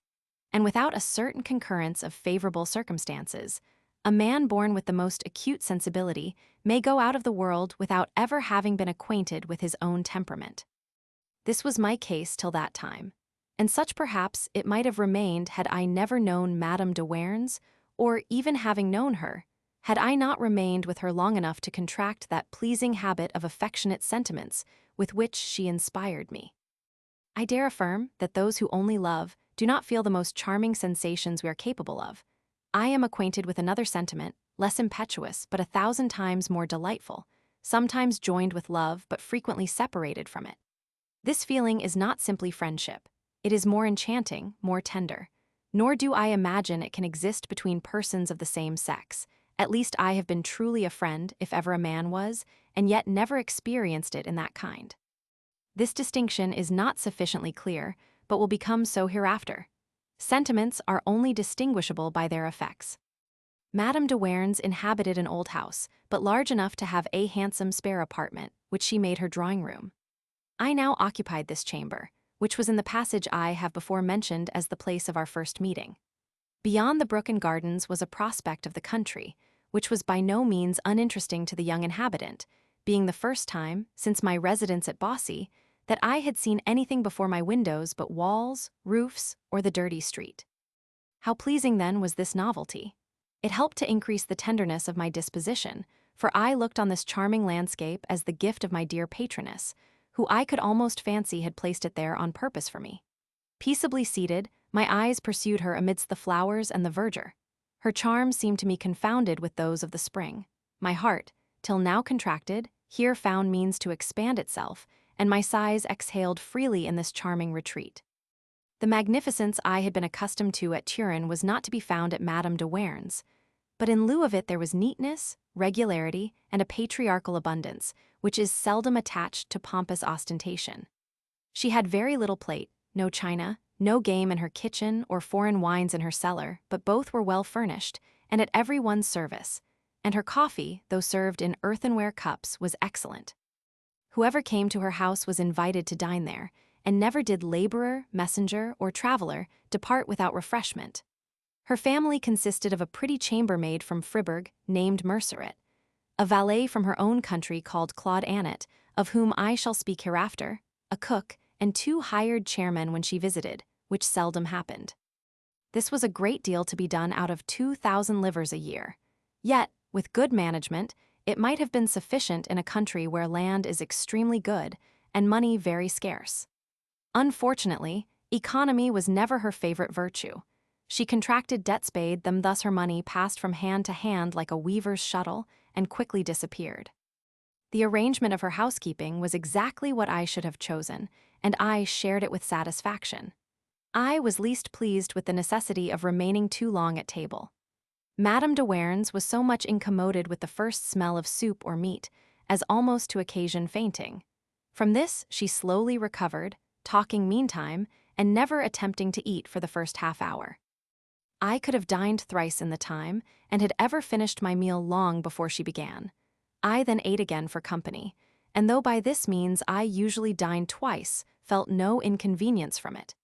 In short, I was perfectly at my ease, and the happier as my situation required no care.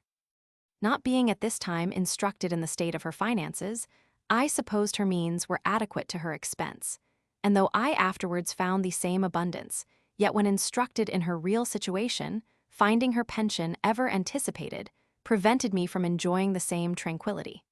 Foresight with me has always embittered enjoyment. In vain I saw the approach of misfortunes, I was never the more likely to avoid them. From the first moment of our meeting, the softest familiarity was established between us, and in the same degree it continued during the rest of her life. Child was my name, Mamma was hers, and Child and Mamma we have ever continued, even after a number of years had almost effaced the apparent difference of age between us. I think those names convey an exact idea of our behavior, the simplicity of our manners, and above all, the similarity of our dispositions. To me, she was the tenderest of mothers, ever preferring my welfare to her own pleasure. And if my own satisfaction found some interest in my attachment to her, it was not to change its nature, but only to render it more exquisite and infatuate me with the charm of having a mother young and handsome, whom I was delighted to caress.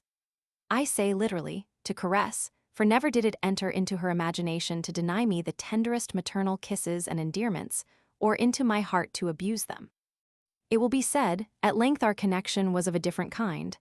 I confess it, but have patience, that will come in its turn. The sudden sight of her, on our first interview, was the only truly passionate moment she ever inspired me with, and even that was principally the work of surprise. With her, I had neither transports nor desires, but remained in a ravishing calm, sensible of a happiness I could not define, and thus could I have passed my whole life, or even eternity, without feeling an instant of uneasiness. She was the only person with whom I never experienced that want of conversation, which to me is so painful to endure. Our tete-a-tetes were rather an inexhaustible chat than conversation, which could only conclude from interruption. So far from finding discourse difficult, I rather thought it a hardship to be silent, unless, when contemplating her projects, she sunk into a reverie, when I silently let her meditate, and gazing on her was the happiest of men. I had another singular fancy, which was that without pretending to the favor of a tete-a-tete, I was perpetually seeking occasion to form them, enjoying such opportunities with rapture. And when importunate visitors broke in upon us, no matter whether it was man or woman, I went out murmuring, not being able to remain a secondary object in her company. Then, counting the minutes in her antechamber, I used to curse these eternal visitors, thinking it inconceivable how they could find so much to say, because I had still more. If ever I felt the full force of my attachment, it was when I did not see her. When in her presence, I was only content. When absent, my uneasiness reached almost to melancholy, and a wish to live with her gave me emotions of tenderness even to tears. Never shall I forget one great holiday, while she was at vespers, when I took a walk out of the city, my heart full of her image, and the ardent wish to pass my life with her. I could easily enough see that at present this was impossible, that the happiness I enjoyed would be of short duration, and this idea gave to my contemplations a tincture of melancholy, which, however, was not gloomy, but tempered with a flattering hope. The ringing of bells, which ever particularly affects me, the singing of birds, the fineness of the day, the beauty of the landscape, the scattered country houses, among which an idea I placed our future dwelling, altogether struck me with an impression so lively, tender, melancholy, and powerful, that I saw myself in ecstasy transported into that happy time and abode, where my heart, possessing all the felicity it could desire, might taste it with raptures inexpressible. I never recollect to have enjoyed the future with such force of illusions as at that time, and what has particularly struck me in the recollection of this reverie is that when realized, I found my situation exactly as I had imagined it.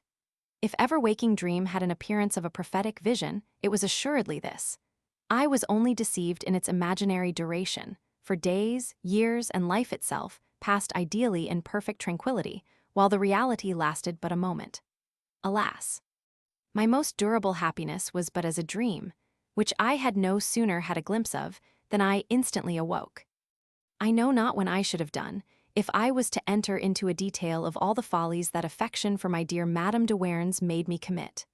When absent from her, how often have I kissed the bed on a supposition that she had slept there, the curtains and all the furniture of my chamber, on recollecting they were hers, and that her charming hands had touched them, nay, the floor itself, when I considered she had walked there. Sometimes, even in her presence, extravagancies escaped me, which only the most violent passions seemed capable of inspiring.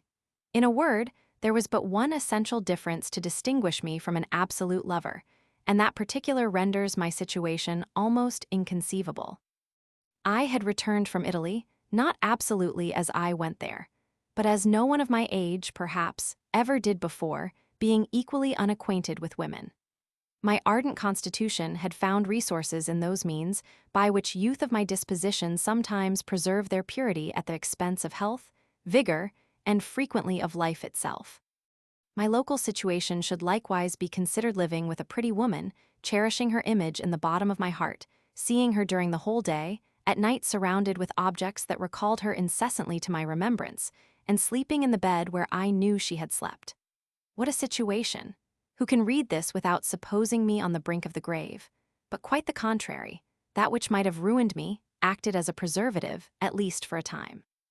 Intoxicated with the charm of living with her, with the ardent desire of passing my life there, absent or present I saw in her a tender mother, an amiable sister, a respected friend, but nothing more. Meantime, her image filled my heart and left room for no other object. The extreme tenderness with which she inspired me excluded every other woman from my consideration, and preserved me from the whole sex. In a word, I was virtuous because I loved her.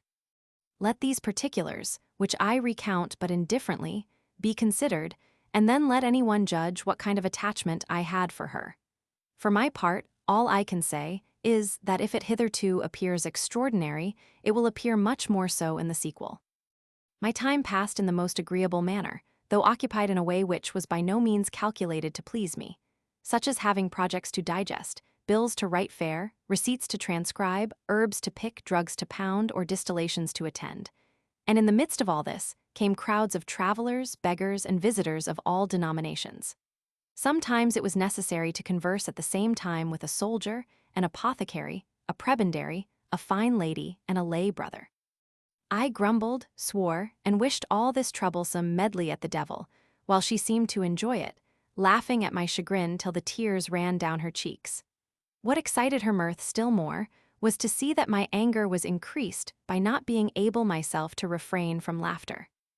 These little intervals, in which I enjoyed the pleasure of grumbling, were charming, and if, during the dispute, another importunate visitor arrived, she would add to her amusement by maliciously prolonging the visit, meantime casting glances at me for which I could almost have beat her.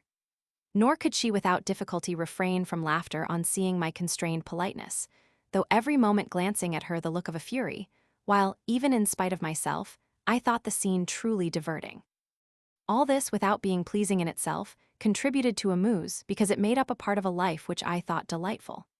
Nothing that was performed around me, nothing that I was obliged to do, suited my taste, but everything suited my heart. And I believe, at length, I should have liked the study of medicine, had not my natural distaste to it perpetually engaged us in whimsical scenes that prevented my thinking of it in a serious light. It was, perhaps, the first time that this art produced mirth. I pretended to distinguish a physical book by its smell, and what was more diverting was seldom mistaken. Madame de Warens made me taste the most nauseous drugs. In vain I ran or endeavored to defend myself. Spite of resistance or wry faces, spite of my struggles, or even of my teeth, when I saw her charming fingers approach my lips, I was obliged to give up the contest.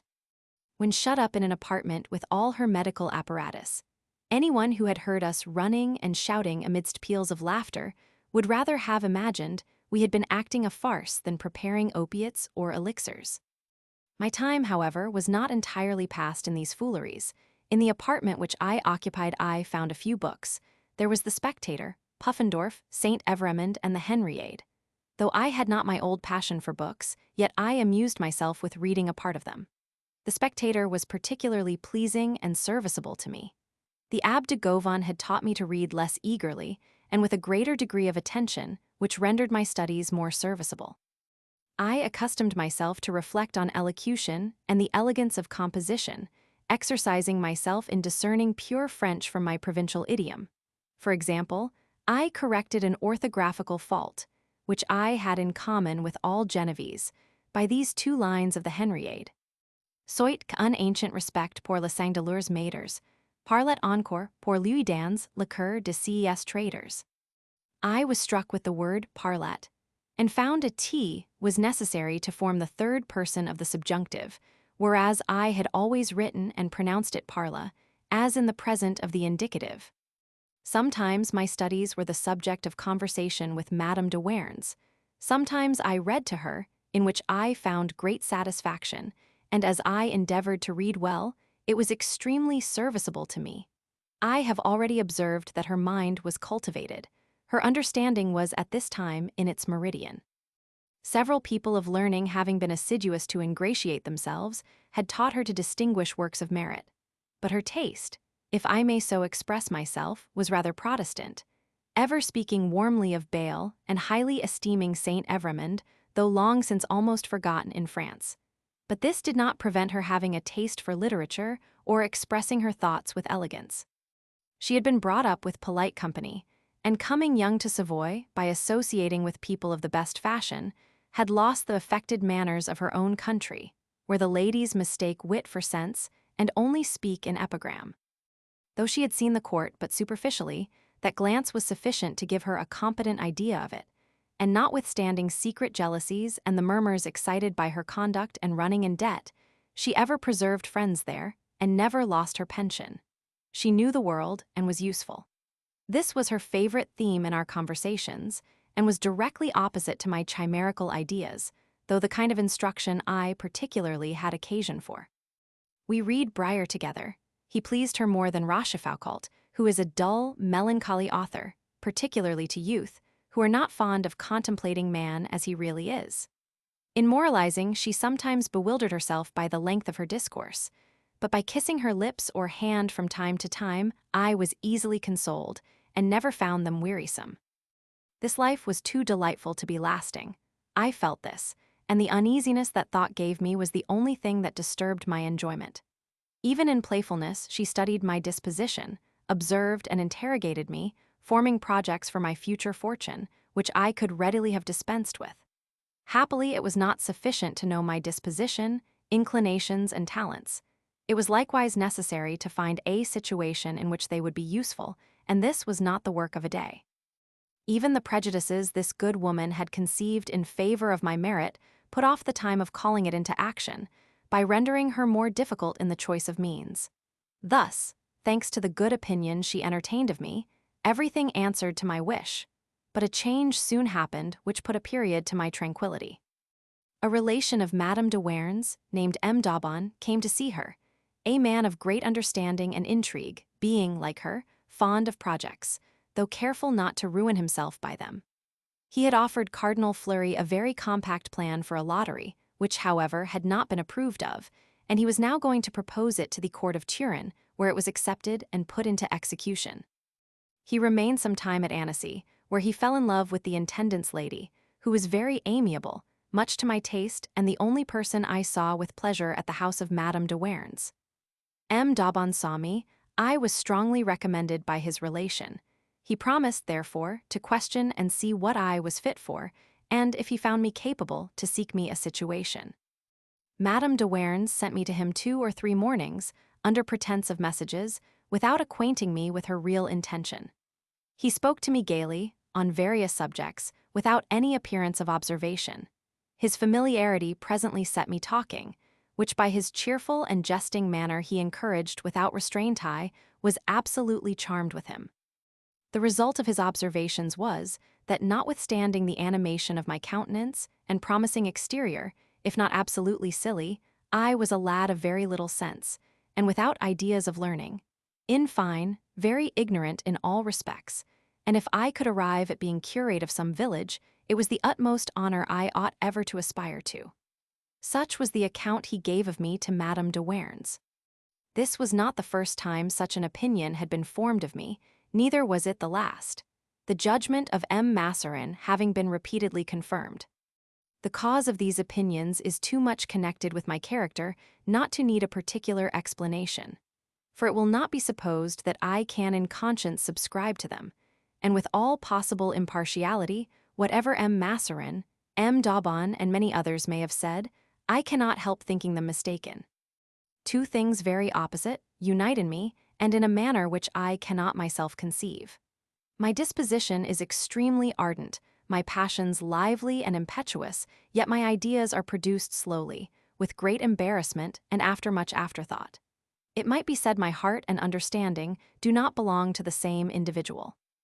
A sentiment takes possession of my soul with the rapidity of lightning, but instead of illuminating, it dazzles and confounds me. I feel all but see nothing. I am warm but stupid, to think I must be cool. What is astonishing, my conception is clear and penetrating, if not hurried. I can make excellent impromptus at leisure, but on the instant could never say or do anything worth notice. I could hold a tolerable conversation by the post, as they say the Spaniards play at chess, and when I read that anecdote of a Duke of Savoy, who turned himself round, while on a journey, to cry out of Vater Gorge, Marchand de Paris, I said, here is a trait of my character. This slowness of thought, joined to vivacity of feeling, I am not only sensible of in conversation, but even alone. When I write, my ideas are arranged with the utmost difficulty. They glance on my imagination and ferment till they discompose, heat, and bring on a palpitation. During this state of agitation, I see nothing properly, cannot write a single word, and must wait till it is over. Insensibly the agitation subsides, the chaos acquires form, and each circumstance takes its proper place. Have you never seen an opera in Italy? Where during the change of scene everything is in confusion, the decorations are intermingled, and anyone would suppose that all would be overthrown. Yet by little and little, everything is arranged, nothing appears wanting, and we feel surprised to see the tumult succeeded by the most delightful spectacle. This is a resemblance of what passes in my brain when I attempt to write. Had I always waited till that confusion was past, and then painted, in their natural beauties, the objects that had presented themselves, few authors would have surpassed me. Thence arises the extreme difficulty I find in writing. My manuscripts, blotted, scratched, and scarcely legible, attest the trouble they cost me. Nor is there one of them but I have been obliged to transcribe 4 or 5 times before it went to press. Never could I do anything when placed at a table, pen in hand. It must be walking among the rocks or in the woods. It is at night in my bed, during my wakeful hours, that I compose. It may be judged how slowly, particularly for a man who has not the advantage of verbal memory, and never in his life could retain by heart 6 verses. Some of my periods I have turned and returned in my head 5 or 6 nights before they were fit to be put to paper. Thus it is that I succeed better in works that require laborious attention than those that appear more trivial, such as letters, in which I could never succeed. and being obliged to write one is to me a serious punishment. Nor can I express my thoughts on the most trivial subjects without it costing me hours of fatigue. If I write immediately what strikes me, my letter is a long, confused, unconnected string of expressions, which when read can hardly be understood. It is not only painful to me to give language to my ideas, but even to receive them. I have studied mankind and think myself a tolerable observer, yet I know nothing from what I see, but all from what I remember, nor have I understanding except in my recollections. From all that is said, from all that passes in my presence, I feel nothing, conceive nothing, the exterior sign being all that strikes me. Afterwards it returns to my remembrance. I recollect the place, the time, the manner, the look and gesture. Not a circumstance escapes me. It is then, from what has been done or said, that I imagine what has been thought, and I have rarely found myself mistaken. So little master of my understanding when alone, let any one judge what I must be in conversation, where to speak with any degree of ease you must think of 1,000 things at the same time. The bare idea that I should forget something material would be sufficient to intimidate me. Nor can I comprehend how people can have the confidence to converse in large companies, where each word must pass in review before so many, and where it would be requisite to know their several characters and histories to avoid saying what might give offense. In this particular, those who frequent the world would have a great advantage, as they know better where to be silent and can speak with greater confidence. Yet even they sometimes let fall absurdities. In what predicament, then, must he be who drops as it were from the clouds? It is almost impossible he should speak 10 minutes with impunity. In a tete-a-tete there is a still worse inconvenience. That is, the necessity of talking perpetually, at least, the necessity of answering when spoken to, and keeping up the conversation when the other is silent. This insupportable constraint is alone sufficient to disgust me with variety, for I cannot form an idea of a greater torment than being obliged to speak continually without time for recollection. I know not whether it proceeds from my mortal hatred of all constraint, but if I am obliged to speak, I infallibly talk nonsense. What is still worse, instead of learning how to be silent when I have absolutely nothing to say, it is generally at such times that I have a violent inclination, and endeavoring to pay my debt of conversation as speedily as possible, I hastily gabble a number of words without ideas, happy when they only chance to mean nothing. Thus endeavoring to conquer or hide my incapacity, I rarely fail to show it. I think I have said enough to show that, though not a fool, I have frequently passed for one, even among people capable of judging. This was the more vexatious, as my physiognomy and eyes promised otherwise, and expectation being frustrated, my stupidity appeared the more shocking. This detail, which a particular occasion gave birth to, will not be useless in the sequel, being a key to many of my actions which might otherwise appear unaccountable, and have been attributed to a savage humor I do not possess. I love society as much as any man, was I not certain to exhibit myself in it, not only disadvantageously, but totally different from what I really am. The plan I have adopted of writing and retirement is what exactly suits me. Had I been present, my worth would never have been known, no one would even have suspected it. Thus it was with Madame Dupin, a woman of sense, in whose house I lived for several years. Indeed, she has often since owned it to me, though on the whole this rule may be subject to some exceptions. I shall now return to my history. The estimate of my talents thus fixed, the situation I was capable of promised, the question only remained how to render me capable of fulfilling my destined vocation. The principal difficulty was, I did not know Latin enough for a priest. Madame de Warens determined to have me taught for some time at the seminary, and accordingly spoke of it to the superior, who was a Lazarist called M. Graz, a good-natured little fellow, half-blind, meager, gray-haired, insensible, and the least pedantic of any Lazarist I ever knew, which, in fact, is saying no great matter. He frequently visited Madame de Warens, who entertained, caressed, and made much of him, letting him sometimes lace her stays, an office he was willing enough to perform. While thus employed, she would run about the room, this way or that, as occasion happened to call her. Drawn by the lace, Monsieur the Superior followed, grumbling, repeating at every moment, "Pray, madam, do stand still," the whole forming a scene truly diverting. M. Graz willingly assented to the project of Madame de Werns, and, for a very moderate pension, charged himself with the care of instructing me. The consent of the bishop was all that remained necessary, who not only granted it, but offered to pay the pension, permitting me to retain the secular habit till they could judge by a trial what success they might have in my improvement. What a change! But I was obliged to submit, though I went to the seminary with about the same spirits as if they had been taking me to execution. What a melancholy abode, especially for one who left the house of a pretty woman. I carried one book with me that I had borrowed of Madame de Werns and found it a capital resource. It will not be easily conjectured what kind of book this was. It was a music book. Among the talents she had cultivated, music was not forgotten. She had a tolerable good voice, sang agreeably, and played on the harpsichord. She had taken the pains to give me some lessons in singing, though before I was very uninformed in that respect, hardly knowing the music of our psalms.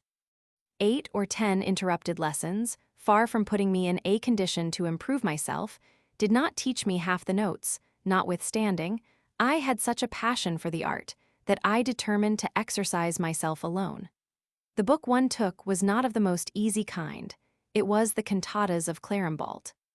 It may be conceived with what attention and perseverance I studied, when I inform my reader that without knowing anything of transposition or quantity, I contrived to sing with tolerable correctness the first recitative and air in the cantata of Alpheus and Arethusa. It is true this air is so justly set that it is only necessary to recite the verses in their just measure to catch the music. There was at the seminary a cursed Lazarist, who by undertaking to teach me Latin made me detest it. His hair was coarse, black and greasy, his face like those formed in gingerbread. He had the voice of a buffalo, the countenance of an owl, and the bristles of a boar in lieu of a beard. His smile was sardonic, and his limbs played like those of a puppet moved by wires. I have forgotten his odious name, but the remembrance of his frightful precise countenance remains with me, though hardly can I recollect it without trembling, especially when I call to mind our meeting in the gallery, when he graciously advanced his filthy square cap as a sign for me to enter his apartment, which appeared more dismal in my apprehension than a dungeon. Let anyone judge the contrast between my present master and the elegant Abbe de Gauvon. Had I remained 2 months at the mercy of this monster, I am certain my head could not have sustained it. But the good M. Graz, perceiving I was melancholy, grew thin, and did not eat my victuals, guessed the cause of my uneasiness, which indeed was not very difficult, and taking me from the claws of this beast, by another yet more striking contrast, placed me with the gentlest of men, a young Fosseneran Abb named M. Gadier, who studied at the seminary, and out of complaisance for M. Graz and humanity to myself, spared some time from the prosecution of his own studies in order to direct mine. Never did I see a more pleasing countenance than that of M. Gadier. He was fair-complexioned, his beard rather inclined to red, his behavior like that of the generality of his countrymen, who under a coarseness of countenance conceal much understanding, marked in him a truly sensible and affectionate soul. In his large blue eyes there was a mixture of softness, tenderness, and melancholy, which made it impossible to see him without feeling one's self interested. From the looks and manner of this young Abb, he might have been supposed to have foreseen his destiny, and that he was born to be unhappy. His disposition did not belie his physiognomy. Full of patience and complacence, he rather appeared to study with than to instruct me. So much was not necessary to make me love him, his predecessor having rendered that very easy. Yet, notwithstanding all the time he bestowed on me, notwithstanding our mutual good inclinations, and that his plan of teaching was excellent, with much labor, I made little progress.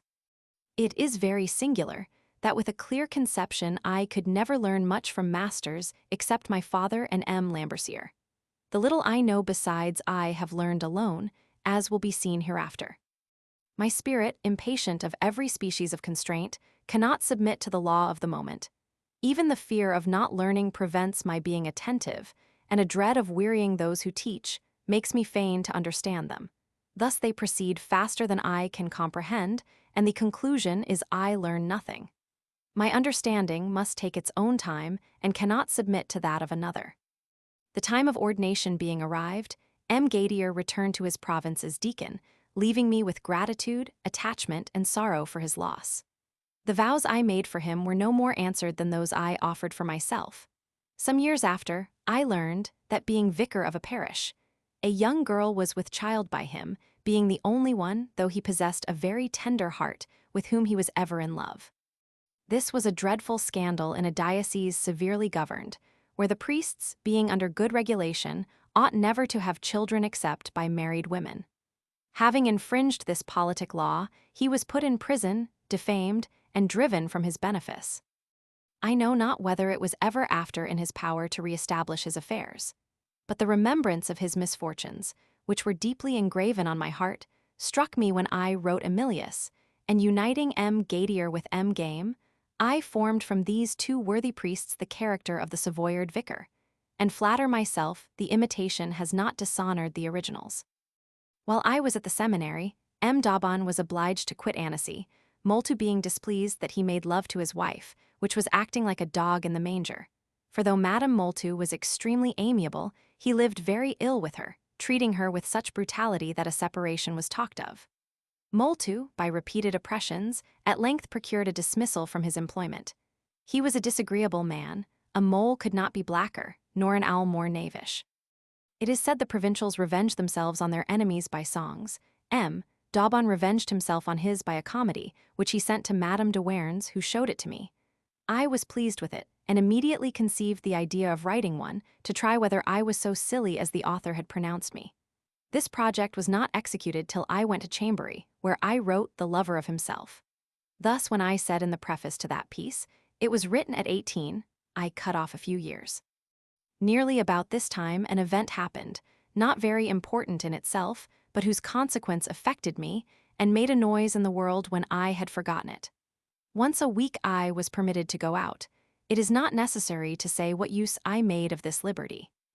Being one Sunday at Madame de Werns, a building belonging to the Cordeliers which joined her house, took fire. This building, which contained their oven, being full of dry faggots, blazed violently and greatly endangered the house, for the wind happening to drive the flames that way, it was covered with them. The furniture, therefore, was hastily got out and carried into the garden which fronted the windows, on the other side the before-mentioned brook. I was so alarmed that I threw indiscriminately everything that came to hand out of the window, even to a large stone mortar, which at another time I should have found it difficult to remove, and should have thrown a handsome looking-glass after it had not someone prevented me. The good bishop, who that day was visiting Madame de Werns, did not remain idle. He took her into the garden, where they went to prayers with the rest that were assembled there, and where some time afterwards I found them on their knees and presently joined them. While the good man was at his devotions, the wind changed so suddenly and critically that the flames which had covered the house and began to enter the windows were carried to the other side of the court, and the house received no damage. 2 years after, Monsieur de Berner being dead, the Antoines, his former brethren, began to collect anecdotes which might serve as arguments of his beatification. At the desire of Father Baudet, I joined to these an attestation of what I have just related, in doing which, though I attested no more than the truth, I certainly acted ill, as it tended to make an indifferent occurrence pass for a miracle. I had seen the bishop in prayer, and had likewise seen the wind change during the prayer, and even much to the purpose, all this I could certify truly.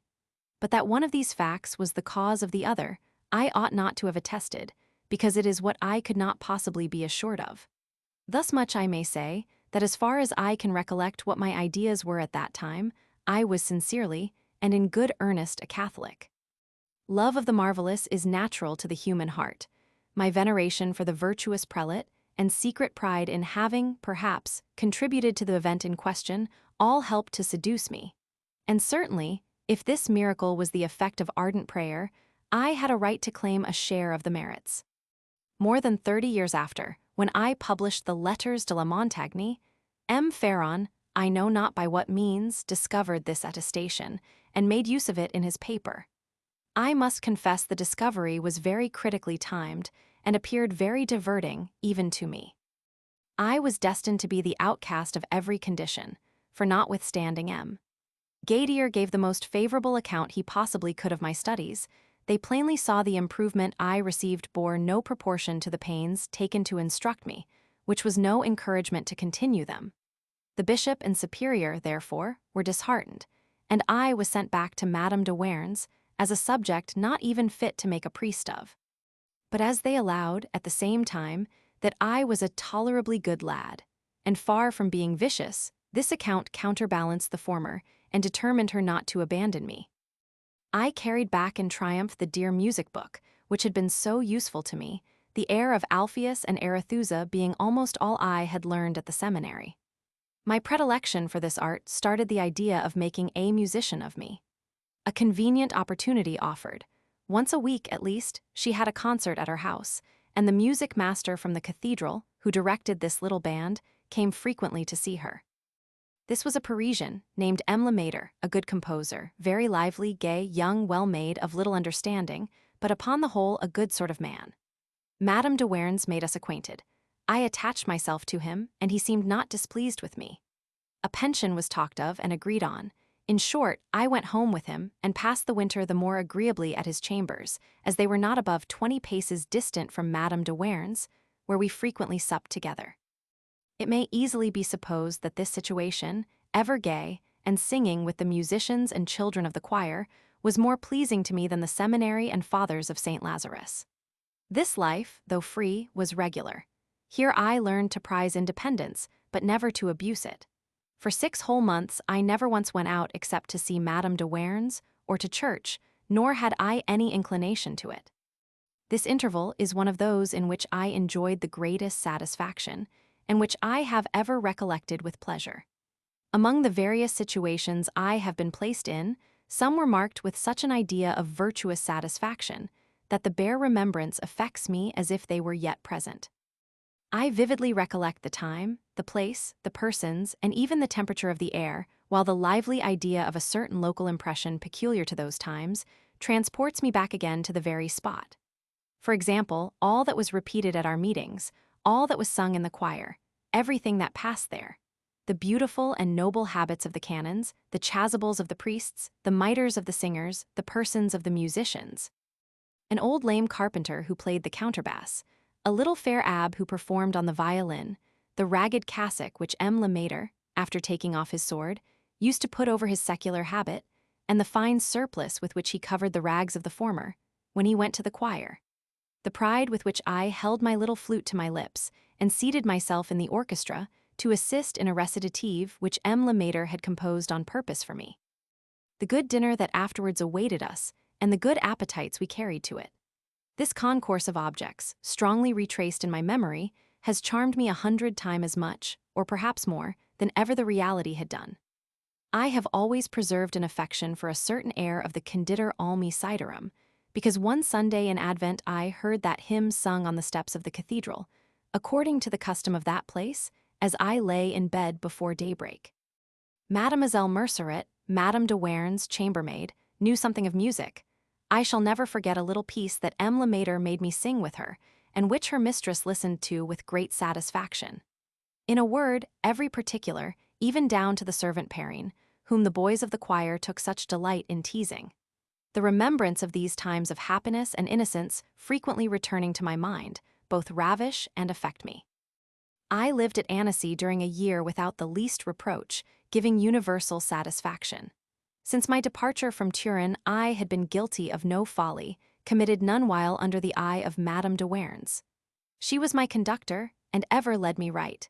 My attachment for her became my only passion, and what proves it was not a giddy one, my heart and understanding were in unison.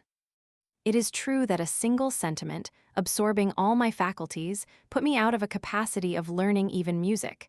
But this was not my fault, since to the strongest inclination, I added the utmost assiduity.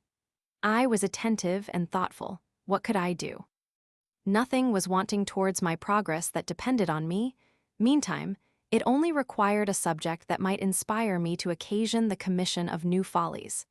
That subject presented itself, chance arranged it, and, as will be seen hereafter, my inconsiderate head gave in to it. One evening, in the month of February, when it was very cold, being all sat round the fire, we heard some one knock at the street door. Perrine took a light, went down and opened it. A young man entering, came upstairs, presented himself with an easy air, and making a maître a short, but well-turned compliment, announced himself as a French musician, constrained by the state of his finances to take this liberty. The heart of the good Lemaitre leaped at the name of a French musician, for he passionately loved both his country and profession. He therefore offered the young traveler his service and use of his apartment, which he appeared to stand much in need of, and which he accepted without much ceremony. I observed him while he was chatting and warming himself before supper. He was short and thick, having some fault in his shape, though without any particular deformity. He had, if I may so express myself, an appearance of being hunchbacked, with flat shoulders, and I think he limped. He wore a black coat, rather worn than old, which hung in tatters, a very fine but dirty shirt, frayed ruffles, a pair of splatterdashes so large that he could have put both legs into either of them, and to secure himself from the snow, a little hat, only fit to be carried under his arm. With this whimsical equipage, he had, however, something elegant in his manners and conversation. His countenance was expressive and agreeable, and he spoke with facility if not with modesty. In short, everything about him bore the mark of a young debauchee who did not crave assistance like a beggar, but as a thoughtless madcap. He told us his name was Venture de Villeneuve, that he came from Paris, had lost his way, and seeming to forget that he had announced himself for a musician, added that he was going to Grenoble to see a relation that was a member of Parliament. During supper we talked of music, on which subject he spoke well. He knew all the great virtuosi, all the celebrated works, all the actors, actresses, pretty women, and powerful lords. In short, nothing was mentioned but what he seemed thoroughly acquainted with. Though no sooner was any topic started than by some drollery, which set everyone a-laughing, he made them forget what had been said. This was on a Saturday. The next day there was to be music at the cathedral. M. Lemaitre asked if he would sing there, very willingly. What part would he choose? The countertenor, and immediately began speaking of other things. Before he went to church, they offered him his part to peruse, but he did not even look at it. This gasconade surprised Lemaitre. You'll see, said he, whispering to me, that he does not know a single note. I replied, I am very much afraid of him. I followed them into the church, but was extremely uneasy, and when they began, my heart beat violently, so much was I interested in his behalf. I was presently out of pain. He sung his 2 recitatives with all imaginable taste and judgment, and what was yet more, with a very agreeable voice. I never enjoyed a more pleasing surprise. After Mass, M. Venture received the highest compliments from the canons and musicians, which he answered jokingly, though with great grace. M. Lemaitre embraced him heartily. I did the same. He saw I was rejoiced at his success, and appeared pleased at my satisfaction. It will easily be surmised that after having been delighted with M. Bacle, who had little to attract my admiration, I should be infatuated with M. Venture, who had education, wit, talents, and a knowledge of the world, and might be called an agreeable rake. This was exactly what happened, and would, I believe, have happened to any other young man in my place, especially supposing him possessed of better judgment to distinguish merit, and more propensity to be engaged by it. For Venture doubtless possessed a considerable share, and one in particular, very rare at his age, namely, that of never being in haste to display his talents. It is true, he boasted of many things he did not understand, but of those he knew, which were very numerous, he said nothing, patiently waiting some occasion to display them, which he then did with ease, though without forwardness, and thus gave them more effect. As there was ever some intermission between the proofs of his various abilities, it was impossible to conjecture whether he had ever discovered all his talents.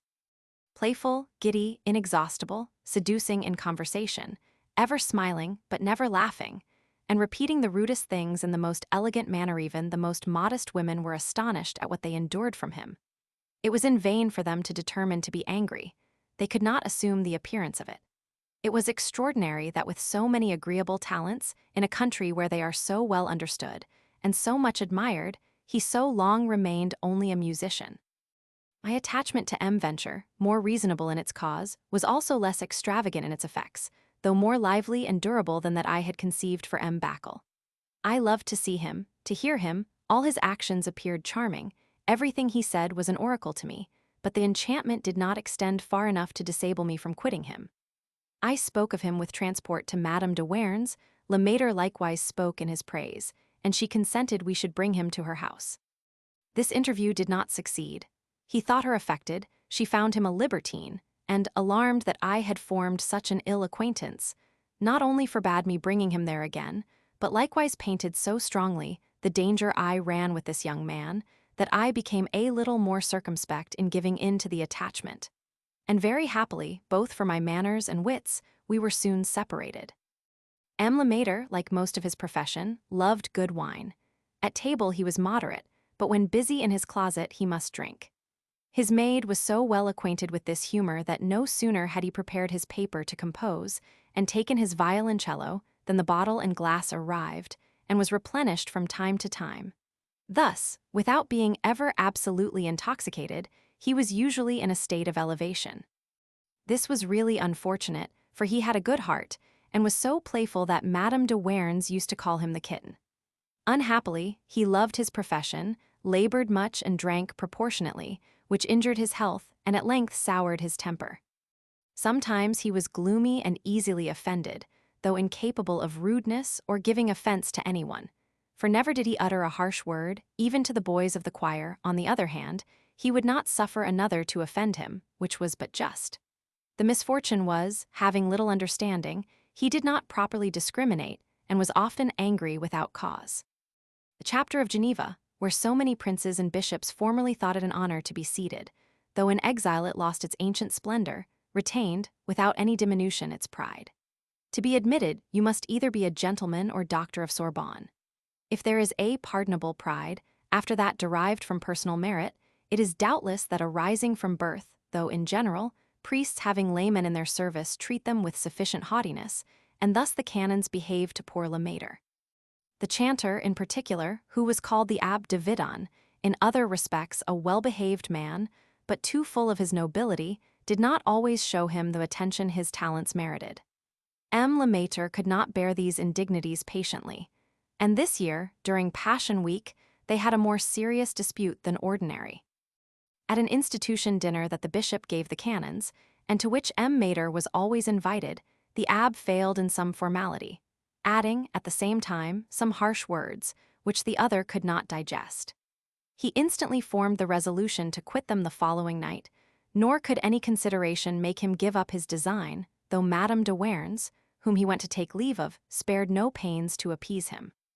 He could not relinquish the pleasure of leaving his tyrants embarrassed for the Easter feast, at which time he knew they stood in greatest need of him. He was most concerned about his music, which he wished to take with him, but this could not easily be accomplished, as it filled a large case and was very heavy and could not be carried under the arm. Madame de Warens did what I should have done in her situation, and indeed what I should yet do. After many useless efforts to retain him, seeing he was resolved to depart, whatever might be the event, she formed the resolution to give him every possible assistance. I must confess Lemaitre deserved it of her, for he was, if I may use the expression, dedicated to her service, in whatever appertained to either his art or knowledge, and the readiness with which he obliged gave a double value to his complaisance. Thus she only paid back, on an essential occasion, the many favors he had been long conferring on her, though I should observe, she possessed a soul that to fulfill such duties had no occasion to be reminded of previous obligations. Accordingly, she ordered me to follow Lemaitre to Lyon, and to continue with him as long as he might have occasion for my services. She has since avowed that a desire of detaching me from venture had a great hand in this arrangement. She consulted Claude Annett about the conveyance of the above-mentioned case. He advised that instead of hiring a beast at Annecy, which would infallibly discover us, it would be better, at night, to take it to some neighboring village, and there hire an ass to carry it to Seyssel, which being in the French dominions, we should have nothing to fear. This plan was adopted. We departed the same night at 7, and Madame de Warens, under pretense of paying my expenses, increased the purse of poor Lemaitre by an addition that was very acceptable. Claude Annett, the gardener, and myself carried the case to the first village, then hired an ass, and the same night reached Seyssel. I think I have already remarked that there are times in which I am so unlike myself that I might be taken for a man of a direct opposite disposition. I shall now give an example of this. M. Ray Delit, curate of Seyssel, was canon of St. Peter, S., consequently known to M. Lemaitre, and one of the people from whom he should have taken most pains to conceal himself. My advice, on the contrary, was to present ourselves to him, and, under some pretext, entreat entertainment as if we visited him by consent of the chapter. Lemaitre adopted the idea, which seemed to give his revenge the appearance of satire and waggery. In short, we went boldly to Raydelet, who received us very kindly. Lemaitre told him he was going to Bellay by desire of the bishop, that he might superintend the music during the Easter holidays, and that he proposed returning that way in a few days. To support this tale, I told 100 others, so naturally that M. Raydelet thought me a very agreeable youth, and treated me with great friendship and civility. We were well regaled and well lodged. M. Raydelet scarcely knew how to make enough of us, and we parted the best friends in the world, with a promise to stop longer on our return. We found it difficult to refrain from laughter, or wait till we were alone to give free vent to our mirth. Indeed, even now, the bare recollection of it forces a smile, for never was waggery better or more fortunately maintained. This would have made us merry during the remainder of our journey if M. Lemaitre, who did not cease drinking, had not been 2 or 3 times attacked with a complaint that he afterwards became very subject to, and which resembled an epilepsy. These fits threw me into the most fearful embarrassments, from which I resolved to extricate myself with the first opportunity. According to the information given to M. Raydelet, we passed our Easter holidays at Bellay, and though not expected there, were received by the music master, and welcomed by everyone with great pleasure. M. Lemaitre was of considerable note in his profession, and indeed merited that distinction. The music master of Bellay, who was fond of his own works, endeavored to obtain the approbation of so good a judge. For besides being a connoisseur, M. Lemaitre was equitable, neither a jealous, ill-natured critic, nor a servile flatterer. He was so superior to the generality of country music masters, and they were so sensible of it, that they treated him rather as their chief than a brother musician. Having passed 4 or 5 days very agreeably at Bellay, we departed, and continuing our journey without meeting with any accidents, except those I have just spoken of, arrived at Lyon, and were lodged at Notre Dame de Pity. While we waited for the arrival of the before-mentioned case, which by the assistance of another lie, and the care of our good patron, M. Raydelet, we had embarked on the Rhone, M. Lemaitre went to visit his acquaintance, and among others Father Cotto, a Cordelier who will be spoken of hereafter, and the Abbé Dorton, Count of Lyon, both of whom received him well, but afterwards betrayed him, as will be seen presently. Indeed, his good fortune terminated with M. Raydelet. 2 days after our arrival at Lyon, as we passed a little street not far from our inn, Lemaitre was attacked by one of his fits, but it was now so violent as to give me the utmost alarm. I screamed with terror, called for help, and naming our inn, entreated someone to bear him to it. Then, while the people were assembled, and busy round a man that had fallen senseless in the street, he was abandoned by the only friend on whom he could have any reasonable dependence. I seized the instant when no one heeded me, turned the corner of the street, and disappeared. Thanks to heaven, I have made my 3rd painful confession. If many such remained, I should certainly abandon the work I have undertaken. Of all the incidents I have yet related, a few traces are remaining in the places where I have lived. But what I have to relate in the following book is almost entirely unknown. These are the greatest extravagancies of my life, and it is happy they had not worse conclusions. My head, if I may use the simile, screwed up to the pitch of an instrument it did not naturally accord with, had lost its diapason. In time it returned to it again, when I discontinued my follies, or at least gave in to those more consonant to my disposition. This epoch of my youth I am least able to recollect, nothing having passed sufficiently interesting to influence my heart, to make me clearly retrace the remembrance. In so many successive changes, it is difficult not to make some transpositions of time or place. I write absolutely from memory, without notes or materials to help my recollection. Some events are as fresh in my idea as if they had recently happened, but there are certain chasms which I cannot fill up but by the aid of recital, as confused as the remaining traces of those to which they refer. It is possible, therefore, that I may have erred in trifles, and perhaps shall again, but in every matter of importance I can answer that the account is faithfully exact, and with the same veracity the reader may depend I shall be careful to continue it. My resolution was soon taken after quitting Le Maître. I set out immediately for Annecy. The cause and mystery of our departure had interested me for the security of our retreat. This interest, which entirely employed my thoughts for some days, had banished every other idea. But no sooner was I secure and in tranquility than my predominant sentiment regained its place. Nothing flattered, nothing tempted me. I had no wish but to return to Madame de Warens. The tenderness and truth of my attachment to her had rooted from my heart every imaginable project, and all the follies of ambition.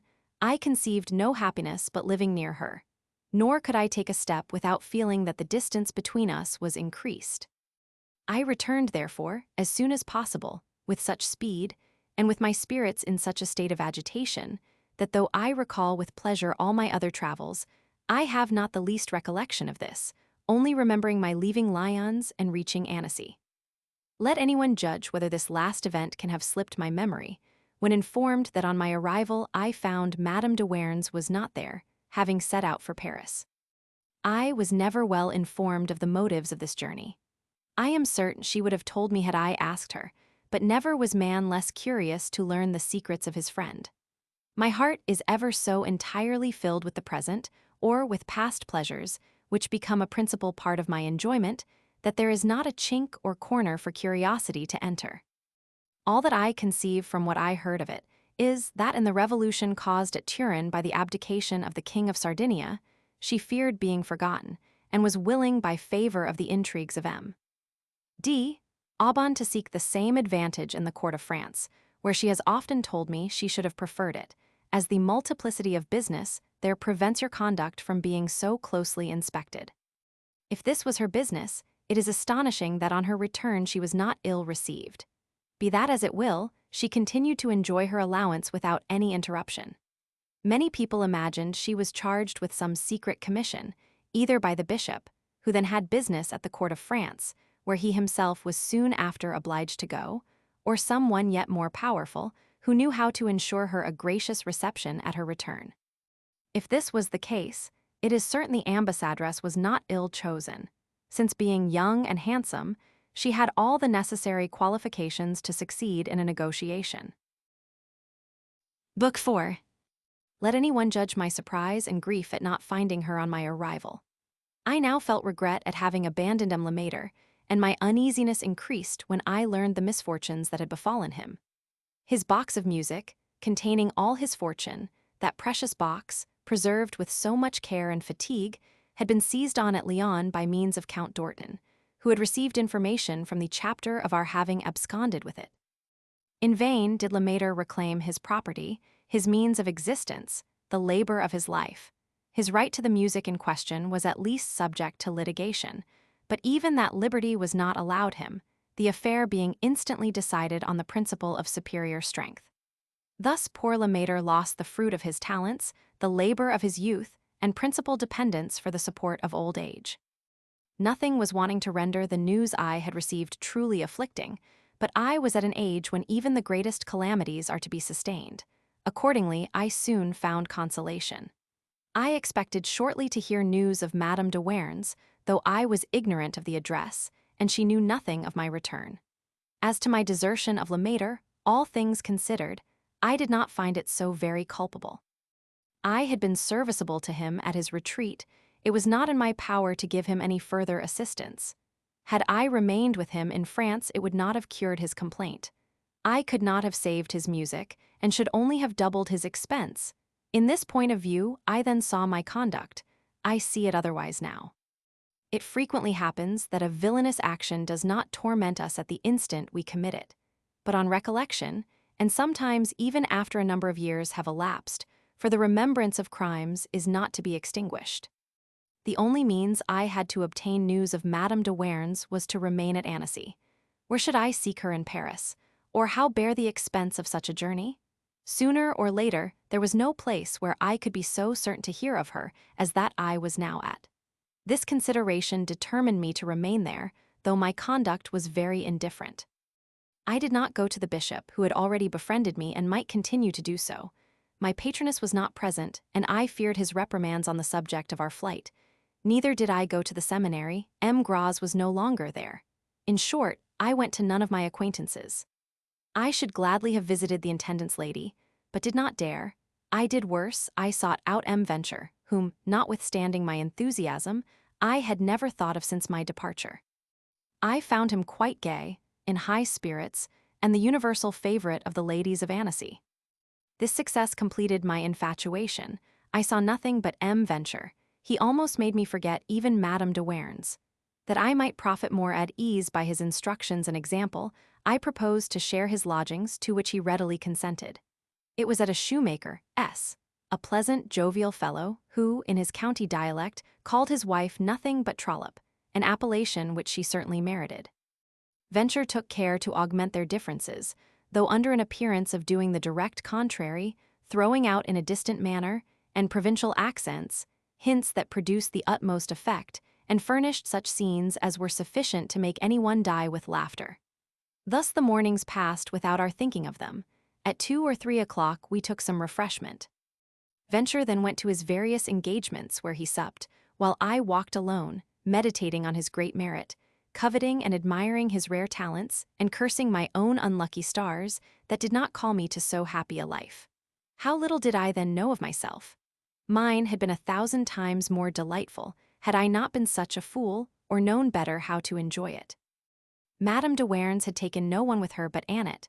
Merceret, the chambermaid whom I have before mentioned, still remained in the house. Merceret was something older than myself, not pretty, but tolerably agreeable. Good-natured, free from malice, having no fault to my knowledge but being a little refractory with her mistress. I often went to see her. She was an old acquaintance, who recalled to my remembrance one more beloved, and this made her dear to me. She had several friends, and among others one Mademoiselle Giraud, a Genevese, who, for the punishment of my sins, took it in her head to have an inclination for me, always pressing Merceret, when she returned her visits, to bring me with her. As I liked Merceret, I felt no disinclination to accompany her. Besides, I met there with some young people whose company pleased me. For Mademoiselle Giraud, who offered every kind of enticement, nothing could increase the aversion I had for her. When she drew near me, with her dried black snout, smeared with Spanish snuff, it was with the utmost difficulty that I could refrain from expressing my distaste, but, being pleased with her visitors, I took patience.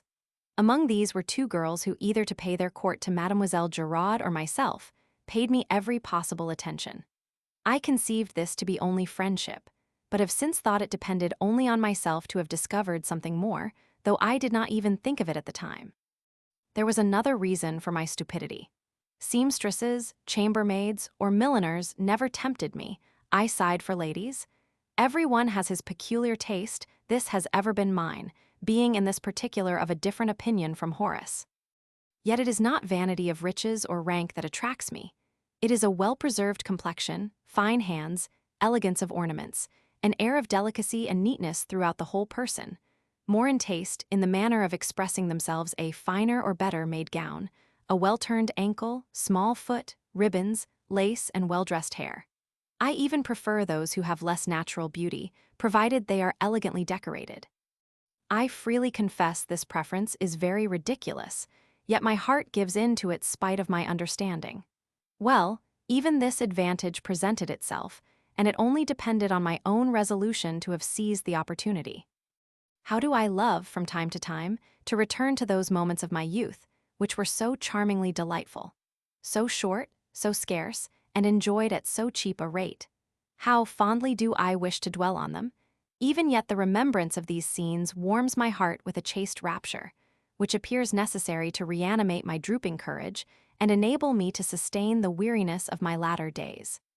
The appearance of Aurora seemed so delightful one morning that, putting on my clothes, I hastened into the country to see the rising of the sun. I enjoyed that pleasure in its utmost extent. It was 1 week after midsummer. The earth was covered with verdure and flowers. The nightingales, whose soft warblings were almost concluded, seemed to vie with each other, and in concert with birds of various kinds to bid adieu to spring and hail the approach of a beautiful summer's day. One of those lovely days that are no longer to be enjoyed at my age, and which have never been seen on the melancholy soil I now inhabit. I had rambled insensibly. To a considerable distance from the town the heat augmented. I was walking in the shade along a valley, by the side of a brook. I heard behind me the steps of horses, and the voice of some females who, though they seemed embarrassed, did not laugh the less heartily on that account. I turn round, hear myself called by name, and approaching, find two young people of my acquaintance, Mademoiselle de G and Mademoiselle Galley, who, not being very excellent horsewomen, could not make their horses cross the rivulet. Mademoiselle de G was a young lady of Berne, very amiable, who, having been sent from that country for some youthful folly, had imitated Madame de Werns, at whose house I had sometimes seen her. But not having, like her, a pension, she had been fortunate in this attachment to Mademoiselle Galley, who had prevailed on her mother to engage her young friend as a companion, till she could be otherwise provided for. Mademoiselle Galley was 1 year younger than her friend, handsomer, more delicate, more ingenious, and to complete all, extremely well made. They loved each other tenderly, and the good disposition of both could not fail to render their union durable if some lover did not derange it. They informed me they were going to town, an old castle belonging to Madame Galley, and implored my assistance to make their horses cross the stream, not being able to compass it themselves. I would have given each a cut or two with the whip, but they feared I might be kicked and themselves thrown. I therefore had recourse to another expedient. I took hold of Mademoiselle Galley's horse and led him through the brook, the water reaching halfway up my legs. The other followed without any difficulty. This done, I would have paid my compliments to the ladies and walked off like a great booby as I was, but after whispering each other, Mademoiselle de G said, "No, no, you must not think to escape thus. You have got wet in our service, and we ought in conscience to take care and dry you. If you please, you must go with us. You are now our prisoner." My heart began to beat. I looked at Mademoiselle Galley. "Yes, yes," added she, laughing at my fearful look. "Our prisoner of war, come, get up behind her, we shall give a good account of you." "But, mademoiselle," continued I have not the honor to be acquainted with your mother. What will she say on my arrival?" "Her mother," replied Mademoiselle de G, "is not at town. We are alone. We shall return at night, and you shall come back with us." The stroke of electricity has not a more instantaneous effect than these words produced on me. Leaping behind Mademoiselle de G, I trembled with joy, and when it became necessary to clasp her in order to hold myself on, my heart beat so violently that she perceived it, and told me hers beat also from a fear of falling. In my present posture, I might naturally have considered this an invitation to satisfy myself of the truth of her assertion, yet I did not dare, and during the whole way my arm served as a girdle, a very close one, I must confess, without being a moment displaced.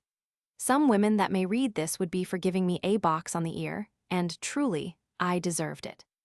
The gaiety of the journey and the chat of these girls so enlivened me that during the whole time we passed together we never ceased talking a moment.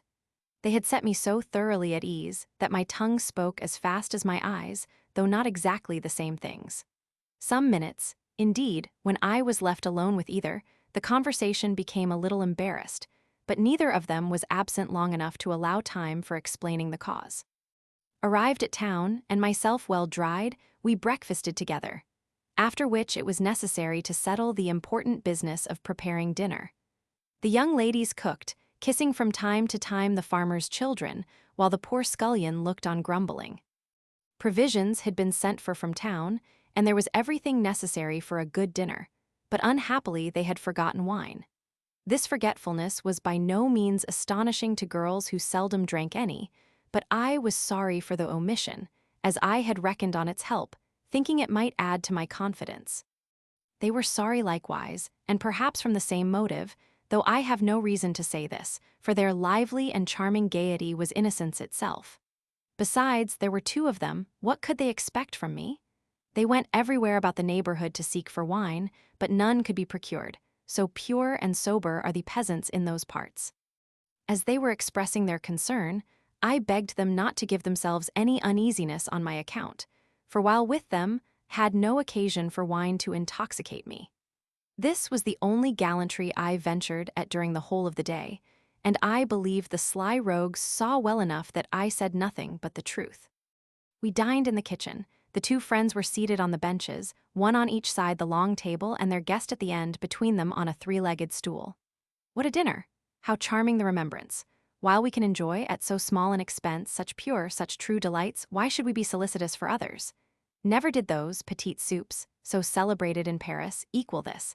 I do not only say for real pleasure and gaiety, but even for sensuality. After dinner, we were economical.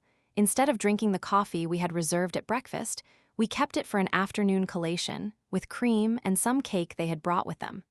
To keep our appetites in play, we went into the orchard, meaning to finish our dessert with cherries. I got into a tree, throwing them down bunches, from which they returned the stones through the branches. One time, Mademoiselle Gally, holding out her apron and drawing back her head, stood so fair, and I took such good aim that I dropped a bunch into her bosom. On her laughing, I said to myself, "Why are not my lips cherries? How gladly would I throw them there likewise." Thus the day passed with the greatest freedom, yet with the utmost decency. Not a single equivocal word, not one attempt at double-meaning pleasantry. Yet this delicacy was not affected, we only performed the parts our hearts dictated. In short, my modesty, some will say my folly, was such that the greatest familiarity that escaped me was once kissing the hand of Mademoiselle Gally. It is true, the attending circumstances helped to stamp a value on this trifling favor. We were alone, I was embarrassed, her eyes were fixed on the ground, and my lips, instead of uttering words, were pressed on her hand, which she drew gently back after the salute, without any appearance of displeasure. I know not what I should have said to her, but her friend entered, and at that moment I thought her ugly. At length they bethought themselves that they must return to town before night. Even now we had but just time to reach it by daylight, and we hastened our departure in the same order we came. Had I pleased myself, I should certainly have reversed this order, for the glance of Mademoiselle Gally had reached my heart, but I dared not mention it, and the proposal could not reasonably come from her. On the way, we expressed our sorrow that the day was over, but far from complaining of the shortness of its duration, we were conscious of having prolonged it by every possible amusement. I quitted them in nearly the same spot where I had taken them up. With what regret did we part? With what pleasure did we form projects to renew our meeting? Delightful hours, which we passed innocently together, yet were worth ages of familiarity. The sweet remembrance of those days cost those amiable girls nothing. The tender union which reigned among us equaled more lively pleasures, with which it could not have existed. We loved each other without shame or mystery, and wished to continue our reciprocal affection. There is a species of enjoyment connected with innocence of manners which is superior to any other, because it has no interval. For myself, the remembrance of such a day touches me nearer, delights me more, and returns with greater rapture to my heart than any other pleasure I ever tasted. I hardly knew what I wished with those charming girls. I do not say that had the arrangement been in my power, I should have divided my heart between them. I certainly felt some degree of preference, though I should have been happy to have had Mademoiselle de G. For a mistress, I think, by choice, I should have liked her better as a confidante. Be that as it may, I felt on leaving them as though I could not live without either. Who would have thought that I should never see them more, and that here our ephemeral amours must end? Those who read this will not fail to laugh at my gallantries, and remark that after very promising preliminaries, my most forward adventures concluded by a kiss of the hand. Yet be not mistaken, reader, in your estimate of my enjoyments. I have perhaps tasted more real pleasure in my amours, which concluded by a kiss of the hand, than you will ever have in yours, which, at least, begin there. Venture, who had gone to bed late the night before, came in soon after me. I did not now see him with my usual satisfaction, and took care not to inform him how I had passed the day. The ladies had spoken of him slightingly, and appeared discontented at finding me in such bad hands. This hurt him in my esteem. Besides, whatever diverted my ideas from them was at this time disagreeable. However, he soon brought me back to him and myself, by speaking of the situation of my affairs, which was too critical to last, for though I spent very little, my slender finances were almost exhausted. I was without resource. No news of Madame de Warens, not knowing what would become of me, and feeling a cruel pang at heart to see the friend of Mademoiselle Gally reduced to beggary. I now learned from Venture that he had spoken of me to the judge-major, and would take me next day to dine with him, that he was a man who by means of his friends might render me essential service. In other respects, he was a desirable acquaintance, being a man of wit and letters, of agreeable conversation, one who possessed talents and loved them in others. After this discourse, mingling the most serious concerns with the most trifling frivolity, he showed me a pretty couplet, which came from Paris, on an air in one of Murat's operas, which was then playing. Monsieur Simon, the judge major, was so pleased with this couplet that he determined to make another in answer to it, on the same air. He had desired venture to write one, and he wished me to make a third, that, as he expressed it, they might see couplets start up next day like incidents in a comic romance. In the night, not being able to sleep, I composed a couplet as my first essay in poetry. It was passable, better or at least composed with more taste than it would have been the preceding night, the subject being tenderness, to which my heart was now entirely disposed. In the morning, I showed my performance to Venture, who, being pleased with the couplet, put it in his pocket without informing me whether he had made his. We dined with M. Simon, who treated us very politely. The conversation was agreeable. Indeed, it could not be otherwise between two men of natural good sense, improved by reading. For me, I acted my proper part, which was to listen without attempting to join in the conversation. Neither of them mentioned the couplet, nor do I know that it ever passed for mine. M. Simon appeared satisfied with my behavior. Indeed, it was almost all he saw of me at this interview. We had often met at Madame de Warens, but he had never paid much attention to me. It is from this dinner, therefore, that I date our acquaintance, which, though of no use in regard to the object I then had in view, was afterwards productive of advantages which make me recollect it with pleasure. I should be wrong not to give some account of this person, since from his office of magistrate, and the reputation of wit on which he piqued himself, no idea could be formed of it. The Judge Major Simon certainly was not 2 feet high. His legs spare, straight, and tolerably long, would have added something to his stature had they been vertical, but they stood in the direction of an open pair of compasses. His body was not only short, but thin, being in every respect of most inconceivable smallness. When naked he must have appeared like a grasshopper. His head was of the common size, to which appertained a well-formed face, a noble look, and tolerably fine eyes. In short, it appeared a borrowed head, stuck on a miserable stump. He might very well have dispensed with dress, for his large wig alone covered him from head to foot. He had 2 voices, perfectly different, which intermingled perpetually in his conversation, forming at first a diverting, but afterwards a very disagreeable contrast. One grave and sonorous was, if I may hazard the expression, the voice of his head; the other, clear, sharp, and piercing, the voice of his body. When he paid particular attention and spoke leisurely, so as to preserve his breath, he could continue his deep tone. But if he was the least animated, or attempted a lively accent, his voice sounded like the whistling of a key, and it was with the utmost difficulty that he could return to the bass. With the figure I have just described, and which is by no means overcharged, M. Simon was gallant, ever entertaining the ladies with soft tales, and carrying the decoration of his person even to foppery. Willing to make use of every advantage, he, during the morning, gave audience in bed, for when a handsome head was discovered on the pillow, no one could have imagined what belonged to it. This circumstance gave birth to scenes, which I am certain are yet remembered by all Annecy.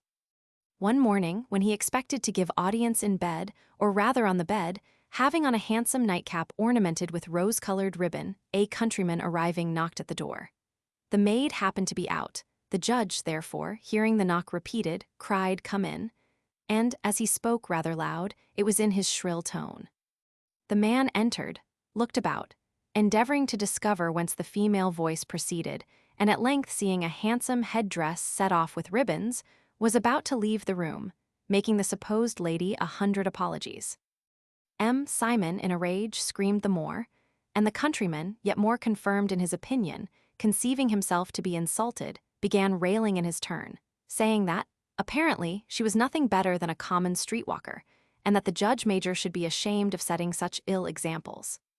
The enraged magistrate, having no other weapon than the Jordan under his bed, was just going to throw it at the poor fellow's head as his servant returned. This dwarf, ill-used by nature as to his person, was recompensed by possessing an understanding naturally agreeable, and which he had been careful to cultivate. Though he was esteemed a good lawyer, he did not like his profession, delighting more in the finer parts of literature, which he studied with success.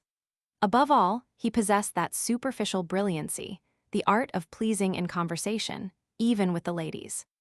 He knew by heart a number of little stories, which he perfectly well knew how to make the most of, relating with an air of secrecy, and as an anecdote of yesterday, what happened 60 years before. He understood music and could sing agreeably. In short, for a magistrate, he had many pleasing talents. By flattering the ladies of Annecy, he became fashionable among them, appearing continually in their train. He even pretended to favors, at which they were much amused. A Madame d'Epigny used to say, the greatest favor he could aspire to was to kiss a lady on her knees. As he was well-read and spoke fluently, his conversation was both amusing and instructive. When I afterwards took a taste for study, I cultivated his acquaintance and found my account in it. When at Chambery, I frequently went from thence to see him. His praises increased my emulation, to which he added some good advice respecting the prosecution of my studies, which I found useful. Unhappily, this weakly body contained a very feeling soul. Some years after, he was chagrined by I know not what unlucky affair, but it cost him his life. This was really unfortunate, for he was a good little man, whom at a first acquaintance one laughed at, but afterwards loved. Though our situations in life were very little connected with each other, as I received some useful lessons from him, I thought gratitude demanded that I should dedicate a few sentences to his memory. As soon as I found myself at liberty, I ran into the street where Mademoiselle Galley lived, flattering myself that I should see someone go in or out, or at least open a window. But I was mistaken. Not even a cat appeared, the house remaining as close all the time as if it had been uninhabited. The street was small and lonely. Anyone loitering about was, consequently, more likely to be noticed. From time to time, people passed in and out of the neighborhood. I was much embarrassed, thinking my person might be known, and the cause that brought me there conjectured. This idea tortured me, for I have ever preferred the honor and happiness of those I love to my own pleasures. At length, weary of playing the Spanish lover, and having no guitar, I determined to write to Mademoiselle de G. I should have preferred writing to her friend, but did not dare take that liberty, as it appeared more proper to begin with her to whom I owed the acquaintance, and with whom I was most familiar. Having written my letter, I took it to Mademoiselle Giraud, as the young ladies had agreed at parting, they having furnished me with this expedient. Mademoiselle Giraud was a quilter, and sometimes worked at Madame Galley's, which procured her free admission to the house. I must confess, I was not thoroughly satisfied with this messenger, but was cautious of starting difficulties, fearing that if I objected to her no other might be named, and it was impossible to intimate that she had an inclination to me herself. I even felt humiliated that she should think I could imagine her of the same sex as those young ladies. In a word, I accepted her agency rather than none, and availed myself of it at all events. At the very first word, Giraud discovered me. I must own this was not a difficult matter, for if sending a letter to young girls had not spoken sufficiently plain, my foolish, embarrassed air would have betrayed me. It will easily be supposed that the employment gave her little satisfaction. She undertook it, however, and performed it faithfully. The next morning I ran to her house and found an answer ready for me. How did I hurry away that I might have an opportunity to read and kiss it alone? Though this need not been told, but the plan adopted by Mademoiselle Giraud, and in which I found more delicacy and moderation than I had expected should. She had sense enough to conclude that her 37 years, hare's eyes, daubed nose, shrill voice, and black skin stood no chance against two elegant young girls, in all the height and bloom of beauty. She resolved, therefore, neither to betray nor assist them, choosing rather to lose me entirely than entertain me for them. As Merceret had not heard from her mistress for some time, she thought of returning to Fribourg, and the persuasions of Giraud determined her. Nay, more, she intimated it was proper someone should conduct her to her father's and proposed me. As I happened to be agreeable to little Merceret, she approved the idea, and the same day they mentioned it to me as a fixed point. Finding nothing displeasing in the manner they had disposed of me, I consented, thinking it could not be above a week's journey at most. But Giraud, who had arranged the whole affair, thought otherwise. It was necessary to avow the state of my finances, and the conclusion was that Merceret should defray my expenses. But to retrench on one hand what was expended on the other, I advised that her little baggage should be sent on before, and that we should proceed by easy journeys on foot. I am sorry to have so many girls in love with me, but as there is nothing to be very vain of in the success of these amours, I think I may tell the truth without scruple. Merceret, younger and less artful than Gerard, never made me so many advances, but she imitated my manners, my actions, repeated my words, and showed me all those little attentions I ought to have had for her. Being very timorous, she took great care that we should both sleep in the same chamber, a circumstance that usually produces some consequences between a lad of 20 and a girl of 25. For once, however, it went no further, my simplicity being such that though Merceret was by no means a disagreeable girl, an idea of gallantry never entered my head, and even if it had, I was too great a novice to have profited by it. I could not imagine how two young persons could bring themselves to sleep together, thinking that such familiarity must require an age of preparation. If poor Merceret paid my expenses in hopes of any return, she was terribly cheated, for we arrived at Fribourg exactly as we had quitted Annecy. I passed through Geneva without visiting anyone. While going over the bridges, I found myself so affected that I could scarcely proceed. Never could I see the walls of that city, never could I enter it, without feeling my heart sink from excess of tenderness, at the same time that the image of liberty elevated my soul. The ideas of equality, union, and gentleness of manners touched me even to tears, and inspired me with a lively regret at having forfeited all these advantages. What an error was I in, but yet how natural! I imagined I saw all this in my native country because I bore it in my heart. It was necessary to pass through Nyon. Could I do this without seeing my good father? Had I resolved on doing so, I must afterwards have died with regret. I left Merceret at the inn and ventured to his house. How wrong was I to fear him? On seeing me, his soul gave way to the parental tenderness with which it was filled. What tears were mingled with our embraces! He thought I was returned to him. I related my history and informed him of my resolution. He opposed it feebly, mentioning the dangers to which I exposed myself, and telling me the shortest follies were best, but did not attempt to keep me by force, in which particular I think he acted right. But it is certain he did not do everything in his power to detain me, even by fair means. Whether after the step I had taken, he thought I ought not to return, or was puzzled at my age to know what to do with me, I have since found that he conceived a very unjust opinion of my traveling companion. My stepmother, a good woman, a little coaxingly put on an appearance of wishing me to stay to supper. I did not, however, comply, but told them I proposed remaining longer with them on my return, leaving as a deposit my little packet that had come by water and would have been an encumbrance had I taken it with me. I continued my journey the next morning, well satisfied that I had seen my father and had taken courage to do my duty. We arrived without any accident at Fribourg. Towards the conclusion of the journey, the politeness of Mademoiselle Merceret rather diminished, and after our arrival, she treated me even with coldness.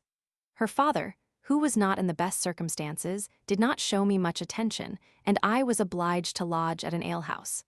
I went to see them the next morning and received an invitation to dine there, which I accepted. We separated without tears at night. I returned to my paltry lodging and departed the second day after my arrival, almost without knowing whither to go to. This was a circumstance of my life in which Providence offered me precisely what was necessary to make my days pass happily. Merceret was a good girl, neither witty, handsome, nor ugly, not very lively, but tolerably rational, except while under the influence of some little humors, which usually evaporated in tears, without any violent outbreak of temper. She had a real inclination for me. I might have married her without difficulty and followed her father's business. My taste for music would have made me love her. I should have settled at Fribourg, a small town, not pretty, but inhabited by very worthy people. I should certainly have missed great pleasures, but should have lived in peace to my last hour, and I must know best what I should have gained by such a step. I did not return to Nyon, but to Lausanne, wishing to gratify myself with a view of that beautiful lake which is seen there in its utmost extent. The greater part of my secret motives have not been so reasonable. Distant expectation has rarely strength enough to influence my actions, the uncertainty of the future ever making me regard projects whose execution requires a length of time as deceitful lures. I give in to visionary scenes of hope as well as others, provided they cost nothing, but if attended with any trouble, I have done with them. The smallest, the most trifling pleasure that is conveniently within my reach, tempts me more than all the joys of paradise. I must accept, however, those pleasures which are necessarily followed by pain. I only love those enjoyments which are unadulterated, which can never be the case where we are conscious they must be followed by repentance. It was necessary I should arrive at some place, and the nearest was best, for having lost my way on the road, I found myself in the evening at Moudon, where I spent all that remained of my little stock except 10 cruisers, which served to purchase my next day's dinner. Arriving in the evening at Lausanne, I went into an alehouse, without a penny in my pocket to pay for my lodging or knowing what would become of me. I found myself extremely hungry setting, therefore, a good face on the matter, I ordered supper, made my meal, went to bed without thought and slept with great composure. In the morning, having breakfasted and reckoned with my host, I offered to leave my waistcoat and pledge for 7 bats, which was the amount of my expenses. The honest man refused this, saying, thank heaven, he had never stripped anyone, and would not now begin for 7 bats, adding I should keep my waistcoat and pay him when I could. I was affected with this unexpected kindness, but felt it less than I ought to have done, or have since experienced on the remembrance of it. I did not fail sending him his money, with thanks by one I could depend on. 15 years after, passing Lausanne, on my return from Italy, I felt a sensible regret at having forgotten the name of the landlord and house. I wished to see him, and should have felt real pleasure in recalling to his memory that worthy action. Services which doubtless have been much more important, but rendered with ostentation, have not appeared to me so worthy of gratitude as the simple unaffected humanity of this honest man. As I approached Lausanne, I thought of my distress and the means of extricating myself without appearing in want to my stepmother. I compared myself in this walking pilgrimage to my friend Venture on his arrival at Annecy, and was so warmed with the idea that without recollecting that I had neither his gentility nor his talents, I determined to act the part of little Venture at Lausanne, to teach music, which I did not understand, and say I came from Paris, where I had never been. In consequence of this noble project, as there was no company where I could introduce myself without expense, and not choosing to venture among professional people, I inquired for some little inn where I could lodge cheap, and was directed to one named Paratet, who took in boarders. This Paratet, who was one of the best men in the world, received me very kindly, and after having heard my feigned story and profession, promised to speak of me, and endeavored to procure me scholars, saying he should not expect any money till I had earned it. His price for board, though moderate in itself, was a great deal to me. He advised me, therefore, to begin with half-board, which consisted of good soup only for dinner, but a plentiful supper at night. I closed with this proposition, and the poor Paratet trusted me with great cheerfulness, sparing, meantime, no trouble to be useful to me. Having found so many good people in my youth, why do I find so few in my age? Is their race extinct? No, but I do not seek them in the same situation I did formerly, among the commonalty, where violent passions predominate only at intervals, and where nature speaks her genuine sentiments. In more elevated stations they are entirely smothered, and under the mask of sentiment, only interest or vanity is heard. Having written to my father from Lausanne, he sent my packet and some excellent advice, of which I should have profited better. I have already observed that I have moments of inconceivable delirium, in which I am entirely out of myself. The adventure I am about to relate is an instance of this, to comprehend how completely my brain was turned, and to what degree I had venturised. If I may be allowed the expression, the many extravagances I ran into at the same time should be considered. Behold me, then, a singing master, without knowing how to note a common song.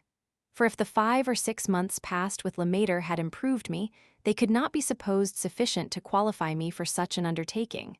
Besides, being taught by a master was enough, as I have before observed, to make me learn ill. Being a Parisian from Geneva, and a Catholic in a Protestant country, I thought I should change my name with my religion and country, still approaching as near as possible to the great model I had in view.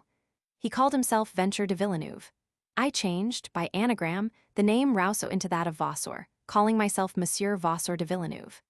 Venture was a good composer, though he had not said so. Without knowing anything of the art, I boasted of my skill to everyone. This was not all. Being presented to Monsieur de Freitorens, professor of law, who loved music, and who gave concerts at his house. Nothing would do, but I must give him a proof of my talents, and accordingly I set about composing a piece for his concerts, as boldly as if I had really understood the science. I had the constancy to labor a fortnight at this curious business, to copy it fair, write out the different parts, and distribute them with as much assurance as if they had been masterpieces of harmony. In short, what will hardly be believed, though strictly true, I tacked a very pretty minuet to the end of it that was commonly played about the streets, and which many may remember from these words, so well known at that time. Quel caprice quel injustice qua, ta claris traherate tes few, and c. Venture had taught me this air with the bass, set to other words, by the help of which I had retained it. Thus, at the end of my composition, I put this minuet and bass, suppressing the words, and uttering it for my own as confidently as if I had been speaking to the inhabitants of the moon. They assembled to perform my piece. I explained to each the movement, taste of execution, and references to his parti was fully occupied. They were 5 or 6 minutes preparing, which were for me so many ages. At length, everything is adjusted, myself in a conspicuous situation, a fine roll of paper in my hand, gravely preparing to beat time. I gave 4 or 5 strokes with my paper, attending with "Take care. They begin no, never since French operas existed was there such a confused discord." The minuet, however, presently put all the company in good humor. Hardly was it begun, before I heard bursts of laughter from all parts. Every one congratulated me on my pretty taste for music, declaring this minuet would make me spoken of, and that I merited the loudest praise. It is not necessary to describe my uneasiness or to own how much I deserved it. Next day, one of the musicians, named Ludold, came to see me and was kind enough to congratulate me on my success. The profound conviction of my folly, shame, regret, and the state of despair to which I was reduced, with the impossibility of concealing the cruel agitation of my heart, made me open it to him. Giving, therefore, a loose to my tears, not content with owning my ignorance, I told all, conjuring him to secrecy. He kept his word, as everyone will suppose. The same evening, all Lausanne knew who I was, but what is remarkable, no one seemed to know, not even the good Paratet, who, notwithstanding what had happened, continued to lodge and board me. I led a melancholy life here. The consequences of such an essay had not rendered Lausanne a very agreeable residence. Scholars did not present themselves in crowds, not a single female, and not a person of the city. I had only 2 or 3 great dunces, as stupid as I was ignorant, who fatigued me to death, and in my hands were not likely to edify much. At length I was sent for to a house, where a little serpent of a girl amused herself by showing me a parcel of music that I could not read a note of, and which she had the malice to sing before her master, to teach him how it should be executed. For I was so unable to read an air at first sight, that in the charming concert I have just described, I could not possibly follow the execution a moment, or know whether they played truly what lay before them, and I myself had composed. In the midst of so many humiliating circumstances, I had the pleasing consolation, from time to time, of receiving letters from my 2 charming friends. I have ever found the utmost consolatory virtue in the fair. When in disgrace, nothing softens my affliction more than to be sensible that an amiable woman is interested for me. This correspondence ceased soon after, and was never renewed. Indeed, it was my own fault, for in changing situations I neglected sending my address, and forced by necessity to think perpetually of myself, I soon forgot them. It is a long time since I mentioned Madame de Werns, but it should not be supposed I had forgotten her. Never was she a moment absent from my thoughts. I anxiously wished to find her, not merely because she was necessary to my subsistence, but because she was infinitely more necessary to my heart. My attachment to her, though lively and tender, as it really was, did not prevent my loving others, but then it was not in the same manner. All equally claimed my tenderness for their charms, but it was those charms alone I loved. My passion would not have survived them, while Madame de Werns might have become old or ugly without my loving her the less tenderly. My heart had entirely transmitted to herself the homage it first paid to her beauty, and whatever change she might experience, while she remained herself, my sentiments could not change. I was sensible how much gratitude I owed to her, but in truth I never thought of it, and whether she served me or not, it would ever have been the same thing. I loved her neither from duty, interest, nor convenience. I loved her because I was born to love her. During my attachment to another, I own this affection was in some measure deranged. I did not think so frequently of her, but still with the same pleasure, and never, in love or otherwise, did I think of her without feeling that I could expect no true happiness in life while in a state of separation. Though in so long a time I had received no news from Madame de Warens, I never imagined I had entirely lost her, or that she could have forgotten me. I said to myself, she will know sooner or later that I am wandering about, and will find some means to inform me of her situation. I am certain I shall find her. In the meantime, it was a pleasure to live in her native country, to walk in the streets where she had walked, and before the houses that she had lived in. Yet all this was the work of conjecture, for one of my foolish peculiarities was not daring to inquire after her, or even pronounce her name without the most absolute necessity. It seemed in speaking of her that I declared all I felt, that my lips revealed the secrets of my heart, and in some degree injured the object of my affection. I believe fear was likewise mingled with this idea. I dreaded to hear ill of her. Her management had been much spoken of, and some little of her conduct in other respects. Fearing, therefore, that something might be said which I did not wish to hear, I preferred being silent on the subject. As my scholars did not take up much of my time, and the town where she was born was not above 4 leagues from Lausanne, I made it a walk of 3 or 4 days, during which time a most pleasant emotion never left me. A view of the Lake of Geneva and its admirable banks had ever, in my idea, a particular attraction which I cannot describe, not arising merely from the beauty of the prospect, but something else, I know not why, more interesting, which affects and softens me. Every time I have approached the Vaudois country, I have experienced an impression composed of the remembrance of Madame de Warens, who was born there, of my father, who lived there, of Miss Vulson, who had been my first love, and of several pleasant journeys I had made there in my childhood, mingled with some nameless charm, more powerfully attractive than all the rest. When that ardent desire for a life of happiness and tranquility, which ever follows me, and for which I was born, inflames my mind, tease ever to the country of Vaux, near the lake, in those charming plains, that imagination leads me. An orchard on the banks of that lake, and no other, is absolutely necessary. A firm friend, an amiable woman, a cow, and a little boat, nor could I enjoy perfect happiness on earth without these concomitants. I laugh at the simplicity with which I have several times gone into that country for the sole purpose of seeking this imaginary happiness, when I was ever surprised to find the inhabitants, particularly the women, of a quite different disposition to what I sought. How strange did this appear to me! The country and people who inhabit it were never, in my idea, formed for each other. Walking along these beautiful banks on my way to Vevey, I gave myself up to the soft melancholy. My heart rushed with ardor into 1,000 innocent felicities. Melting to tenderness, I sighed and wept like a child. How often, stopping to weep more at my ease, and seated on a large stone, did I amuse myself with seeing my tears drop into the water. On my arrival at Vevey, I lodged at the quay, and during the 2 days I remained there without any acquaintance, conceived a love for that city, which has followed me through all my travels, and was finally the cause that I fixed on this spot, in the novel I afterwards wrote, for the residence of my hero and heroines. I would say to anyone who has taste and feeling, go to Vevey, visit the surrounding country, examine the prospects, go on the lake, and then say whether nature has not designed this country for a Julia, a Clara, and a Saint Priya, but do not seek them there. I now return to my story. Giving myself out for a Catholic, I followed without mystery or scruple the religion I had embraced. On a Sunday, if the weather was fine, I went to hear Mass at Assange, a place 2 leagues distant from Lausanne, and generally in company with other Catholics, particularly a Parisian embroiderer, whose name I have forgotten. Not such a Parisian as myself, but a real native of Paris, an arch-Parisian from his maker, yet honest as a peasant. He loved his country so well that he would not doubt my being his countryman, for fear he should not have so much occasion to speak of it.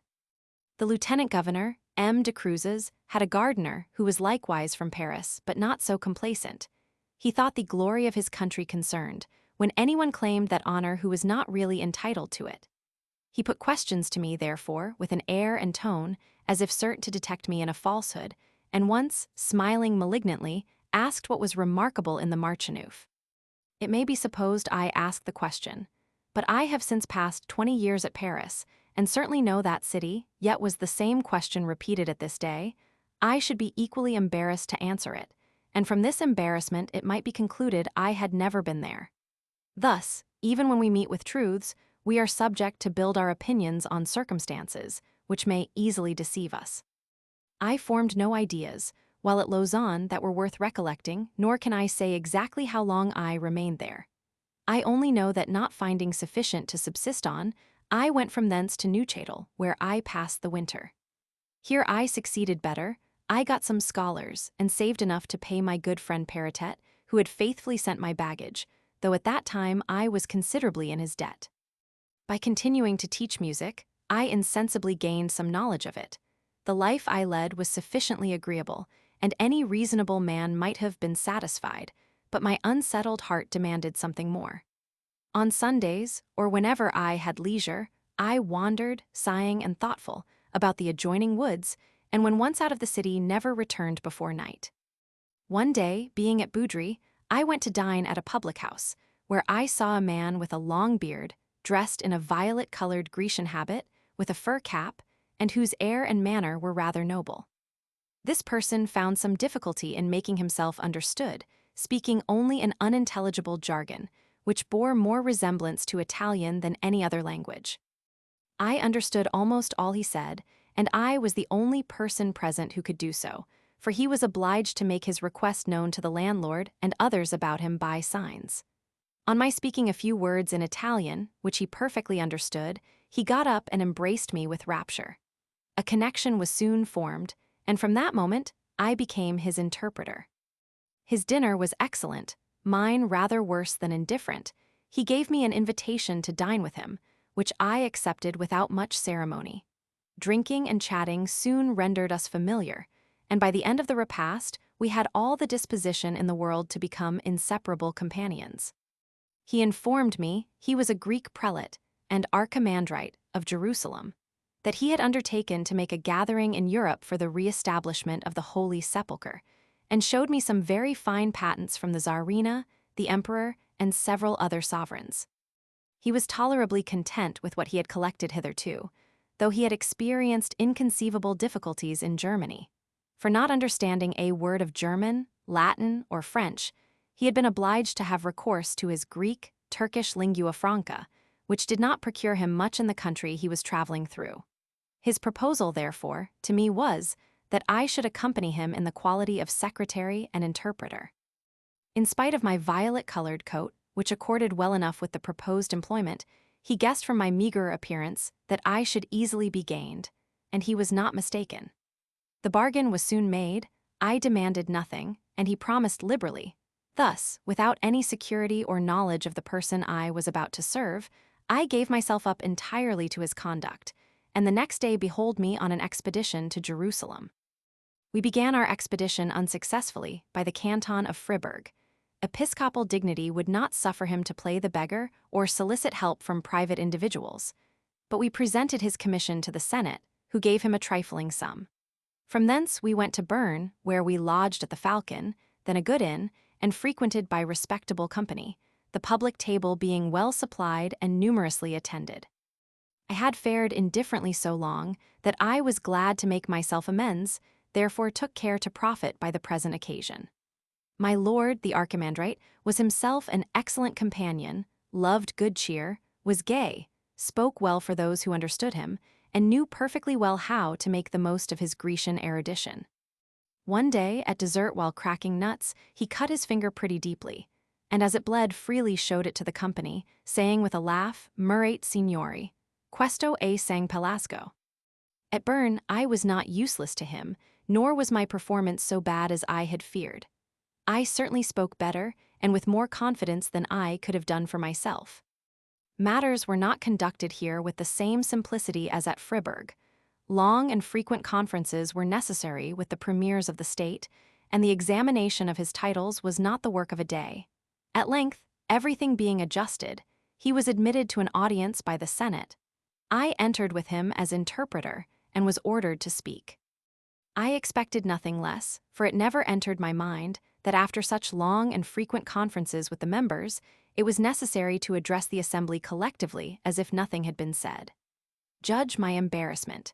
A man so bashful to speak, not only in public, but before the whole of the Senate of Bern. To speak impromptu, without a single moment for recollection, it was enough to annihilate me. I was not even intimidated. I described distinctly and clearly the commission of the archimandrite, extolled the piety of those princes who had contributed, and to heighten that of their excellencies by emulation, added that less could not be expected from their well-known munificence. Then, endeavoring to prove that this good work was equally interesting to all Christians, without distinction of sect, and concluded by promising the benediction of heaven to all those who took part in it. I will not say that my discourse was the cause of our success, but it was certainly well received.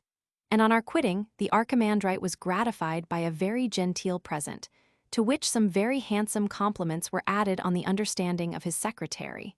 These I had the agreeable office of interpreting, but could not take courage to render them literally. This was the only time in my life that I spoke in public and before a sovereign, and the only time, perhaps, that I spoke boldly and well. What difference in the disposition of the same person! 3 years ago, having been to see my old friend, M. Rogan, at Iverdon, I received a deputation to thank me for some books I had presented to the library of that city. The Swiss are great speakers. These gentlemen, accordingly, made me a long harangue, which I thought myself obliged in honor to answer. But so embarrassed myself in the attempt that my head became confused, I stopped short and was laughed at. Though naturally timid, I have sometimes acted with confidence in my youth, but never in my advanced age. The more I have seen of the world, the less I have been able to adapt its manners. On leaving Bern, we went to Solar, the archimandrite designing to re-enter Germany and return through Hungary or Poland to his own country. This would have been a prodigious tour, but as the contents of his purse rather increased than diminished during his journey, he was in no haste to return. For me, who was almost as much pleased on horseback as on foot, I would have desired no better than to have traveled thus during my whole life, but it was preordained that my journey should soon end. The first thing we did after our arrival at Solar was to pay our respects to the French ambassador there. Unfortunately for my bishop, this chanced to be the Marquis de Bonnac, who had been ambassador at the port, and was acquainted with every particular relative to the Holy Sepulchre. The archimandrite had an audience that lasted about a quarter of an hour, to which I was not admitted, as the ambassador spoke French and Italian at least as well as myself. On my Grecian's retiring, I was prepared to follow him but was detained. It was now my turn. Having called myself a Parisian as such, I was under the jurisdiction of His Excellency. He therefore asked me who I was, exhorting me to tell the truth. This I promised to do, but entreated a private audience, which was immediately granted. The ambassador took me to his closet and shut the door. There, throwing myself at his feet, I kept my word, nor should I have said less, had I promised nothing, for a continual wish to unbosom myself puts my heart perpetually upon my lips.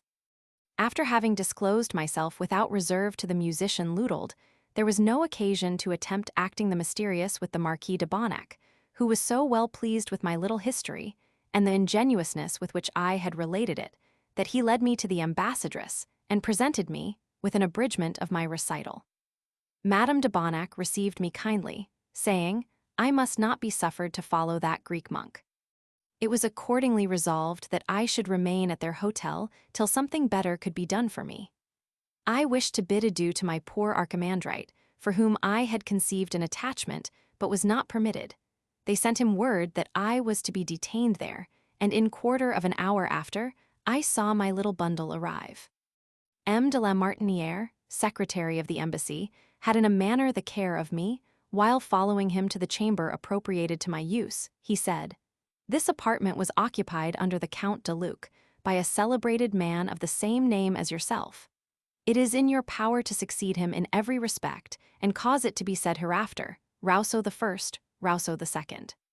This similarity, which I did not then expect, would have been less flattering to my wishes could I have foreseen at what price I should one day purchase the distinction. What M. de la Martiniere had said excited my curiosity. I read the works of the person whose chamber I occupied, and on the strength of the compliment that had been paid me, imagining I had a taste for poetry, made my first essay in a cantata in praise of Madame de Bonnac. This inclination was not permanent, though from time to time I have composed tolerable verses. I think it is a good exercise to teach elegant turns of expression, and to write well in prose, but could never find attractions enough in French poetry to give entirely into it. M. de la Martiniere wished to see my style, and asked me to write the detail I had before made the ambassador. Accordingly, I wrote him a long letter, which I have since been informed was preserved by M. de Marion, who had long been attached to the Marquis de Bonnac, and has since succeeded M. de Martiniere as secretary to the embassy of M. de Courtelis. The experience I began to acquire tended to moderate my romantic projects. For example, I did not fall in love with Madame de Bonnac, but also felt I did not stand much chance of succeeding in the service of her husband. M. de la Martiniere was already in the only place that could have satisfied my ambition, and M. de Marion in expectancy. Thus my utmost hopes could only aspire to the office of under-secretary, which did not infinitely tempt me. This was the reason that when consulted on the situation I should like to be placed in, I expressed a great desire to go to Paris. The ambassador readily gave in to the idea, which at least tended to disembarrass him of me. M. de Mervelu, interpreting secretary to the embassy, said that his friend M. Goddard, a Swiss colonel in the service of France, wanted a person to be with his nephew, who had entered very young into the service, and made no doubt that I should suit him. On this idea, so lightly formed, my departure was determined, and I, who saw a long journey to perform with Paris at the end of it, was enraptured with the project. They gave me several letters, 100 livres to defray the expenses of my journey, accompanied with some good advice, and thus equipped I departed. I was a fortnight making the journey, which I may reckon among the happiest days of my life. I was young, in perfect health, with plenty of money, and the most brilliant hopes. Add to this, I was on foot and alone. It may appear strange, I should mention the latter circumstance as advantageous, if my peculiarity of temper is not already familiar to the reader. I was continually occupied with a variety of pleasing chimeras, and never did the warmth of my imagination produce more magnificent ones. When offered an empty place in a carriage, or any person accosted me on the road, how vexed was I to see that fortune overthrown, whose edifice, while walking, I had taken such pains to rear. For once my ideas were all martial. I was going to live with a military man, nay, to become one, for it was concluded I should begin with being a cadet. I already fancied myself in regimentals, with a fine white feather nodding on my hat, and my heart was inflamed by the noble idea. I had some smattering of geometry and fortification. My uncle was an engineer. I was in a manner a soldier by inheritance. My short sight, indeed, presented some little obstacle, but did not by any means discourage me, as I reckoned to supply that defect by coolness and intrepidity. I had read, too, that Marshal Scammerd was remarkably short-sighted, and why might not Marshal Rousseau be the same? My imagination was so warmed by these follies that it presented nothing but troops, ramparts, gabions, batteries, and myself in the midst of fire and smoke, an eyeglass in hand, commanding with the utmost tranquillity. Notwithstanding, when the country presented a delightful prospect, when I saw charming groves and rivulets, the pleasing sight made me sigh with regret, and feel, in the midst of all this glory, that my heart was not formed for such havoc. And soon, without knowing how, I found my thoughts wandering among my dear sheepfolds, renouncing forever the labor of Mars. How much did Paris disappoint the idea I had formed of it? The exterior decorations I had seen at Turin, the beauty of the streets, the symmetry and regularity of the houses, contributed to this disappointment, since I concluded that Paris must be infinitely superior. I had figured to myself a splendid city, beautiful as large, of the most commanding aspect, whose streets were ranges of magnificent palaces, composed of marble and gold. On entering the Faubourg Saint-Marceau, I saw nothing but dirty, stinking streets, filthy black houses, an air of slovenliness and poverty, beggars, carters, butchers, cries of tisane and old hats. This struck me so forcibly that all I have since seen of real magnificence in Paris could never erase this first impression, which has ever given me a particular disgust to residing in that capital, and I may say, the whole time I remained there afterwards was employed in seeking resources which might enable me to live at a distance from it. This is the consequence of too lively imagination, which exaggerates even beyond the voice of fame and ever expects more than is told.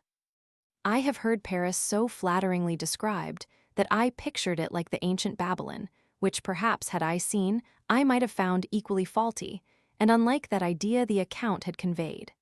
The same thing happened at the Opera House, to which I hastened the day after my arrival. I was sensible of the same deficiency at Versailles, and some time after on viewing the sea. I am convinced this would ever be the consequence of a too flattering description of any object, for it is impossible for man, and difficult even for nature herself, to surpass the riches of my imagination. By the reception I met with from all those to whom my letters were addressed, I thought my fortune was certainly made. The person who received me the least kindly was M. de Serbec, to whom I had the warmest recommendation. He had retired from the service and lived philosophically at Bagnoux, where I waited on him several times without his offering me even a glass of water. I was better received by Madame de Mervilleux, sister-in-law to the interpreter, and by his nephew, who was an officer in the guards. The mother and son not only received me kindly, but offered me the use of their table, which favor I frequently accepted during my stay at Paris. Madame de Mervilleux appeared to have been handsome. Her hair was of a fine black, which, according to the old mode, she wore curled on the temples. She still retained, what do not perish with a set of features, the beauties of an amiable mind. She appeared satisfied with mine, and did all she could to render me service, but no one seconded her endeavors, and I was presently undeceived in the great interest they had seemed to take in my affairs. I must, however, do the French nation the justice to say, they do not so exhaust themselves with protestations, as some have represented, and that those they make are usually sincere, but they have a manner of appearing interested in your affairs, which is more deceiving than words. The gross compliments of the Swiss can only impose upon fools. The manners of the French are more seducing, and at the same time so simple, that you are persuaded they do not express all they mean to do for you, in order that you may be the more agreeably surprised. I will say more, they are not false in their protestations, being naturally zealous to oblige, humane, benevolent, and even, whatever may be said to the contrary, more sincere than any other nation. But they are too flighty. In effect they feel the sentiments they profess for you, but that sentiment flies off as instantaneously as it was formed. In speaking to you, their whole attention is employed on you alone. When absent you are forgot. Nothing is permanent in their hearts, all is the work of the moment. Thus I was greatly flattered, but received little service. Colonel Goddard, for whose nephew I was recommended, proved to be an avaricious old wretch who, on seeing my distress, though he was immensely rich, wished to have my services for nothing, meaning to place me with his nephew, rather as a valet without wages than a tutor. He represented that as I was to be continually engaged with him, I should be excused from duty and might live on my cadet's allowance, that is to say, on the pay of a soldier. Hardly would he consent to give me a uniform, thinking the clothing of the army might serve. Madame de Mervilleux, provoked at his proposals, persuaded me not to accept them. Her son was of the same opinion. Something else was to be thought on, but no situation was procured. Meantime, I began to be necessitated, for the 100 livres with which I had commenced my journey could not last much longer. Happily, I received a small remittance from the ambassador, which was very serviceable, nor do I think he would have abandoned me had I possessed more patience. But languishing, waiting, soliciting, are to me impossible. I was disheartened, displeased, and thus all my brilliant expectations came once more to nothing. I had not all this time forgotten my dear Madame de Warens, but how was I to find her? Where should I seek her? Madame de Mervilleux, who knew my story, assisted me in the search, but for a long time unavailingly. At length, she informed me that Madame de Warens had set out from Paris about 2 months before, but it was not known whether for Savoy or Turin, and that some conjectured she was gone to Switzerland. Nothing further was necessary to fix my determination to follow her, certain that wherever she might be, I stood more chance of finding her at those places than I could possibly do at Paris. Before my departure, I exercised my new poetical talent in an epistle to Colonel Goddard, whom I ridiculed to the utmost of my abilities. I showed this scribble to Madame de Mervilleux, who, instead of discouraging me as she ought to have done, laughed heartily at my sarcasms, as well as her son, who, I believe, did not like M. Goddard. Indeed, it must be confessed, he was a man not calculated to obtain affection. I was tempted to send him my verses, and they encouraged me in it. Accordingly, I made them up in a parcel directed to him, and there being no post then at Paris by which I could conveniently send this, I put it in my pocket and sent it to him from Auxerre as I passed through that place. I laugh, even yet sometimes, at the grimaces I fancy he made on reading this panegyric, where he was certainly drawn to the life. It began thus. Tu crois via Penard, qu'une fall manie dit, Eleverton nevu m'inspiroit l'envie. This little piece, which, it is true, was but indifferently written, did not want for salt, and announced a turn for satire. It is, notwithstanding, the only satirical writing that ever came from my pen. I have too little hatred in my heart to take advantage of such a talent, but I believe it may be judged from those controversies, in which from time to time I have been engaged in my own defense, that had I been of a vindictive disposition, my adversaries would rarely have had the laughter on their side. What I most regret is not having kept a journal of my travels, being conscious that a number of interesting details have slipped my memory, for never did I exist so completely, never live so thoroughly, never was so much myself, if I dare use the expression, as in those journeys made on foot. Walking animates and enlivens my spirits. I can hardly think when in a state of inactivity. My body must be exercised to make my judgment active.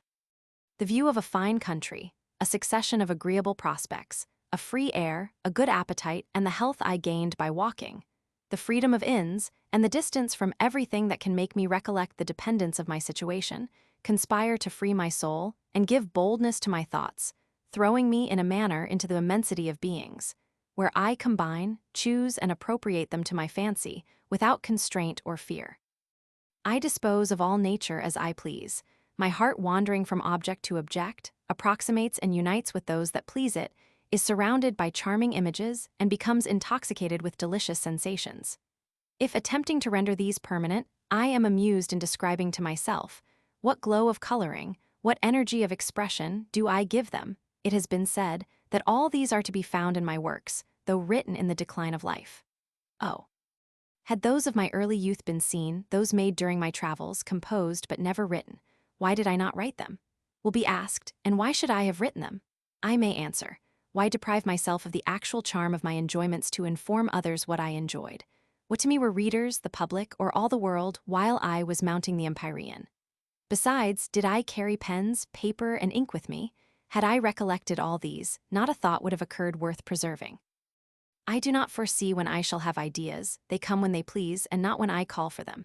Either they avoid me altogether, or rushing in crowds, overwhelm me with their force and number. 10 volumes a day would not suffice barely to enumerate my thoughts. How then should I find time to write them? In stopping, I thought of nothing but a hearty dinner. On departing, of nothing but a charming walk.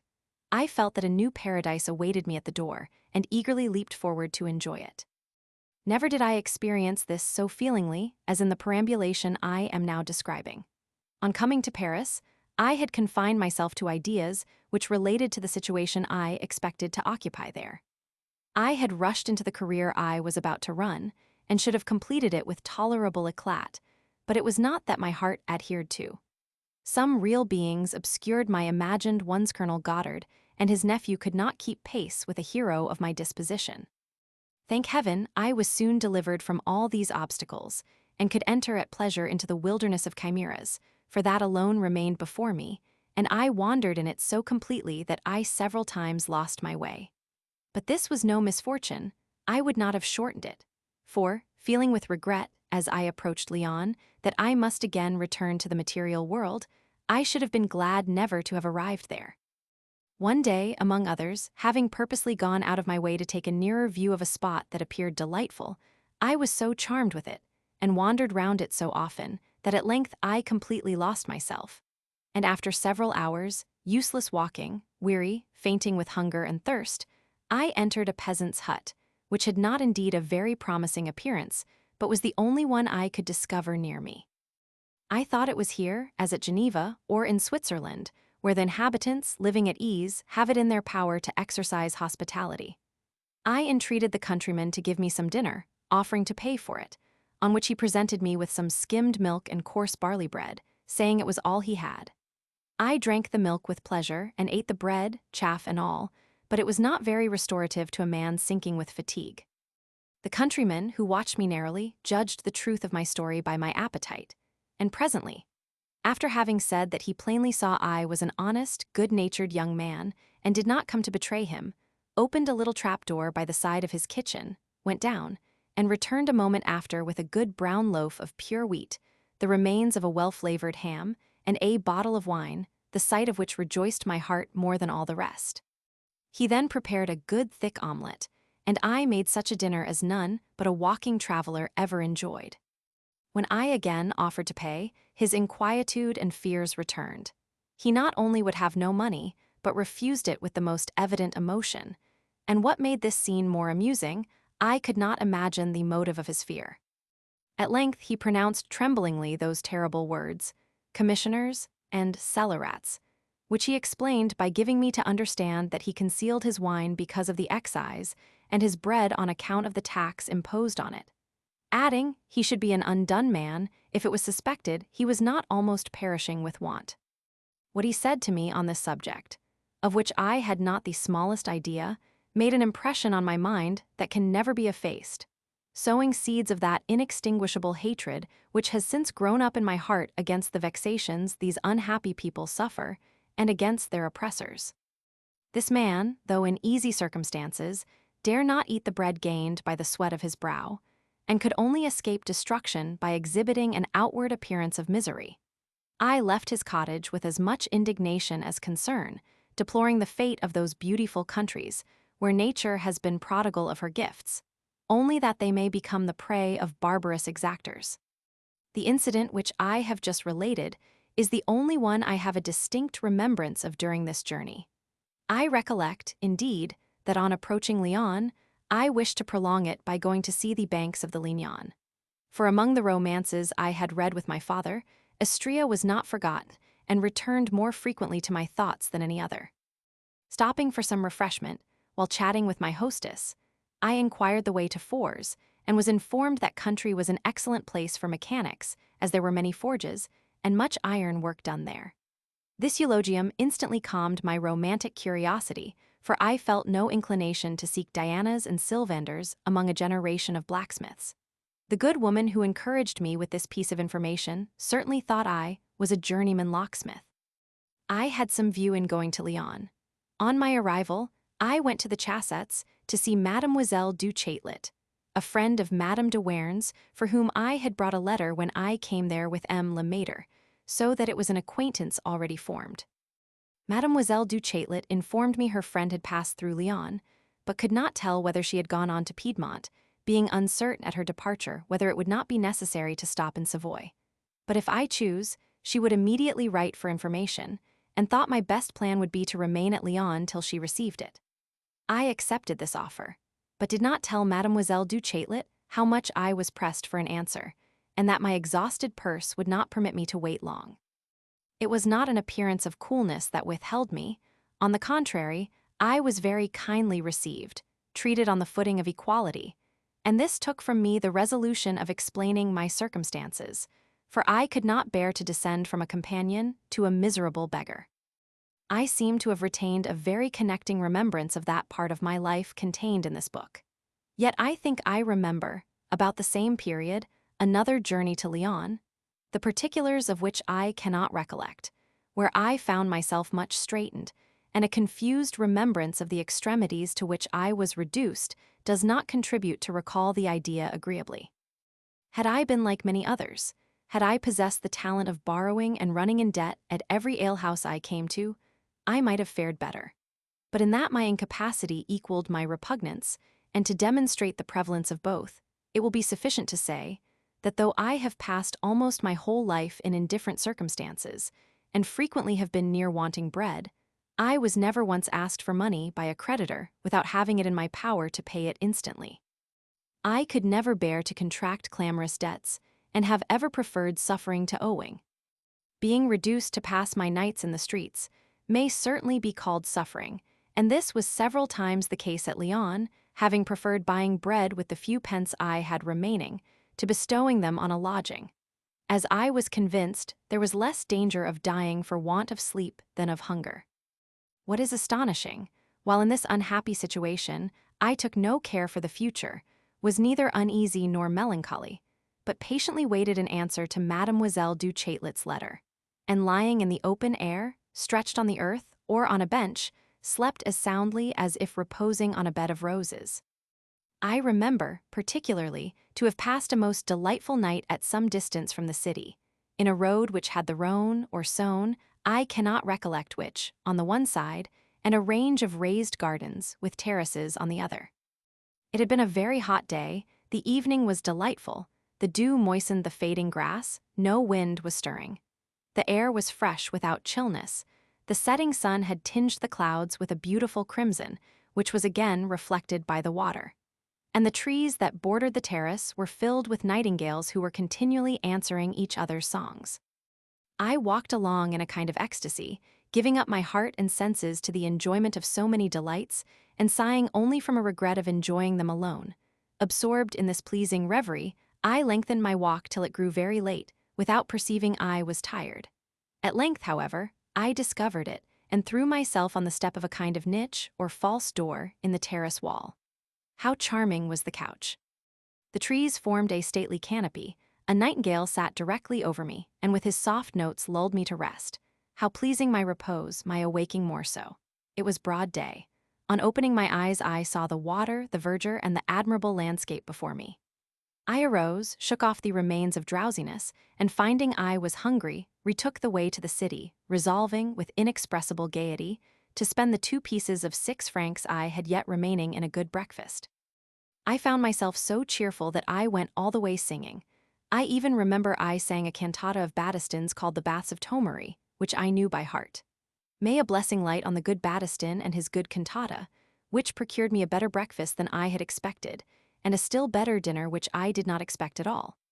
In the midst of my singing, I heard someone behind me, and turning round perceived an Antonine, who followed after and seemed to listen with pleasure to my song. At length accosting me, he asked if I understood music.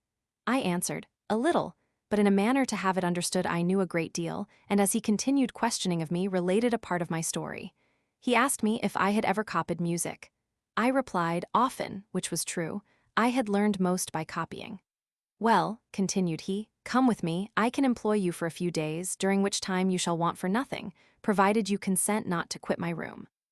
I acquiesced very willingly, and followed him. This Antonine was called M. Rodichin. He loved music, understood it, and sang in some little concerts with his friends. Thus far all was innocent and right, but apparently this taste had become a furor, part of which he was obliged to conceal. He conducted me into a chamber, where I found a great quantity of music. He gave me some to copy, particularly the cantata he had heard me singing, and which he was shortly to sing himself. I remained here 3 or 4 days, copying all the time I did not eat, for never in my life was I so hungry or better fed. M. Rollichin brought my provisions himself from the kitchen, and it appeared that these good priests lived well, at least if every one fared as I did. In my life, I never took such pleasure in eating, and it must be owned this good cheer came very opportunely, for I was almost exhausted. I worked as heartily as I ate, which is saying a great deal. 'Tis true I was not as correct as diligent, for some days after, meeting M. Rollichin in the street, he informed me there were so many omissions, repetitions, and transpositions in the parts I had copied that they could not be performed. It must be owned that in choosing the profession of music, I hit on that I was least calculated for, yet my voice was good and I copied neatly.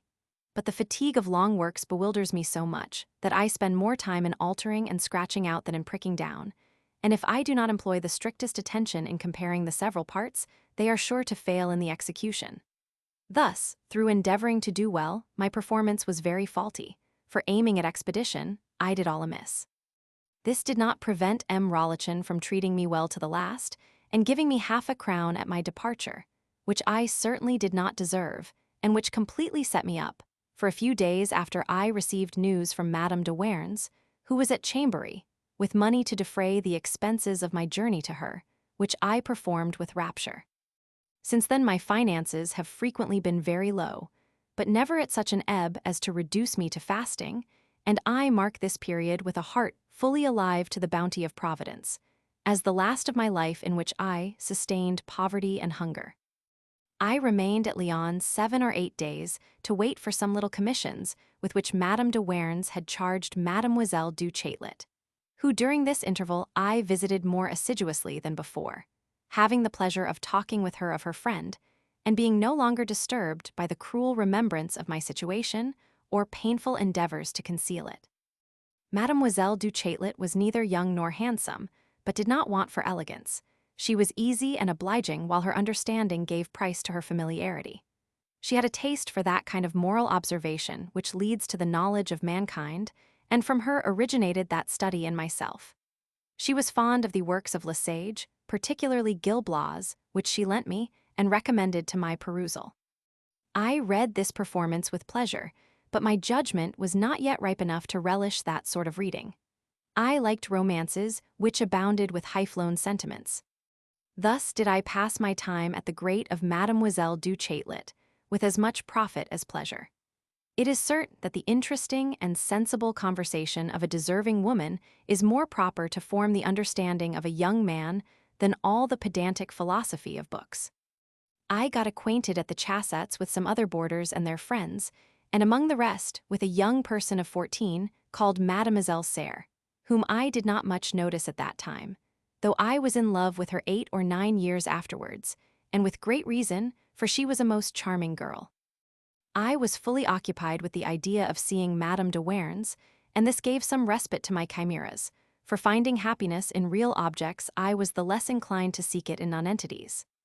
I had not only found her, but also by her means, and near her, an agreeable situation, having sent me word that she had procured one that would suit me, and by which I should not be obliged to quit her. I exhausted all my conjectures in guessing what this occupation could be, but I must have possessed the art of divination to have hit it on the right. I had money sufficient to make my journey agreeable. Mademoiselle du Châtelet persuaded me to hire a horse, but this I could not consent to, and I was certainly right, for by so doing I should have lost the pleasure of the last pedestrian expedition I ever made. For I cannot give that name to those excursions I have frequently taken about my own neighborhood, while I lived at Motier's.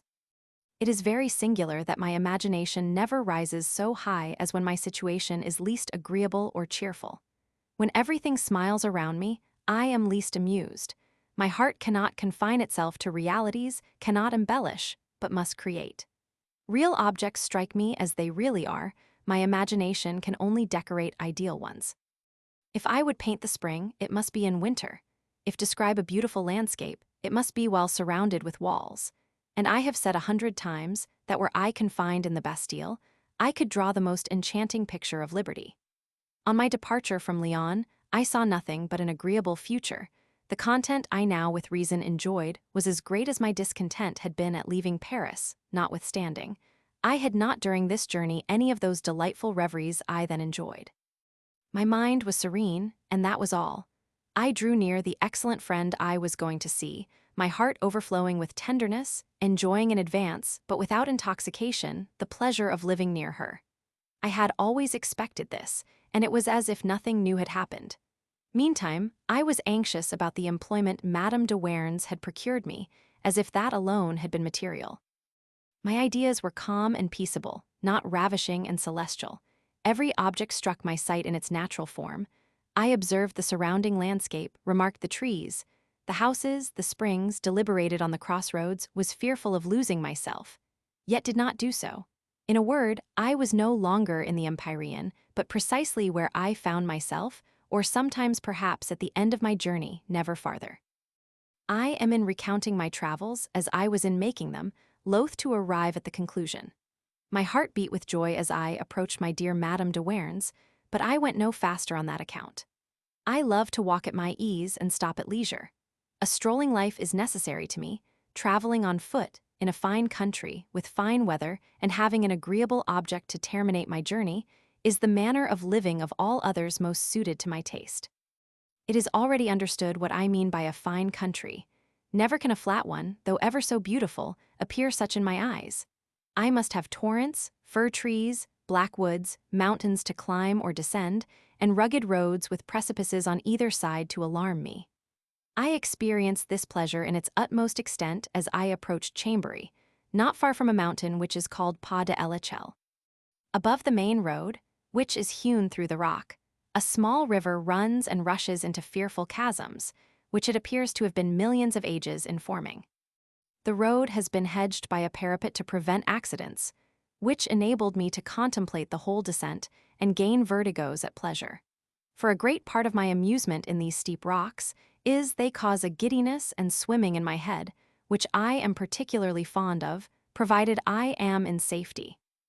Leaning, therefore, over the parapet, I remained whole hours, catching from time to time a glance of the froth and blue water, whose rushing caught my ear, mingled with the cries of ravens and other birds of prey that flew from rock to rock and bush to bush at 600 feet below me. In places where the slope was tolerably regular and clear enough from bushes to let stones roll freely, I went a considerable way to gather them, bringing those I could but just carry, which I piled on the parapet, and then threw down one after the other, being transported at seeing them roll, rebound, and fly into 1,000 pieces before they reached the bottom of the precipice. Near Chambéry I enjoyed an equal pleasing spectacle, though of a different kind, the road passing near the foot of the most charming cascade I ever saw.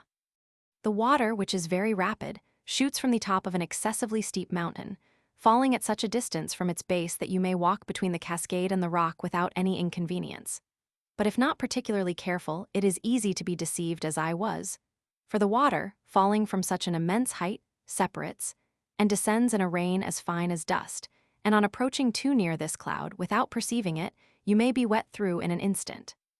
At length I arrived at Madame de Warens. She was not alone, the Intendant General was with her.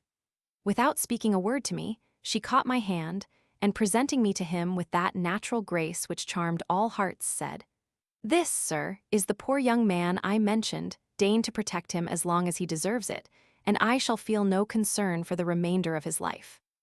Then added, addressing herself to me, "Child, you now belong to the king. Thank Monsieur the Intendant, who furnishes you with the means of existence." I stared without answering, without knowing what to think of all this. Rising ambition almost turned my head. I was already prepared to act the intendant myself. My fortune, however, was not so brilliant as I had imagined, but it was sufficient to maintain me, which, as I was situated, was a capital acquisition. I shall now explain the nature of my employment. King Victor Amadeus, judging by the event of preceding wars, and the situation of the ancient patrimony of his fathers, that he should not long be able to maintain it, wished to drain it beforehand. Resolving, therefore, to tax the nobility, he ordered a general survey of the whole country, in order that it might be rendered more equal and productive. This scheme, which was begun under the father, was completed by the son 200 or 300 men, part surveyors, who were called geometricians, and part writers, who were called secretaries, were employed in this work. Among those of the latter description, Madame de Warens had got me appointed. This post, without being very lucrative, furnished the means of living eligibly in that country. The misfortune was, this employment could not be of any great duration, but it put me in train to procure something better, as by this means she hoped to ensure the particular protection of the intendant, who might find me some more settled occupation before this was concluded.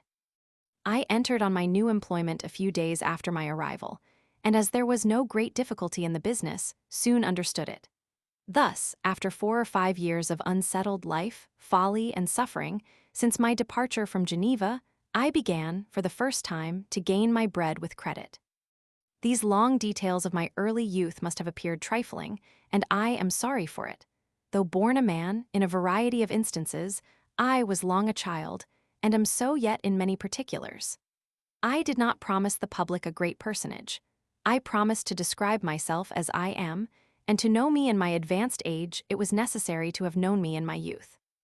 As in general, objects that are present make less impression on me than the bare remembrance of them, my ideas being all from recollection, the first traits which were engraven on my mind have distinctly remained.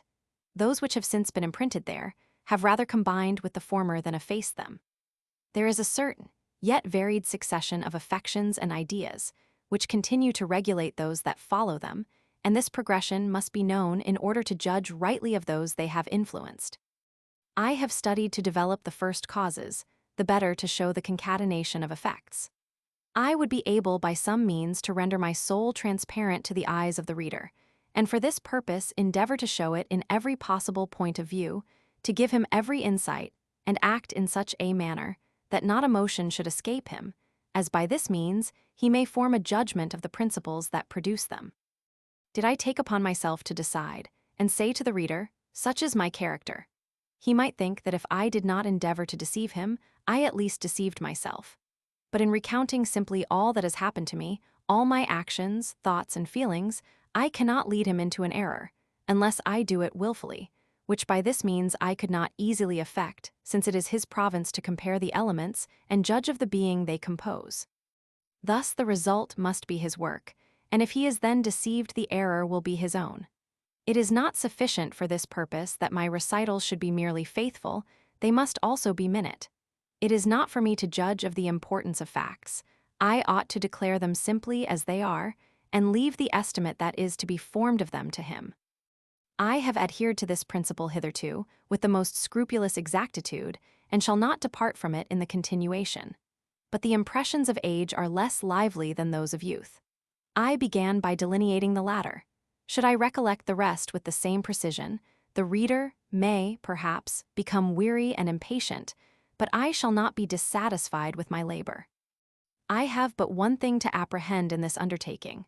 I do not dread saying too much or advancing falsities, but I am fearful of not saying enough or concealing truths.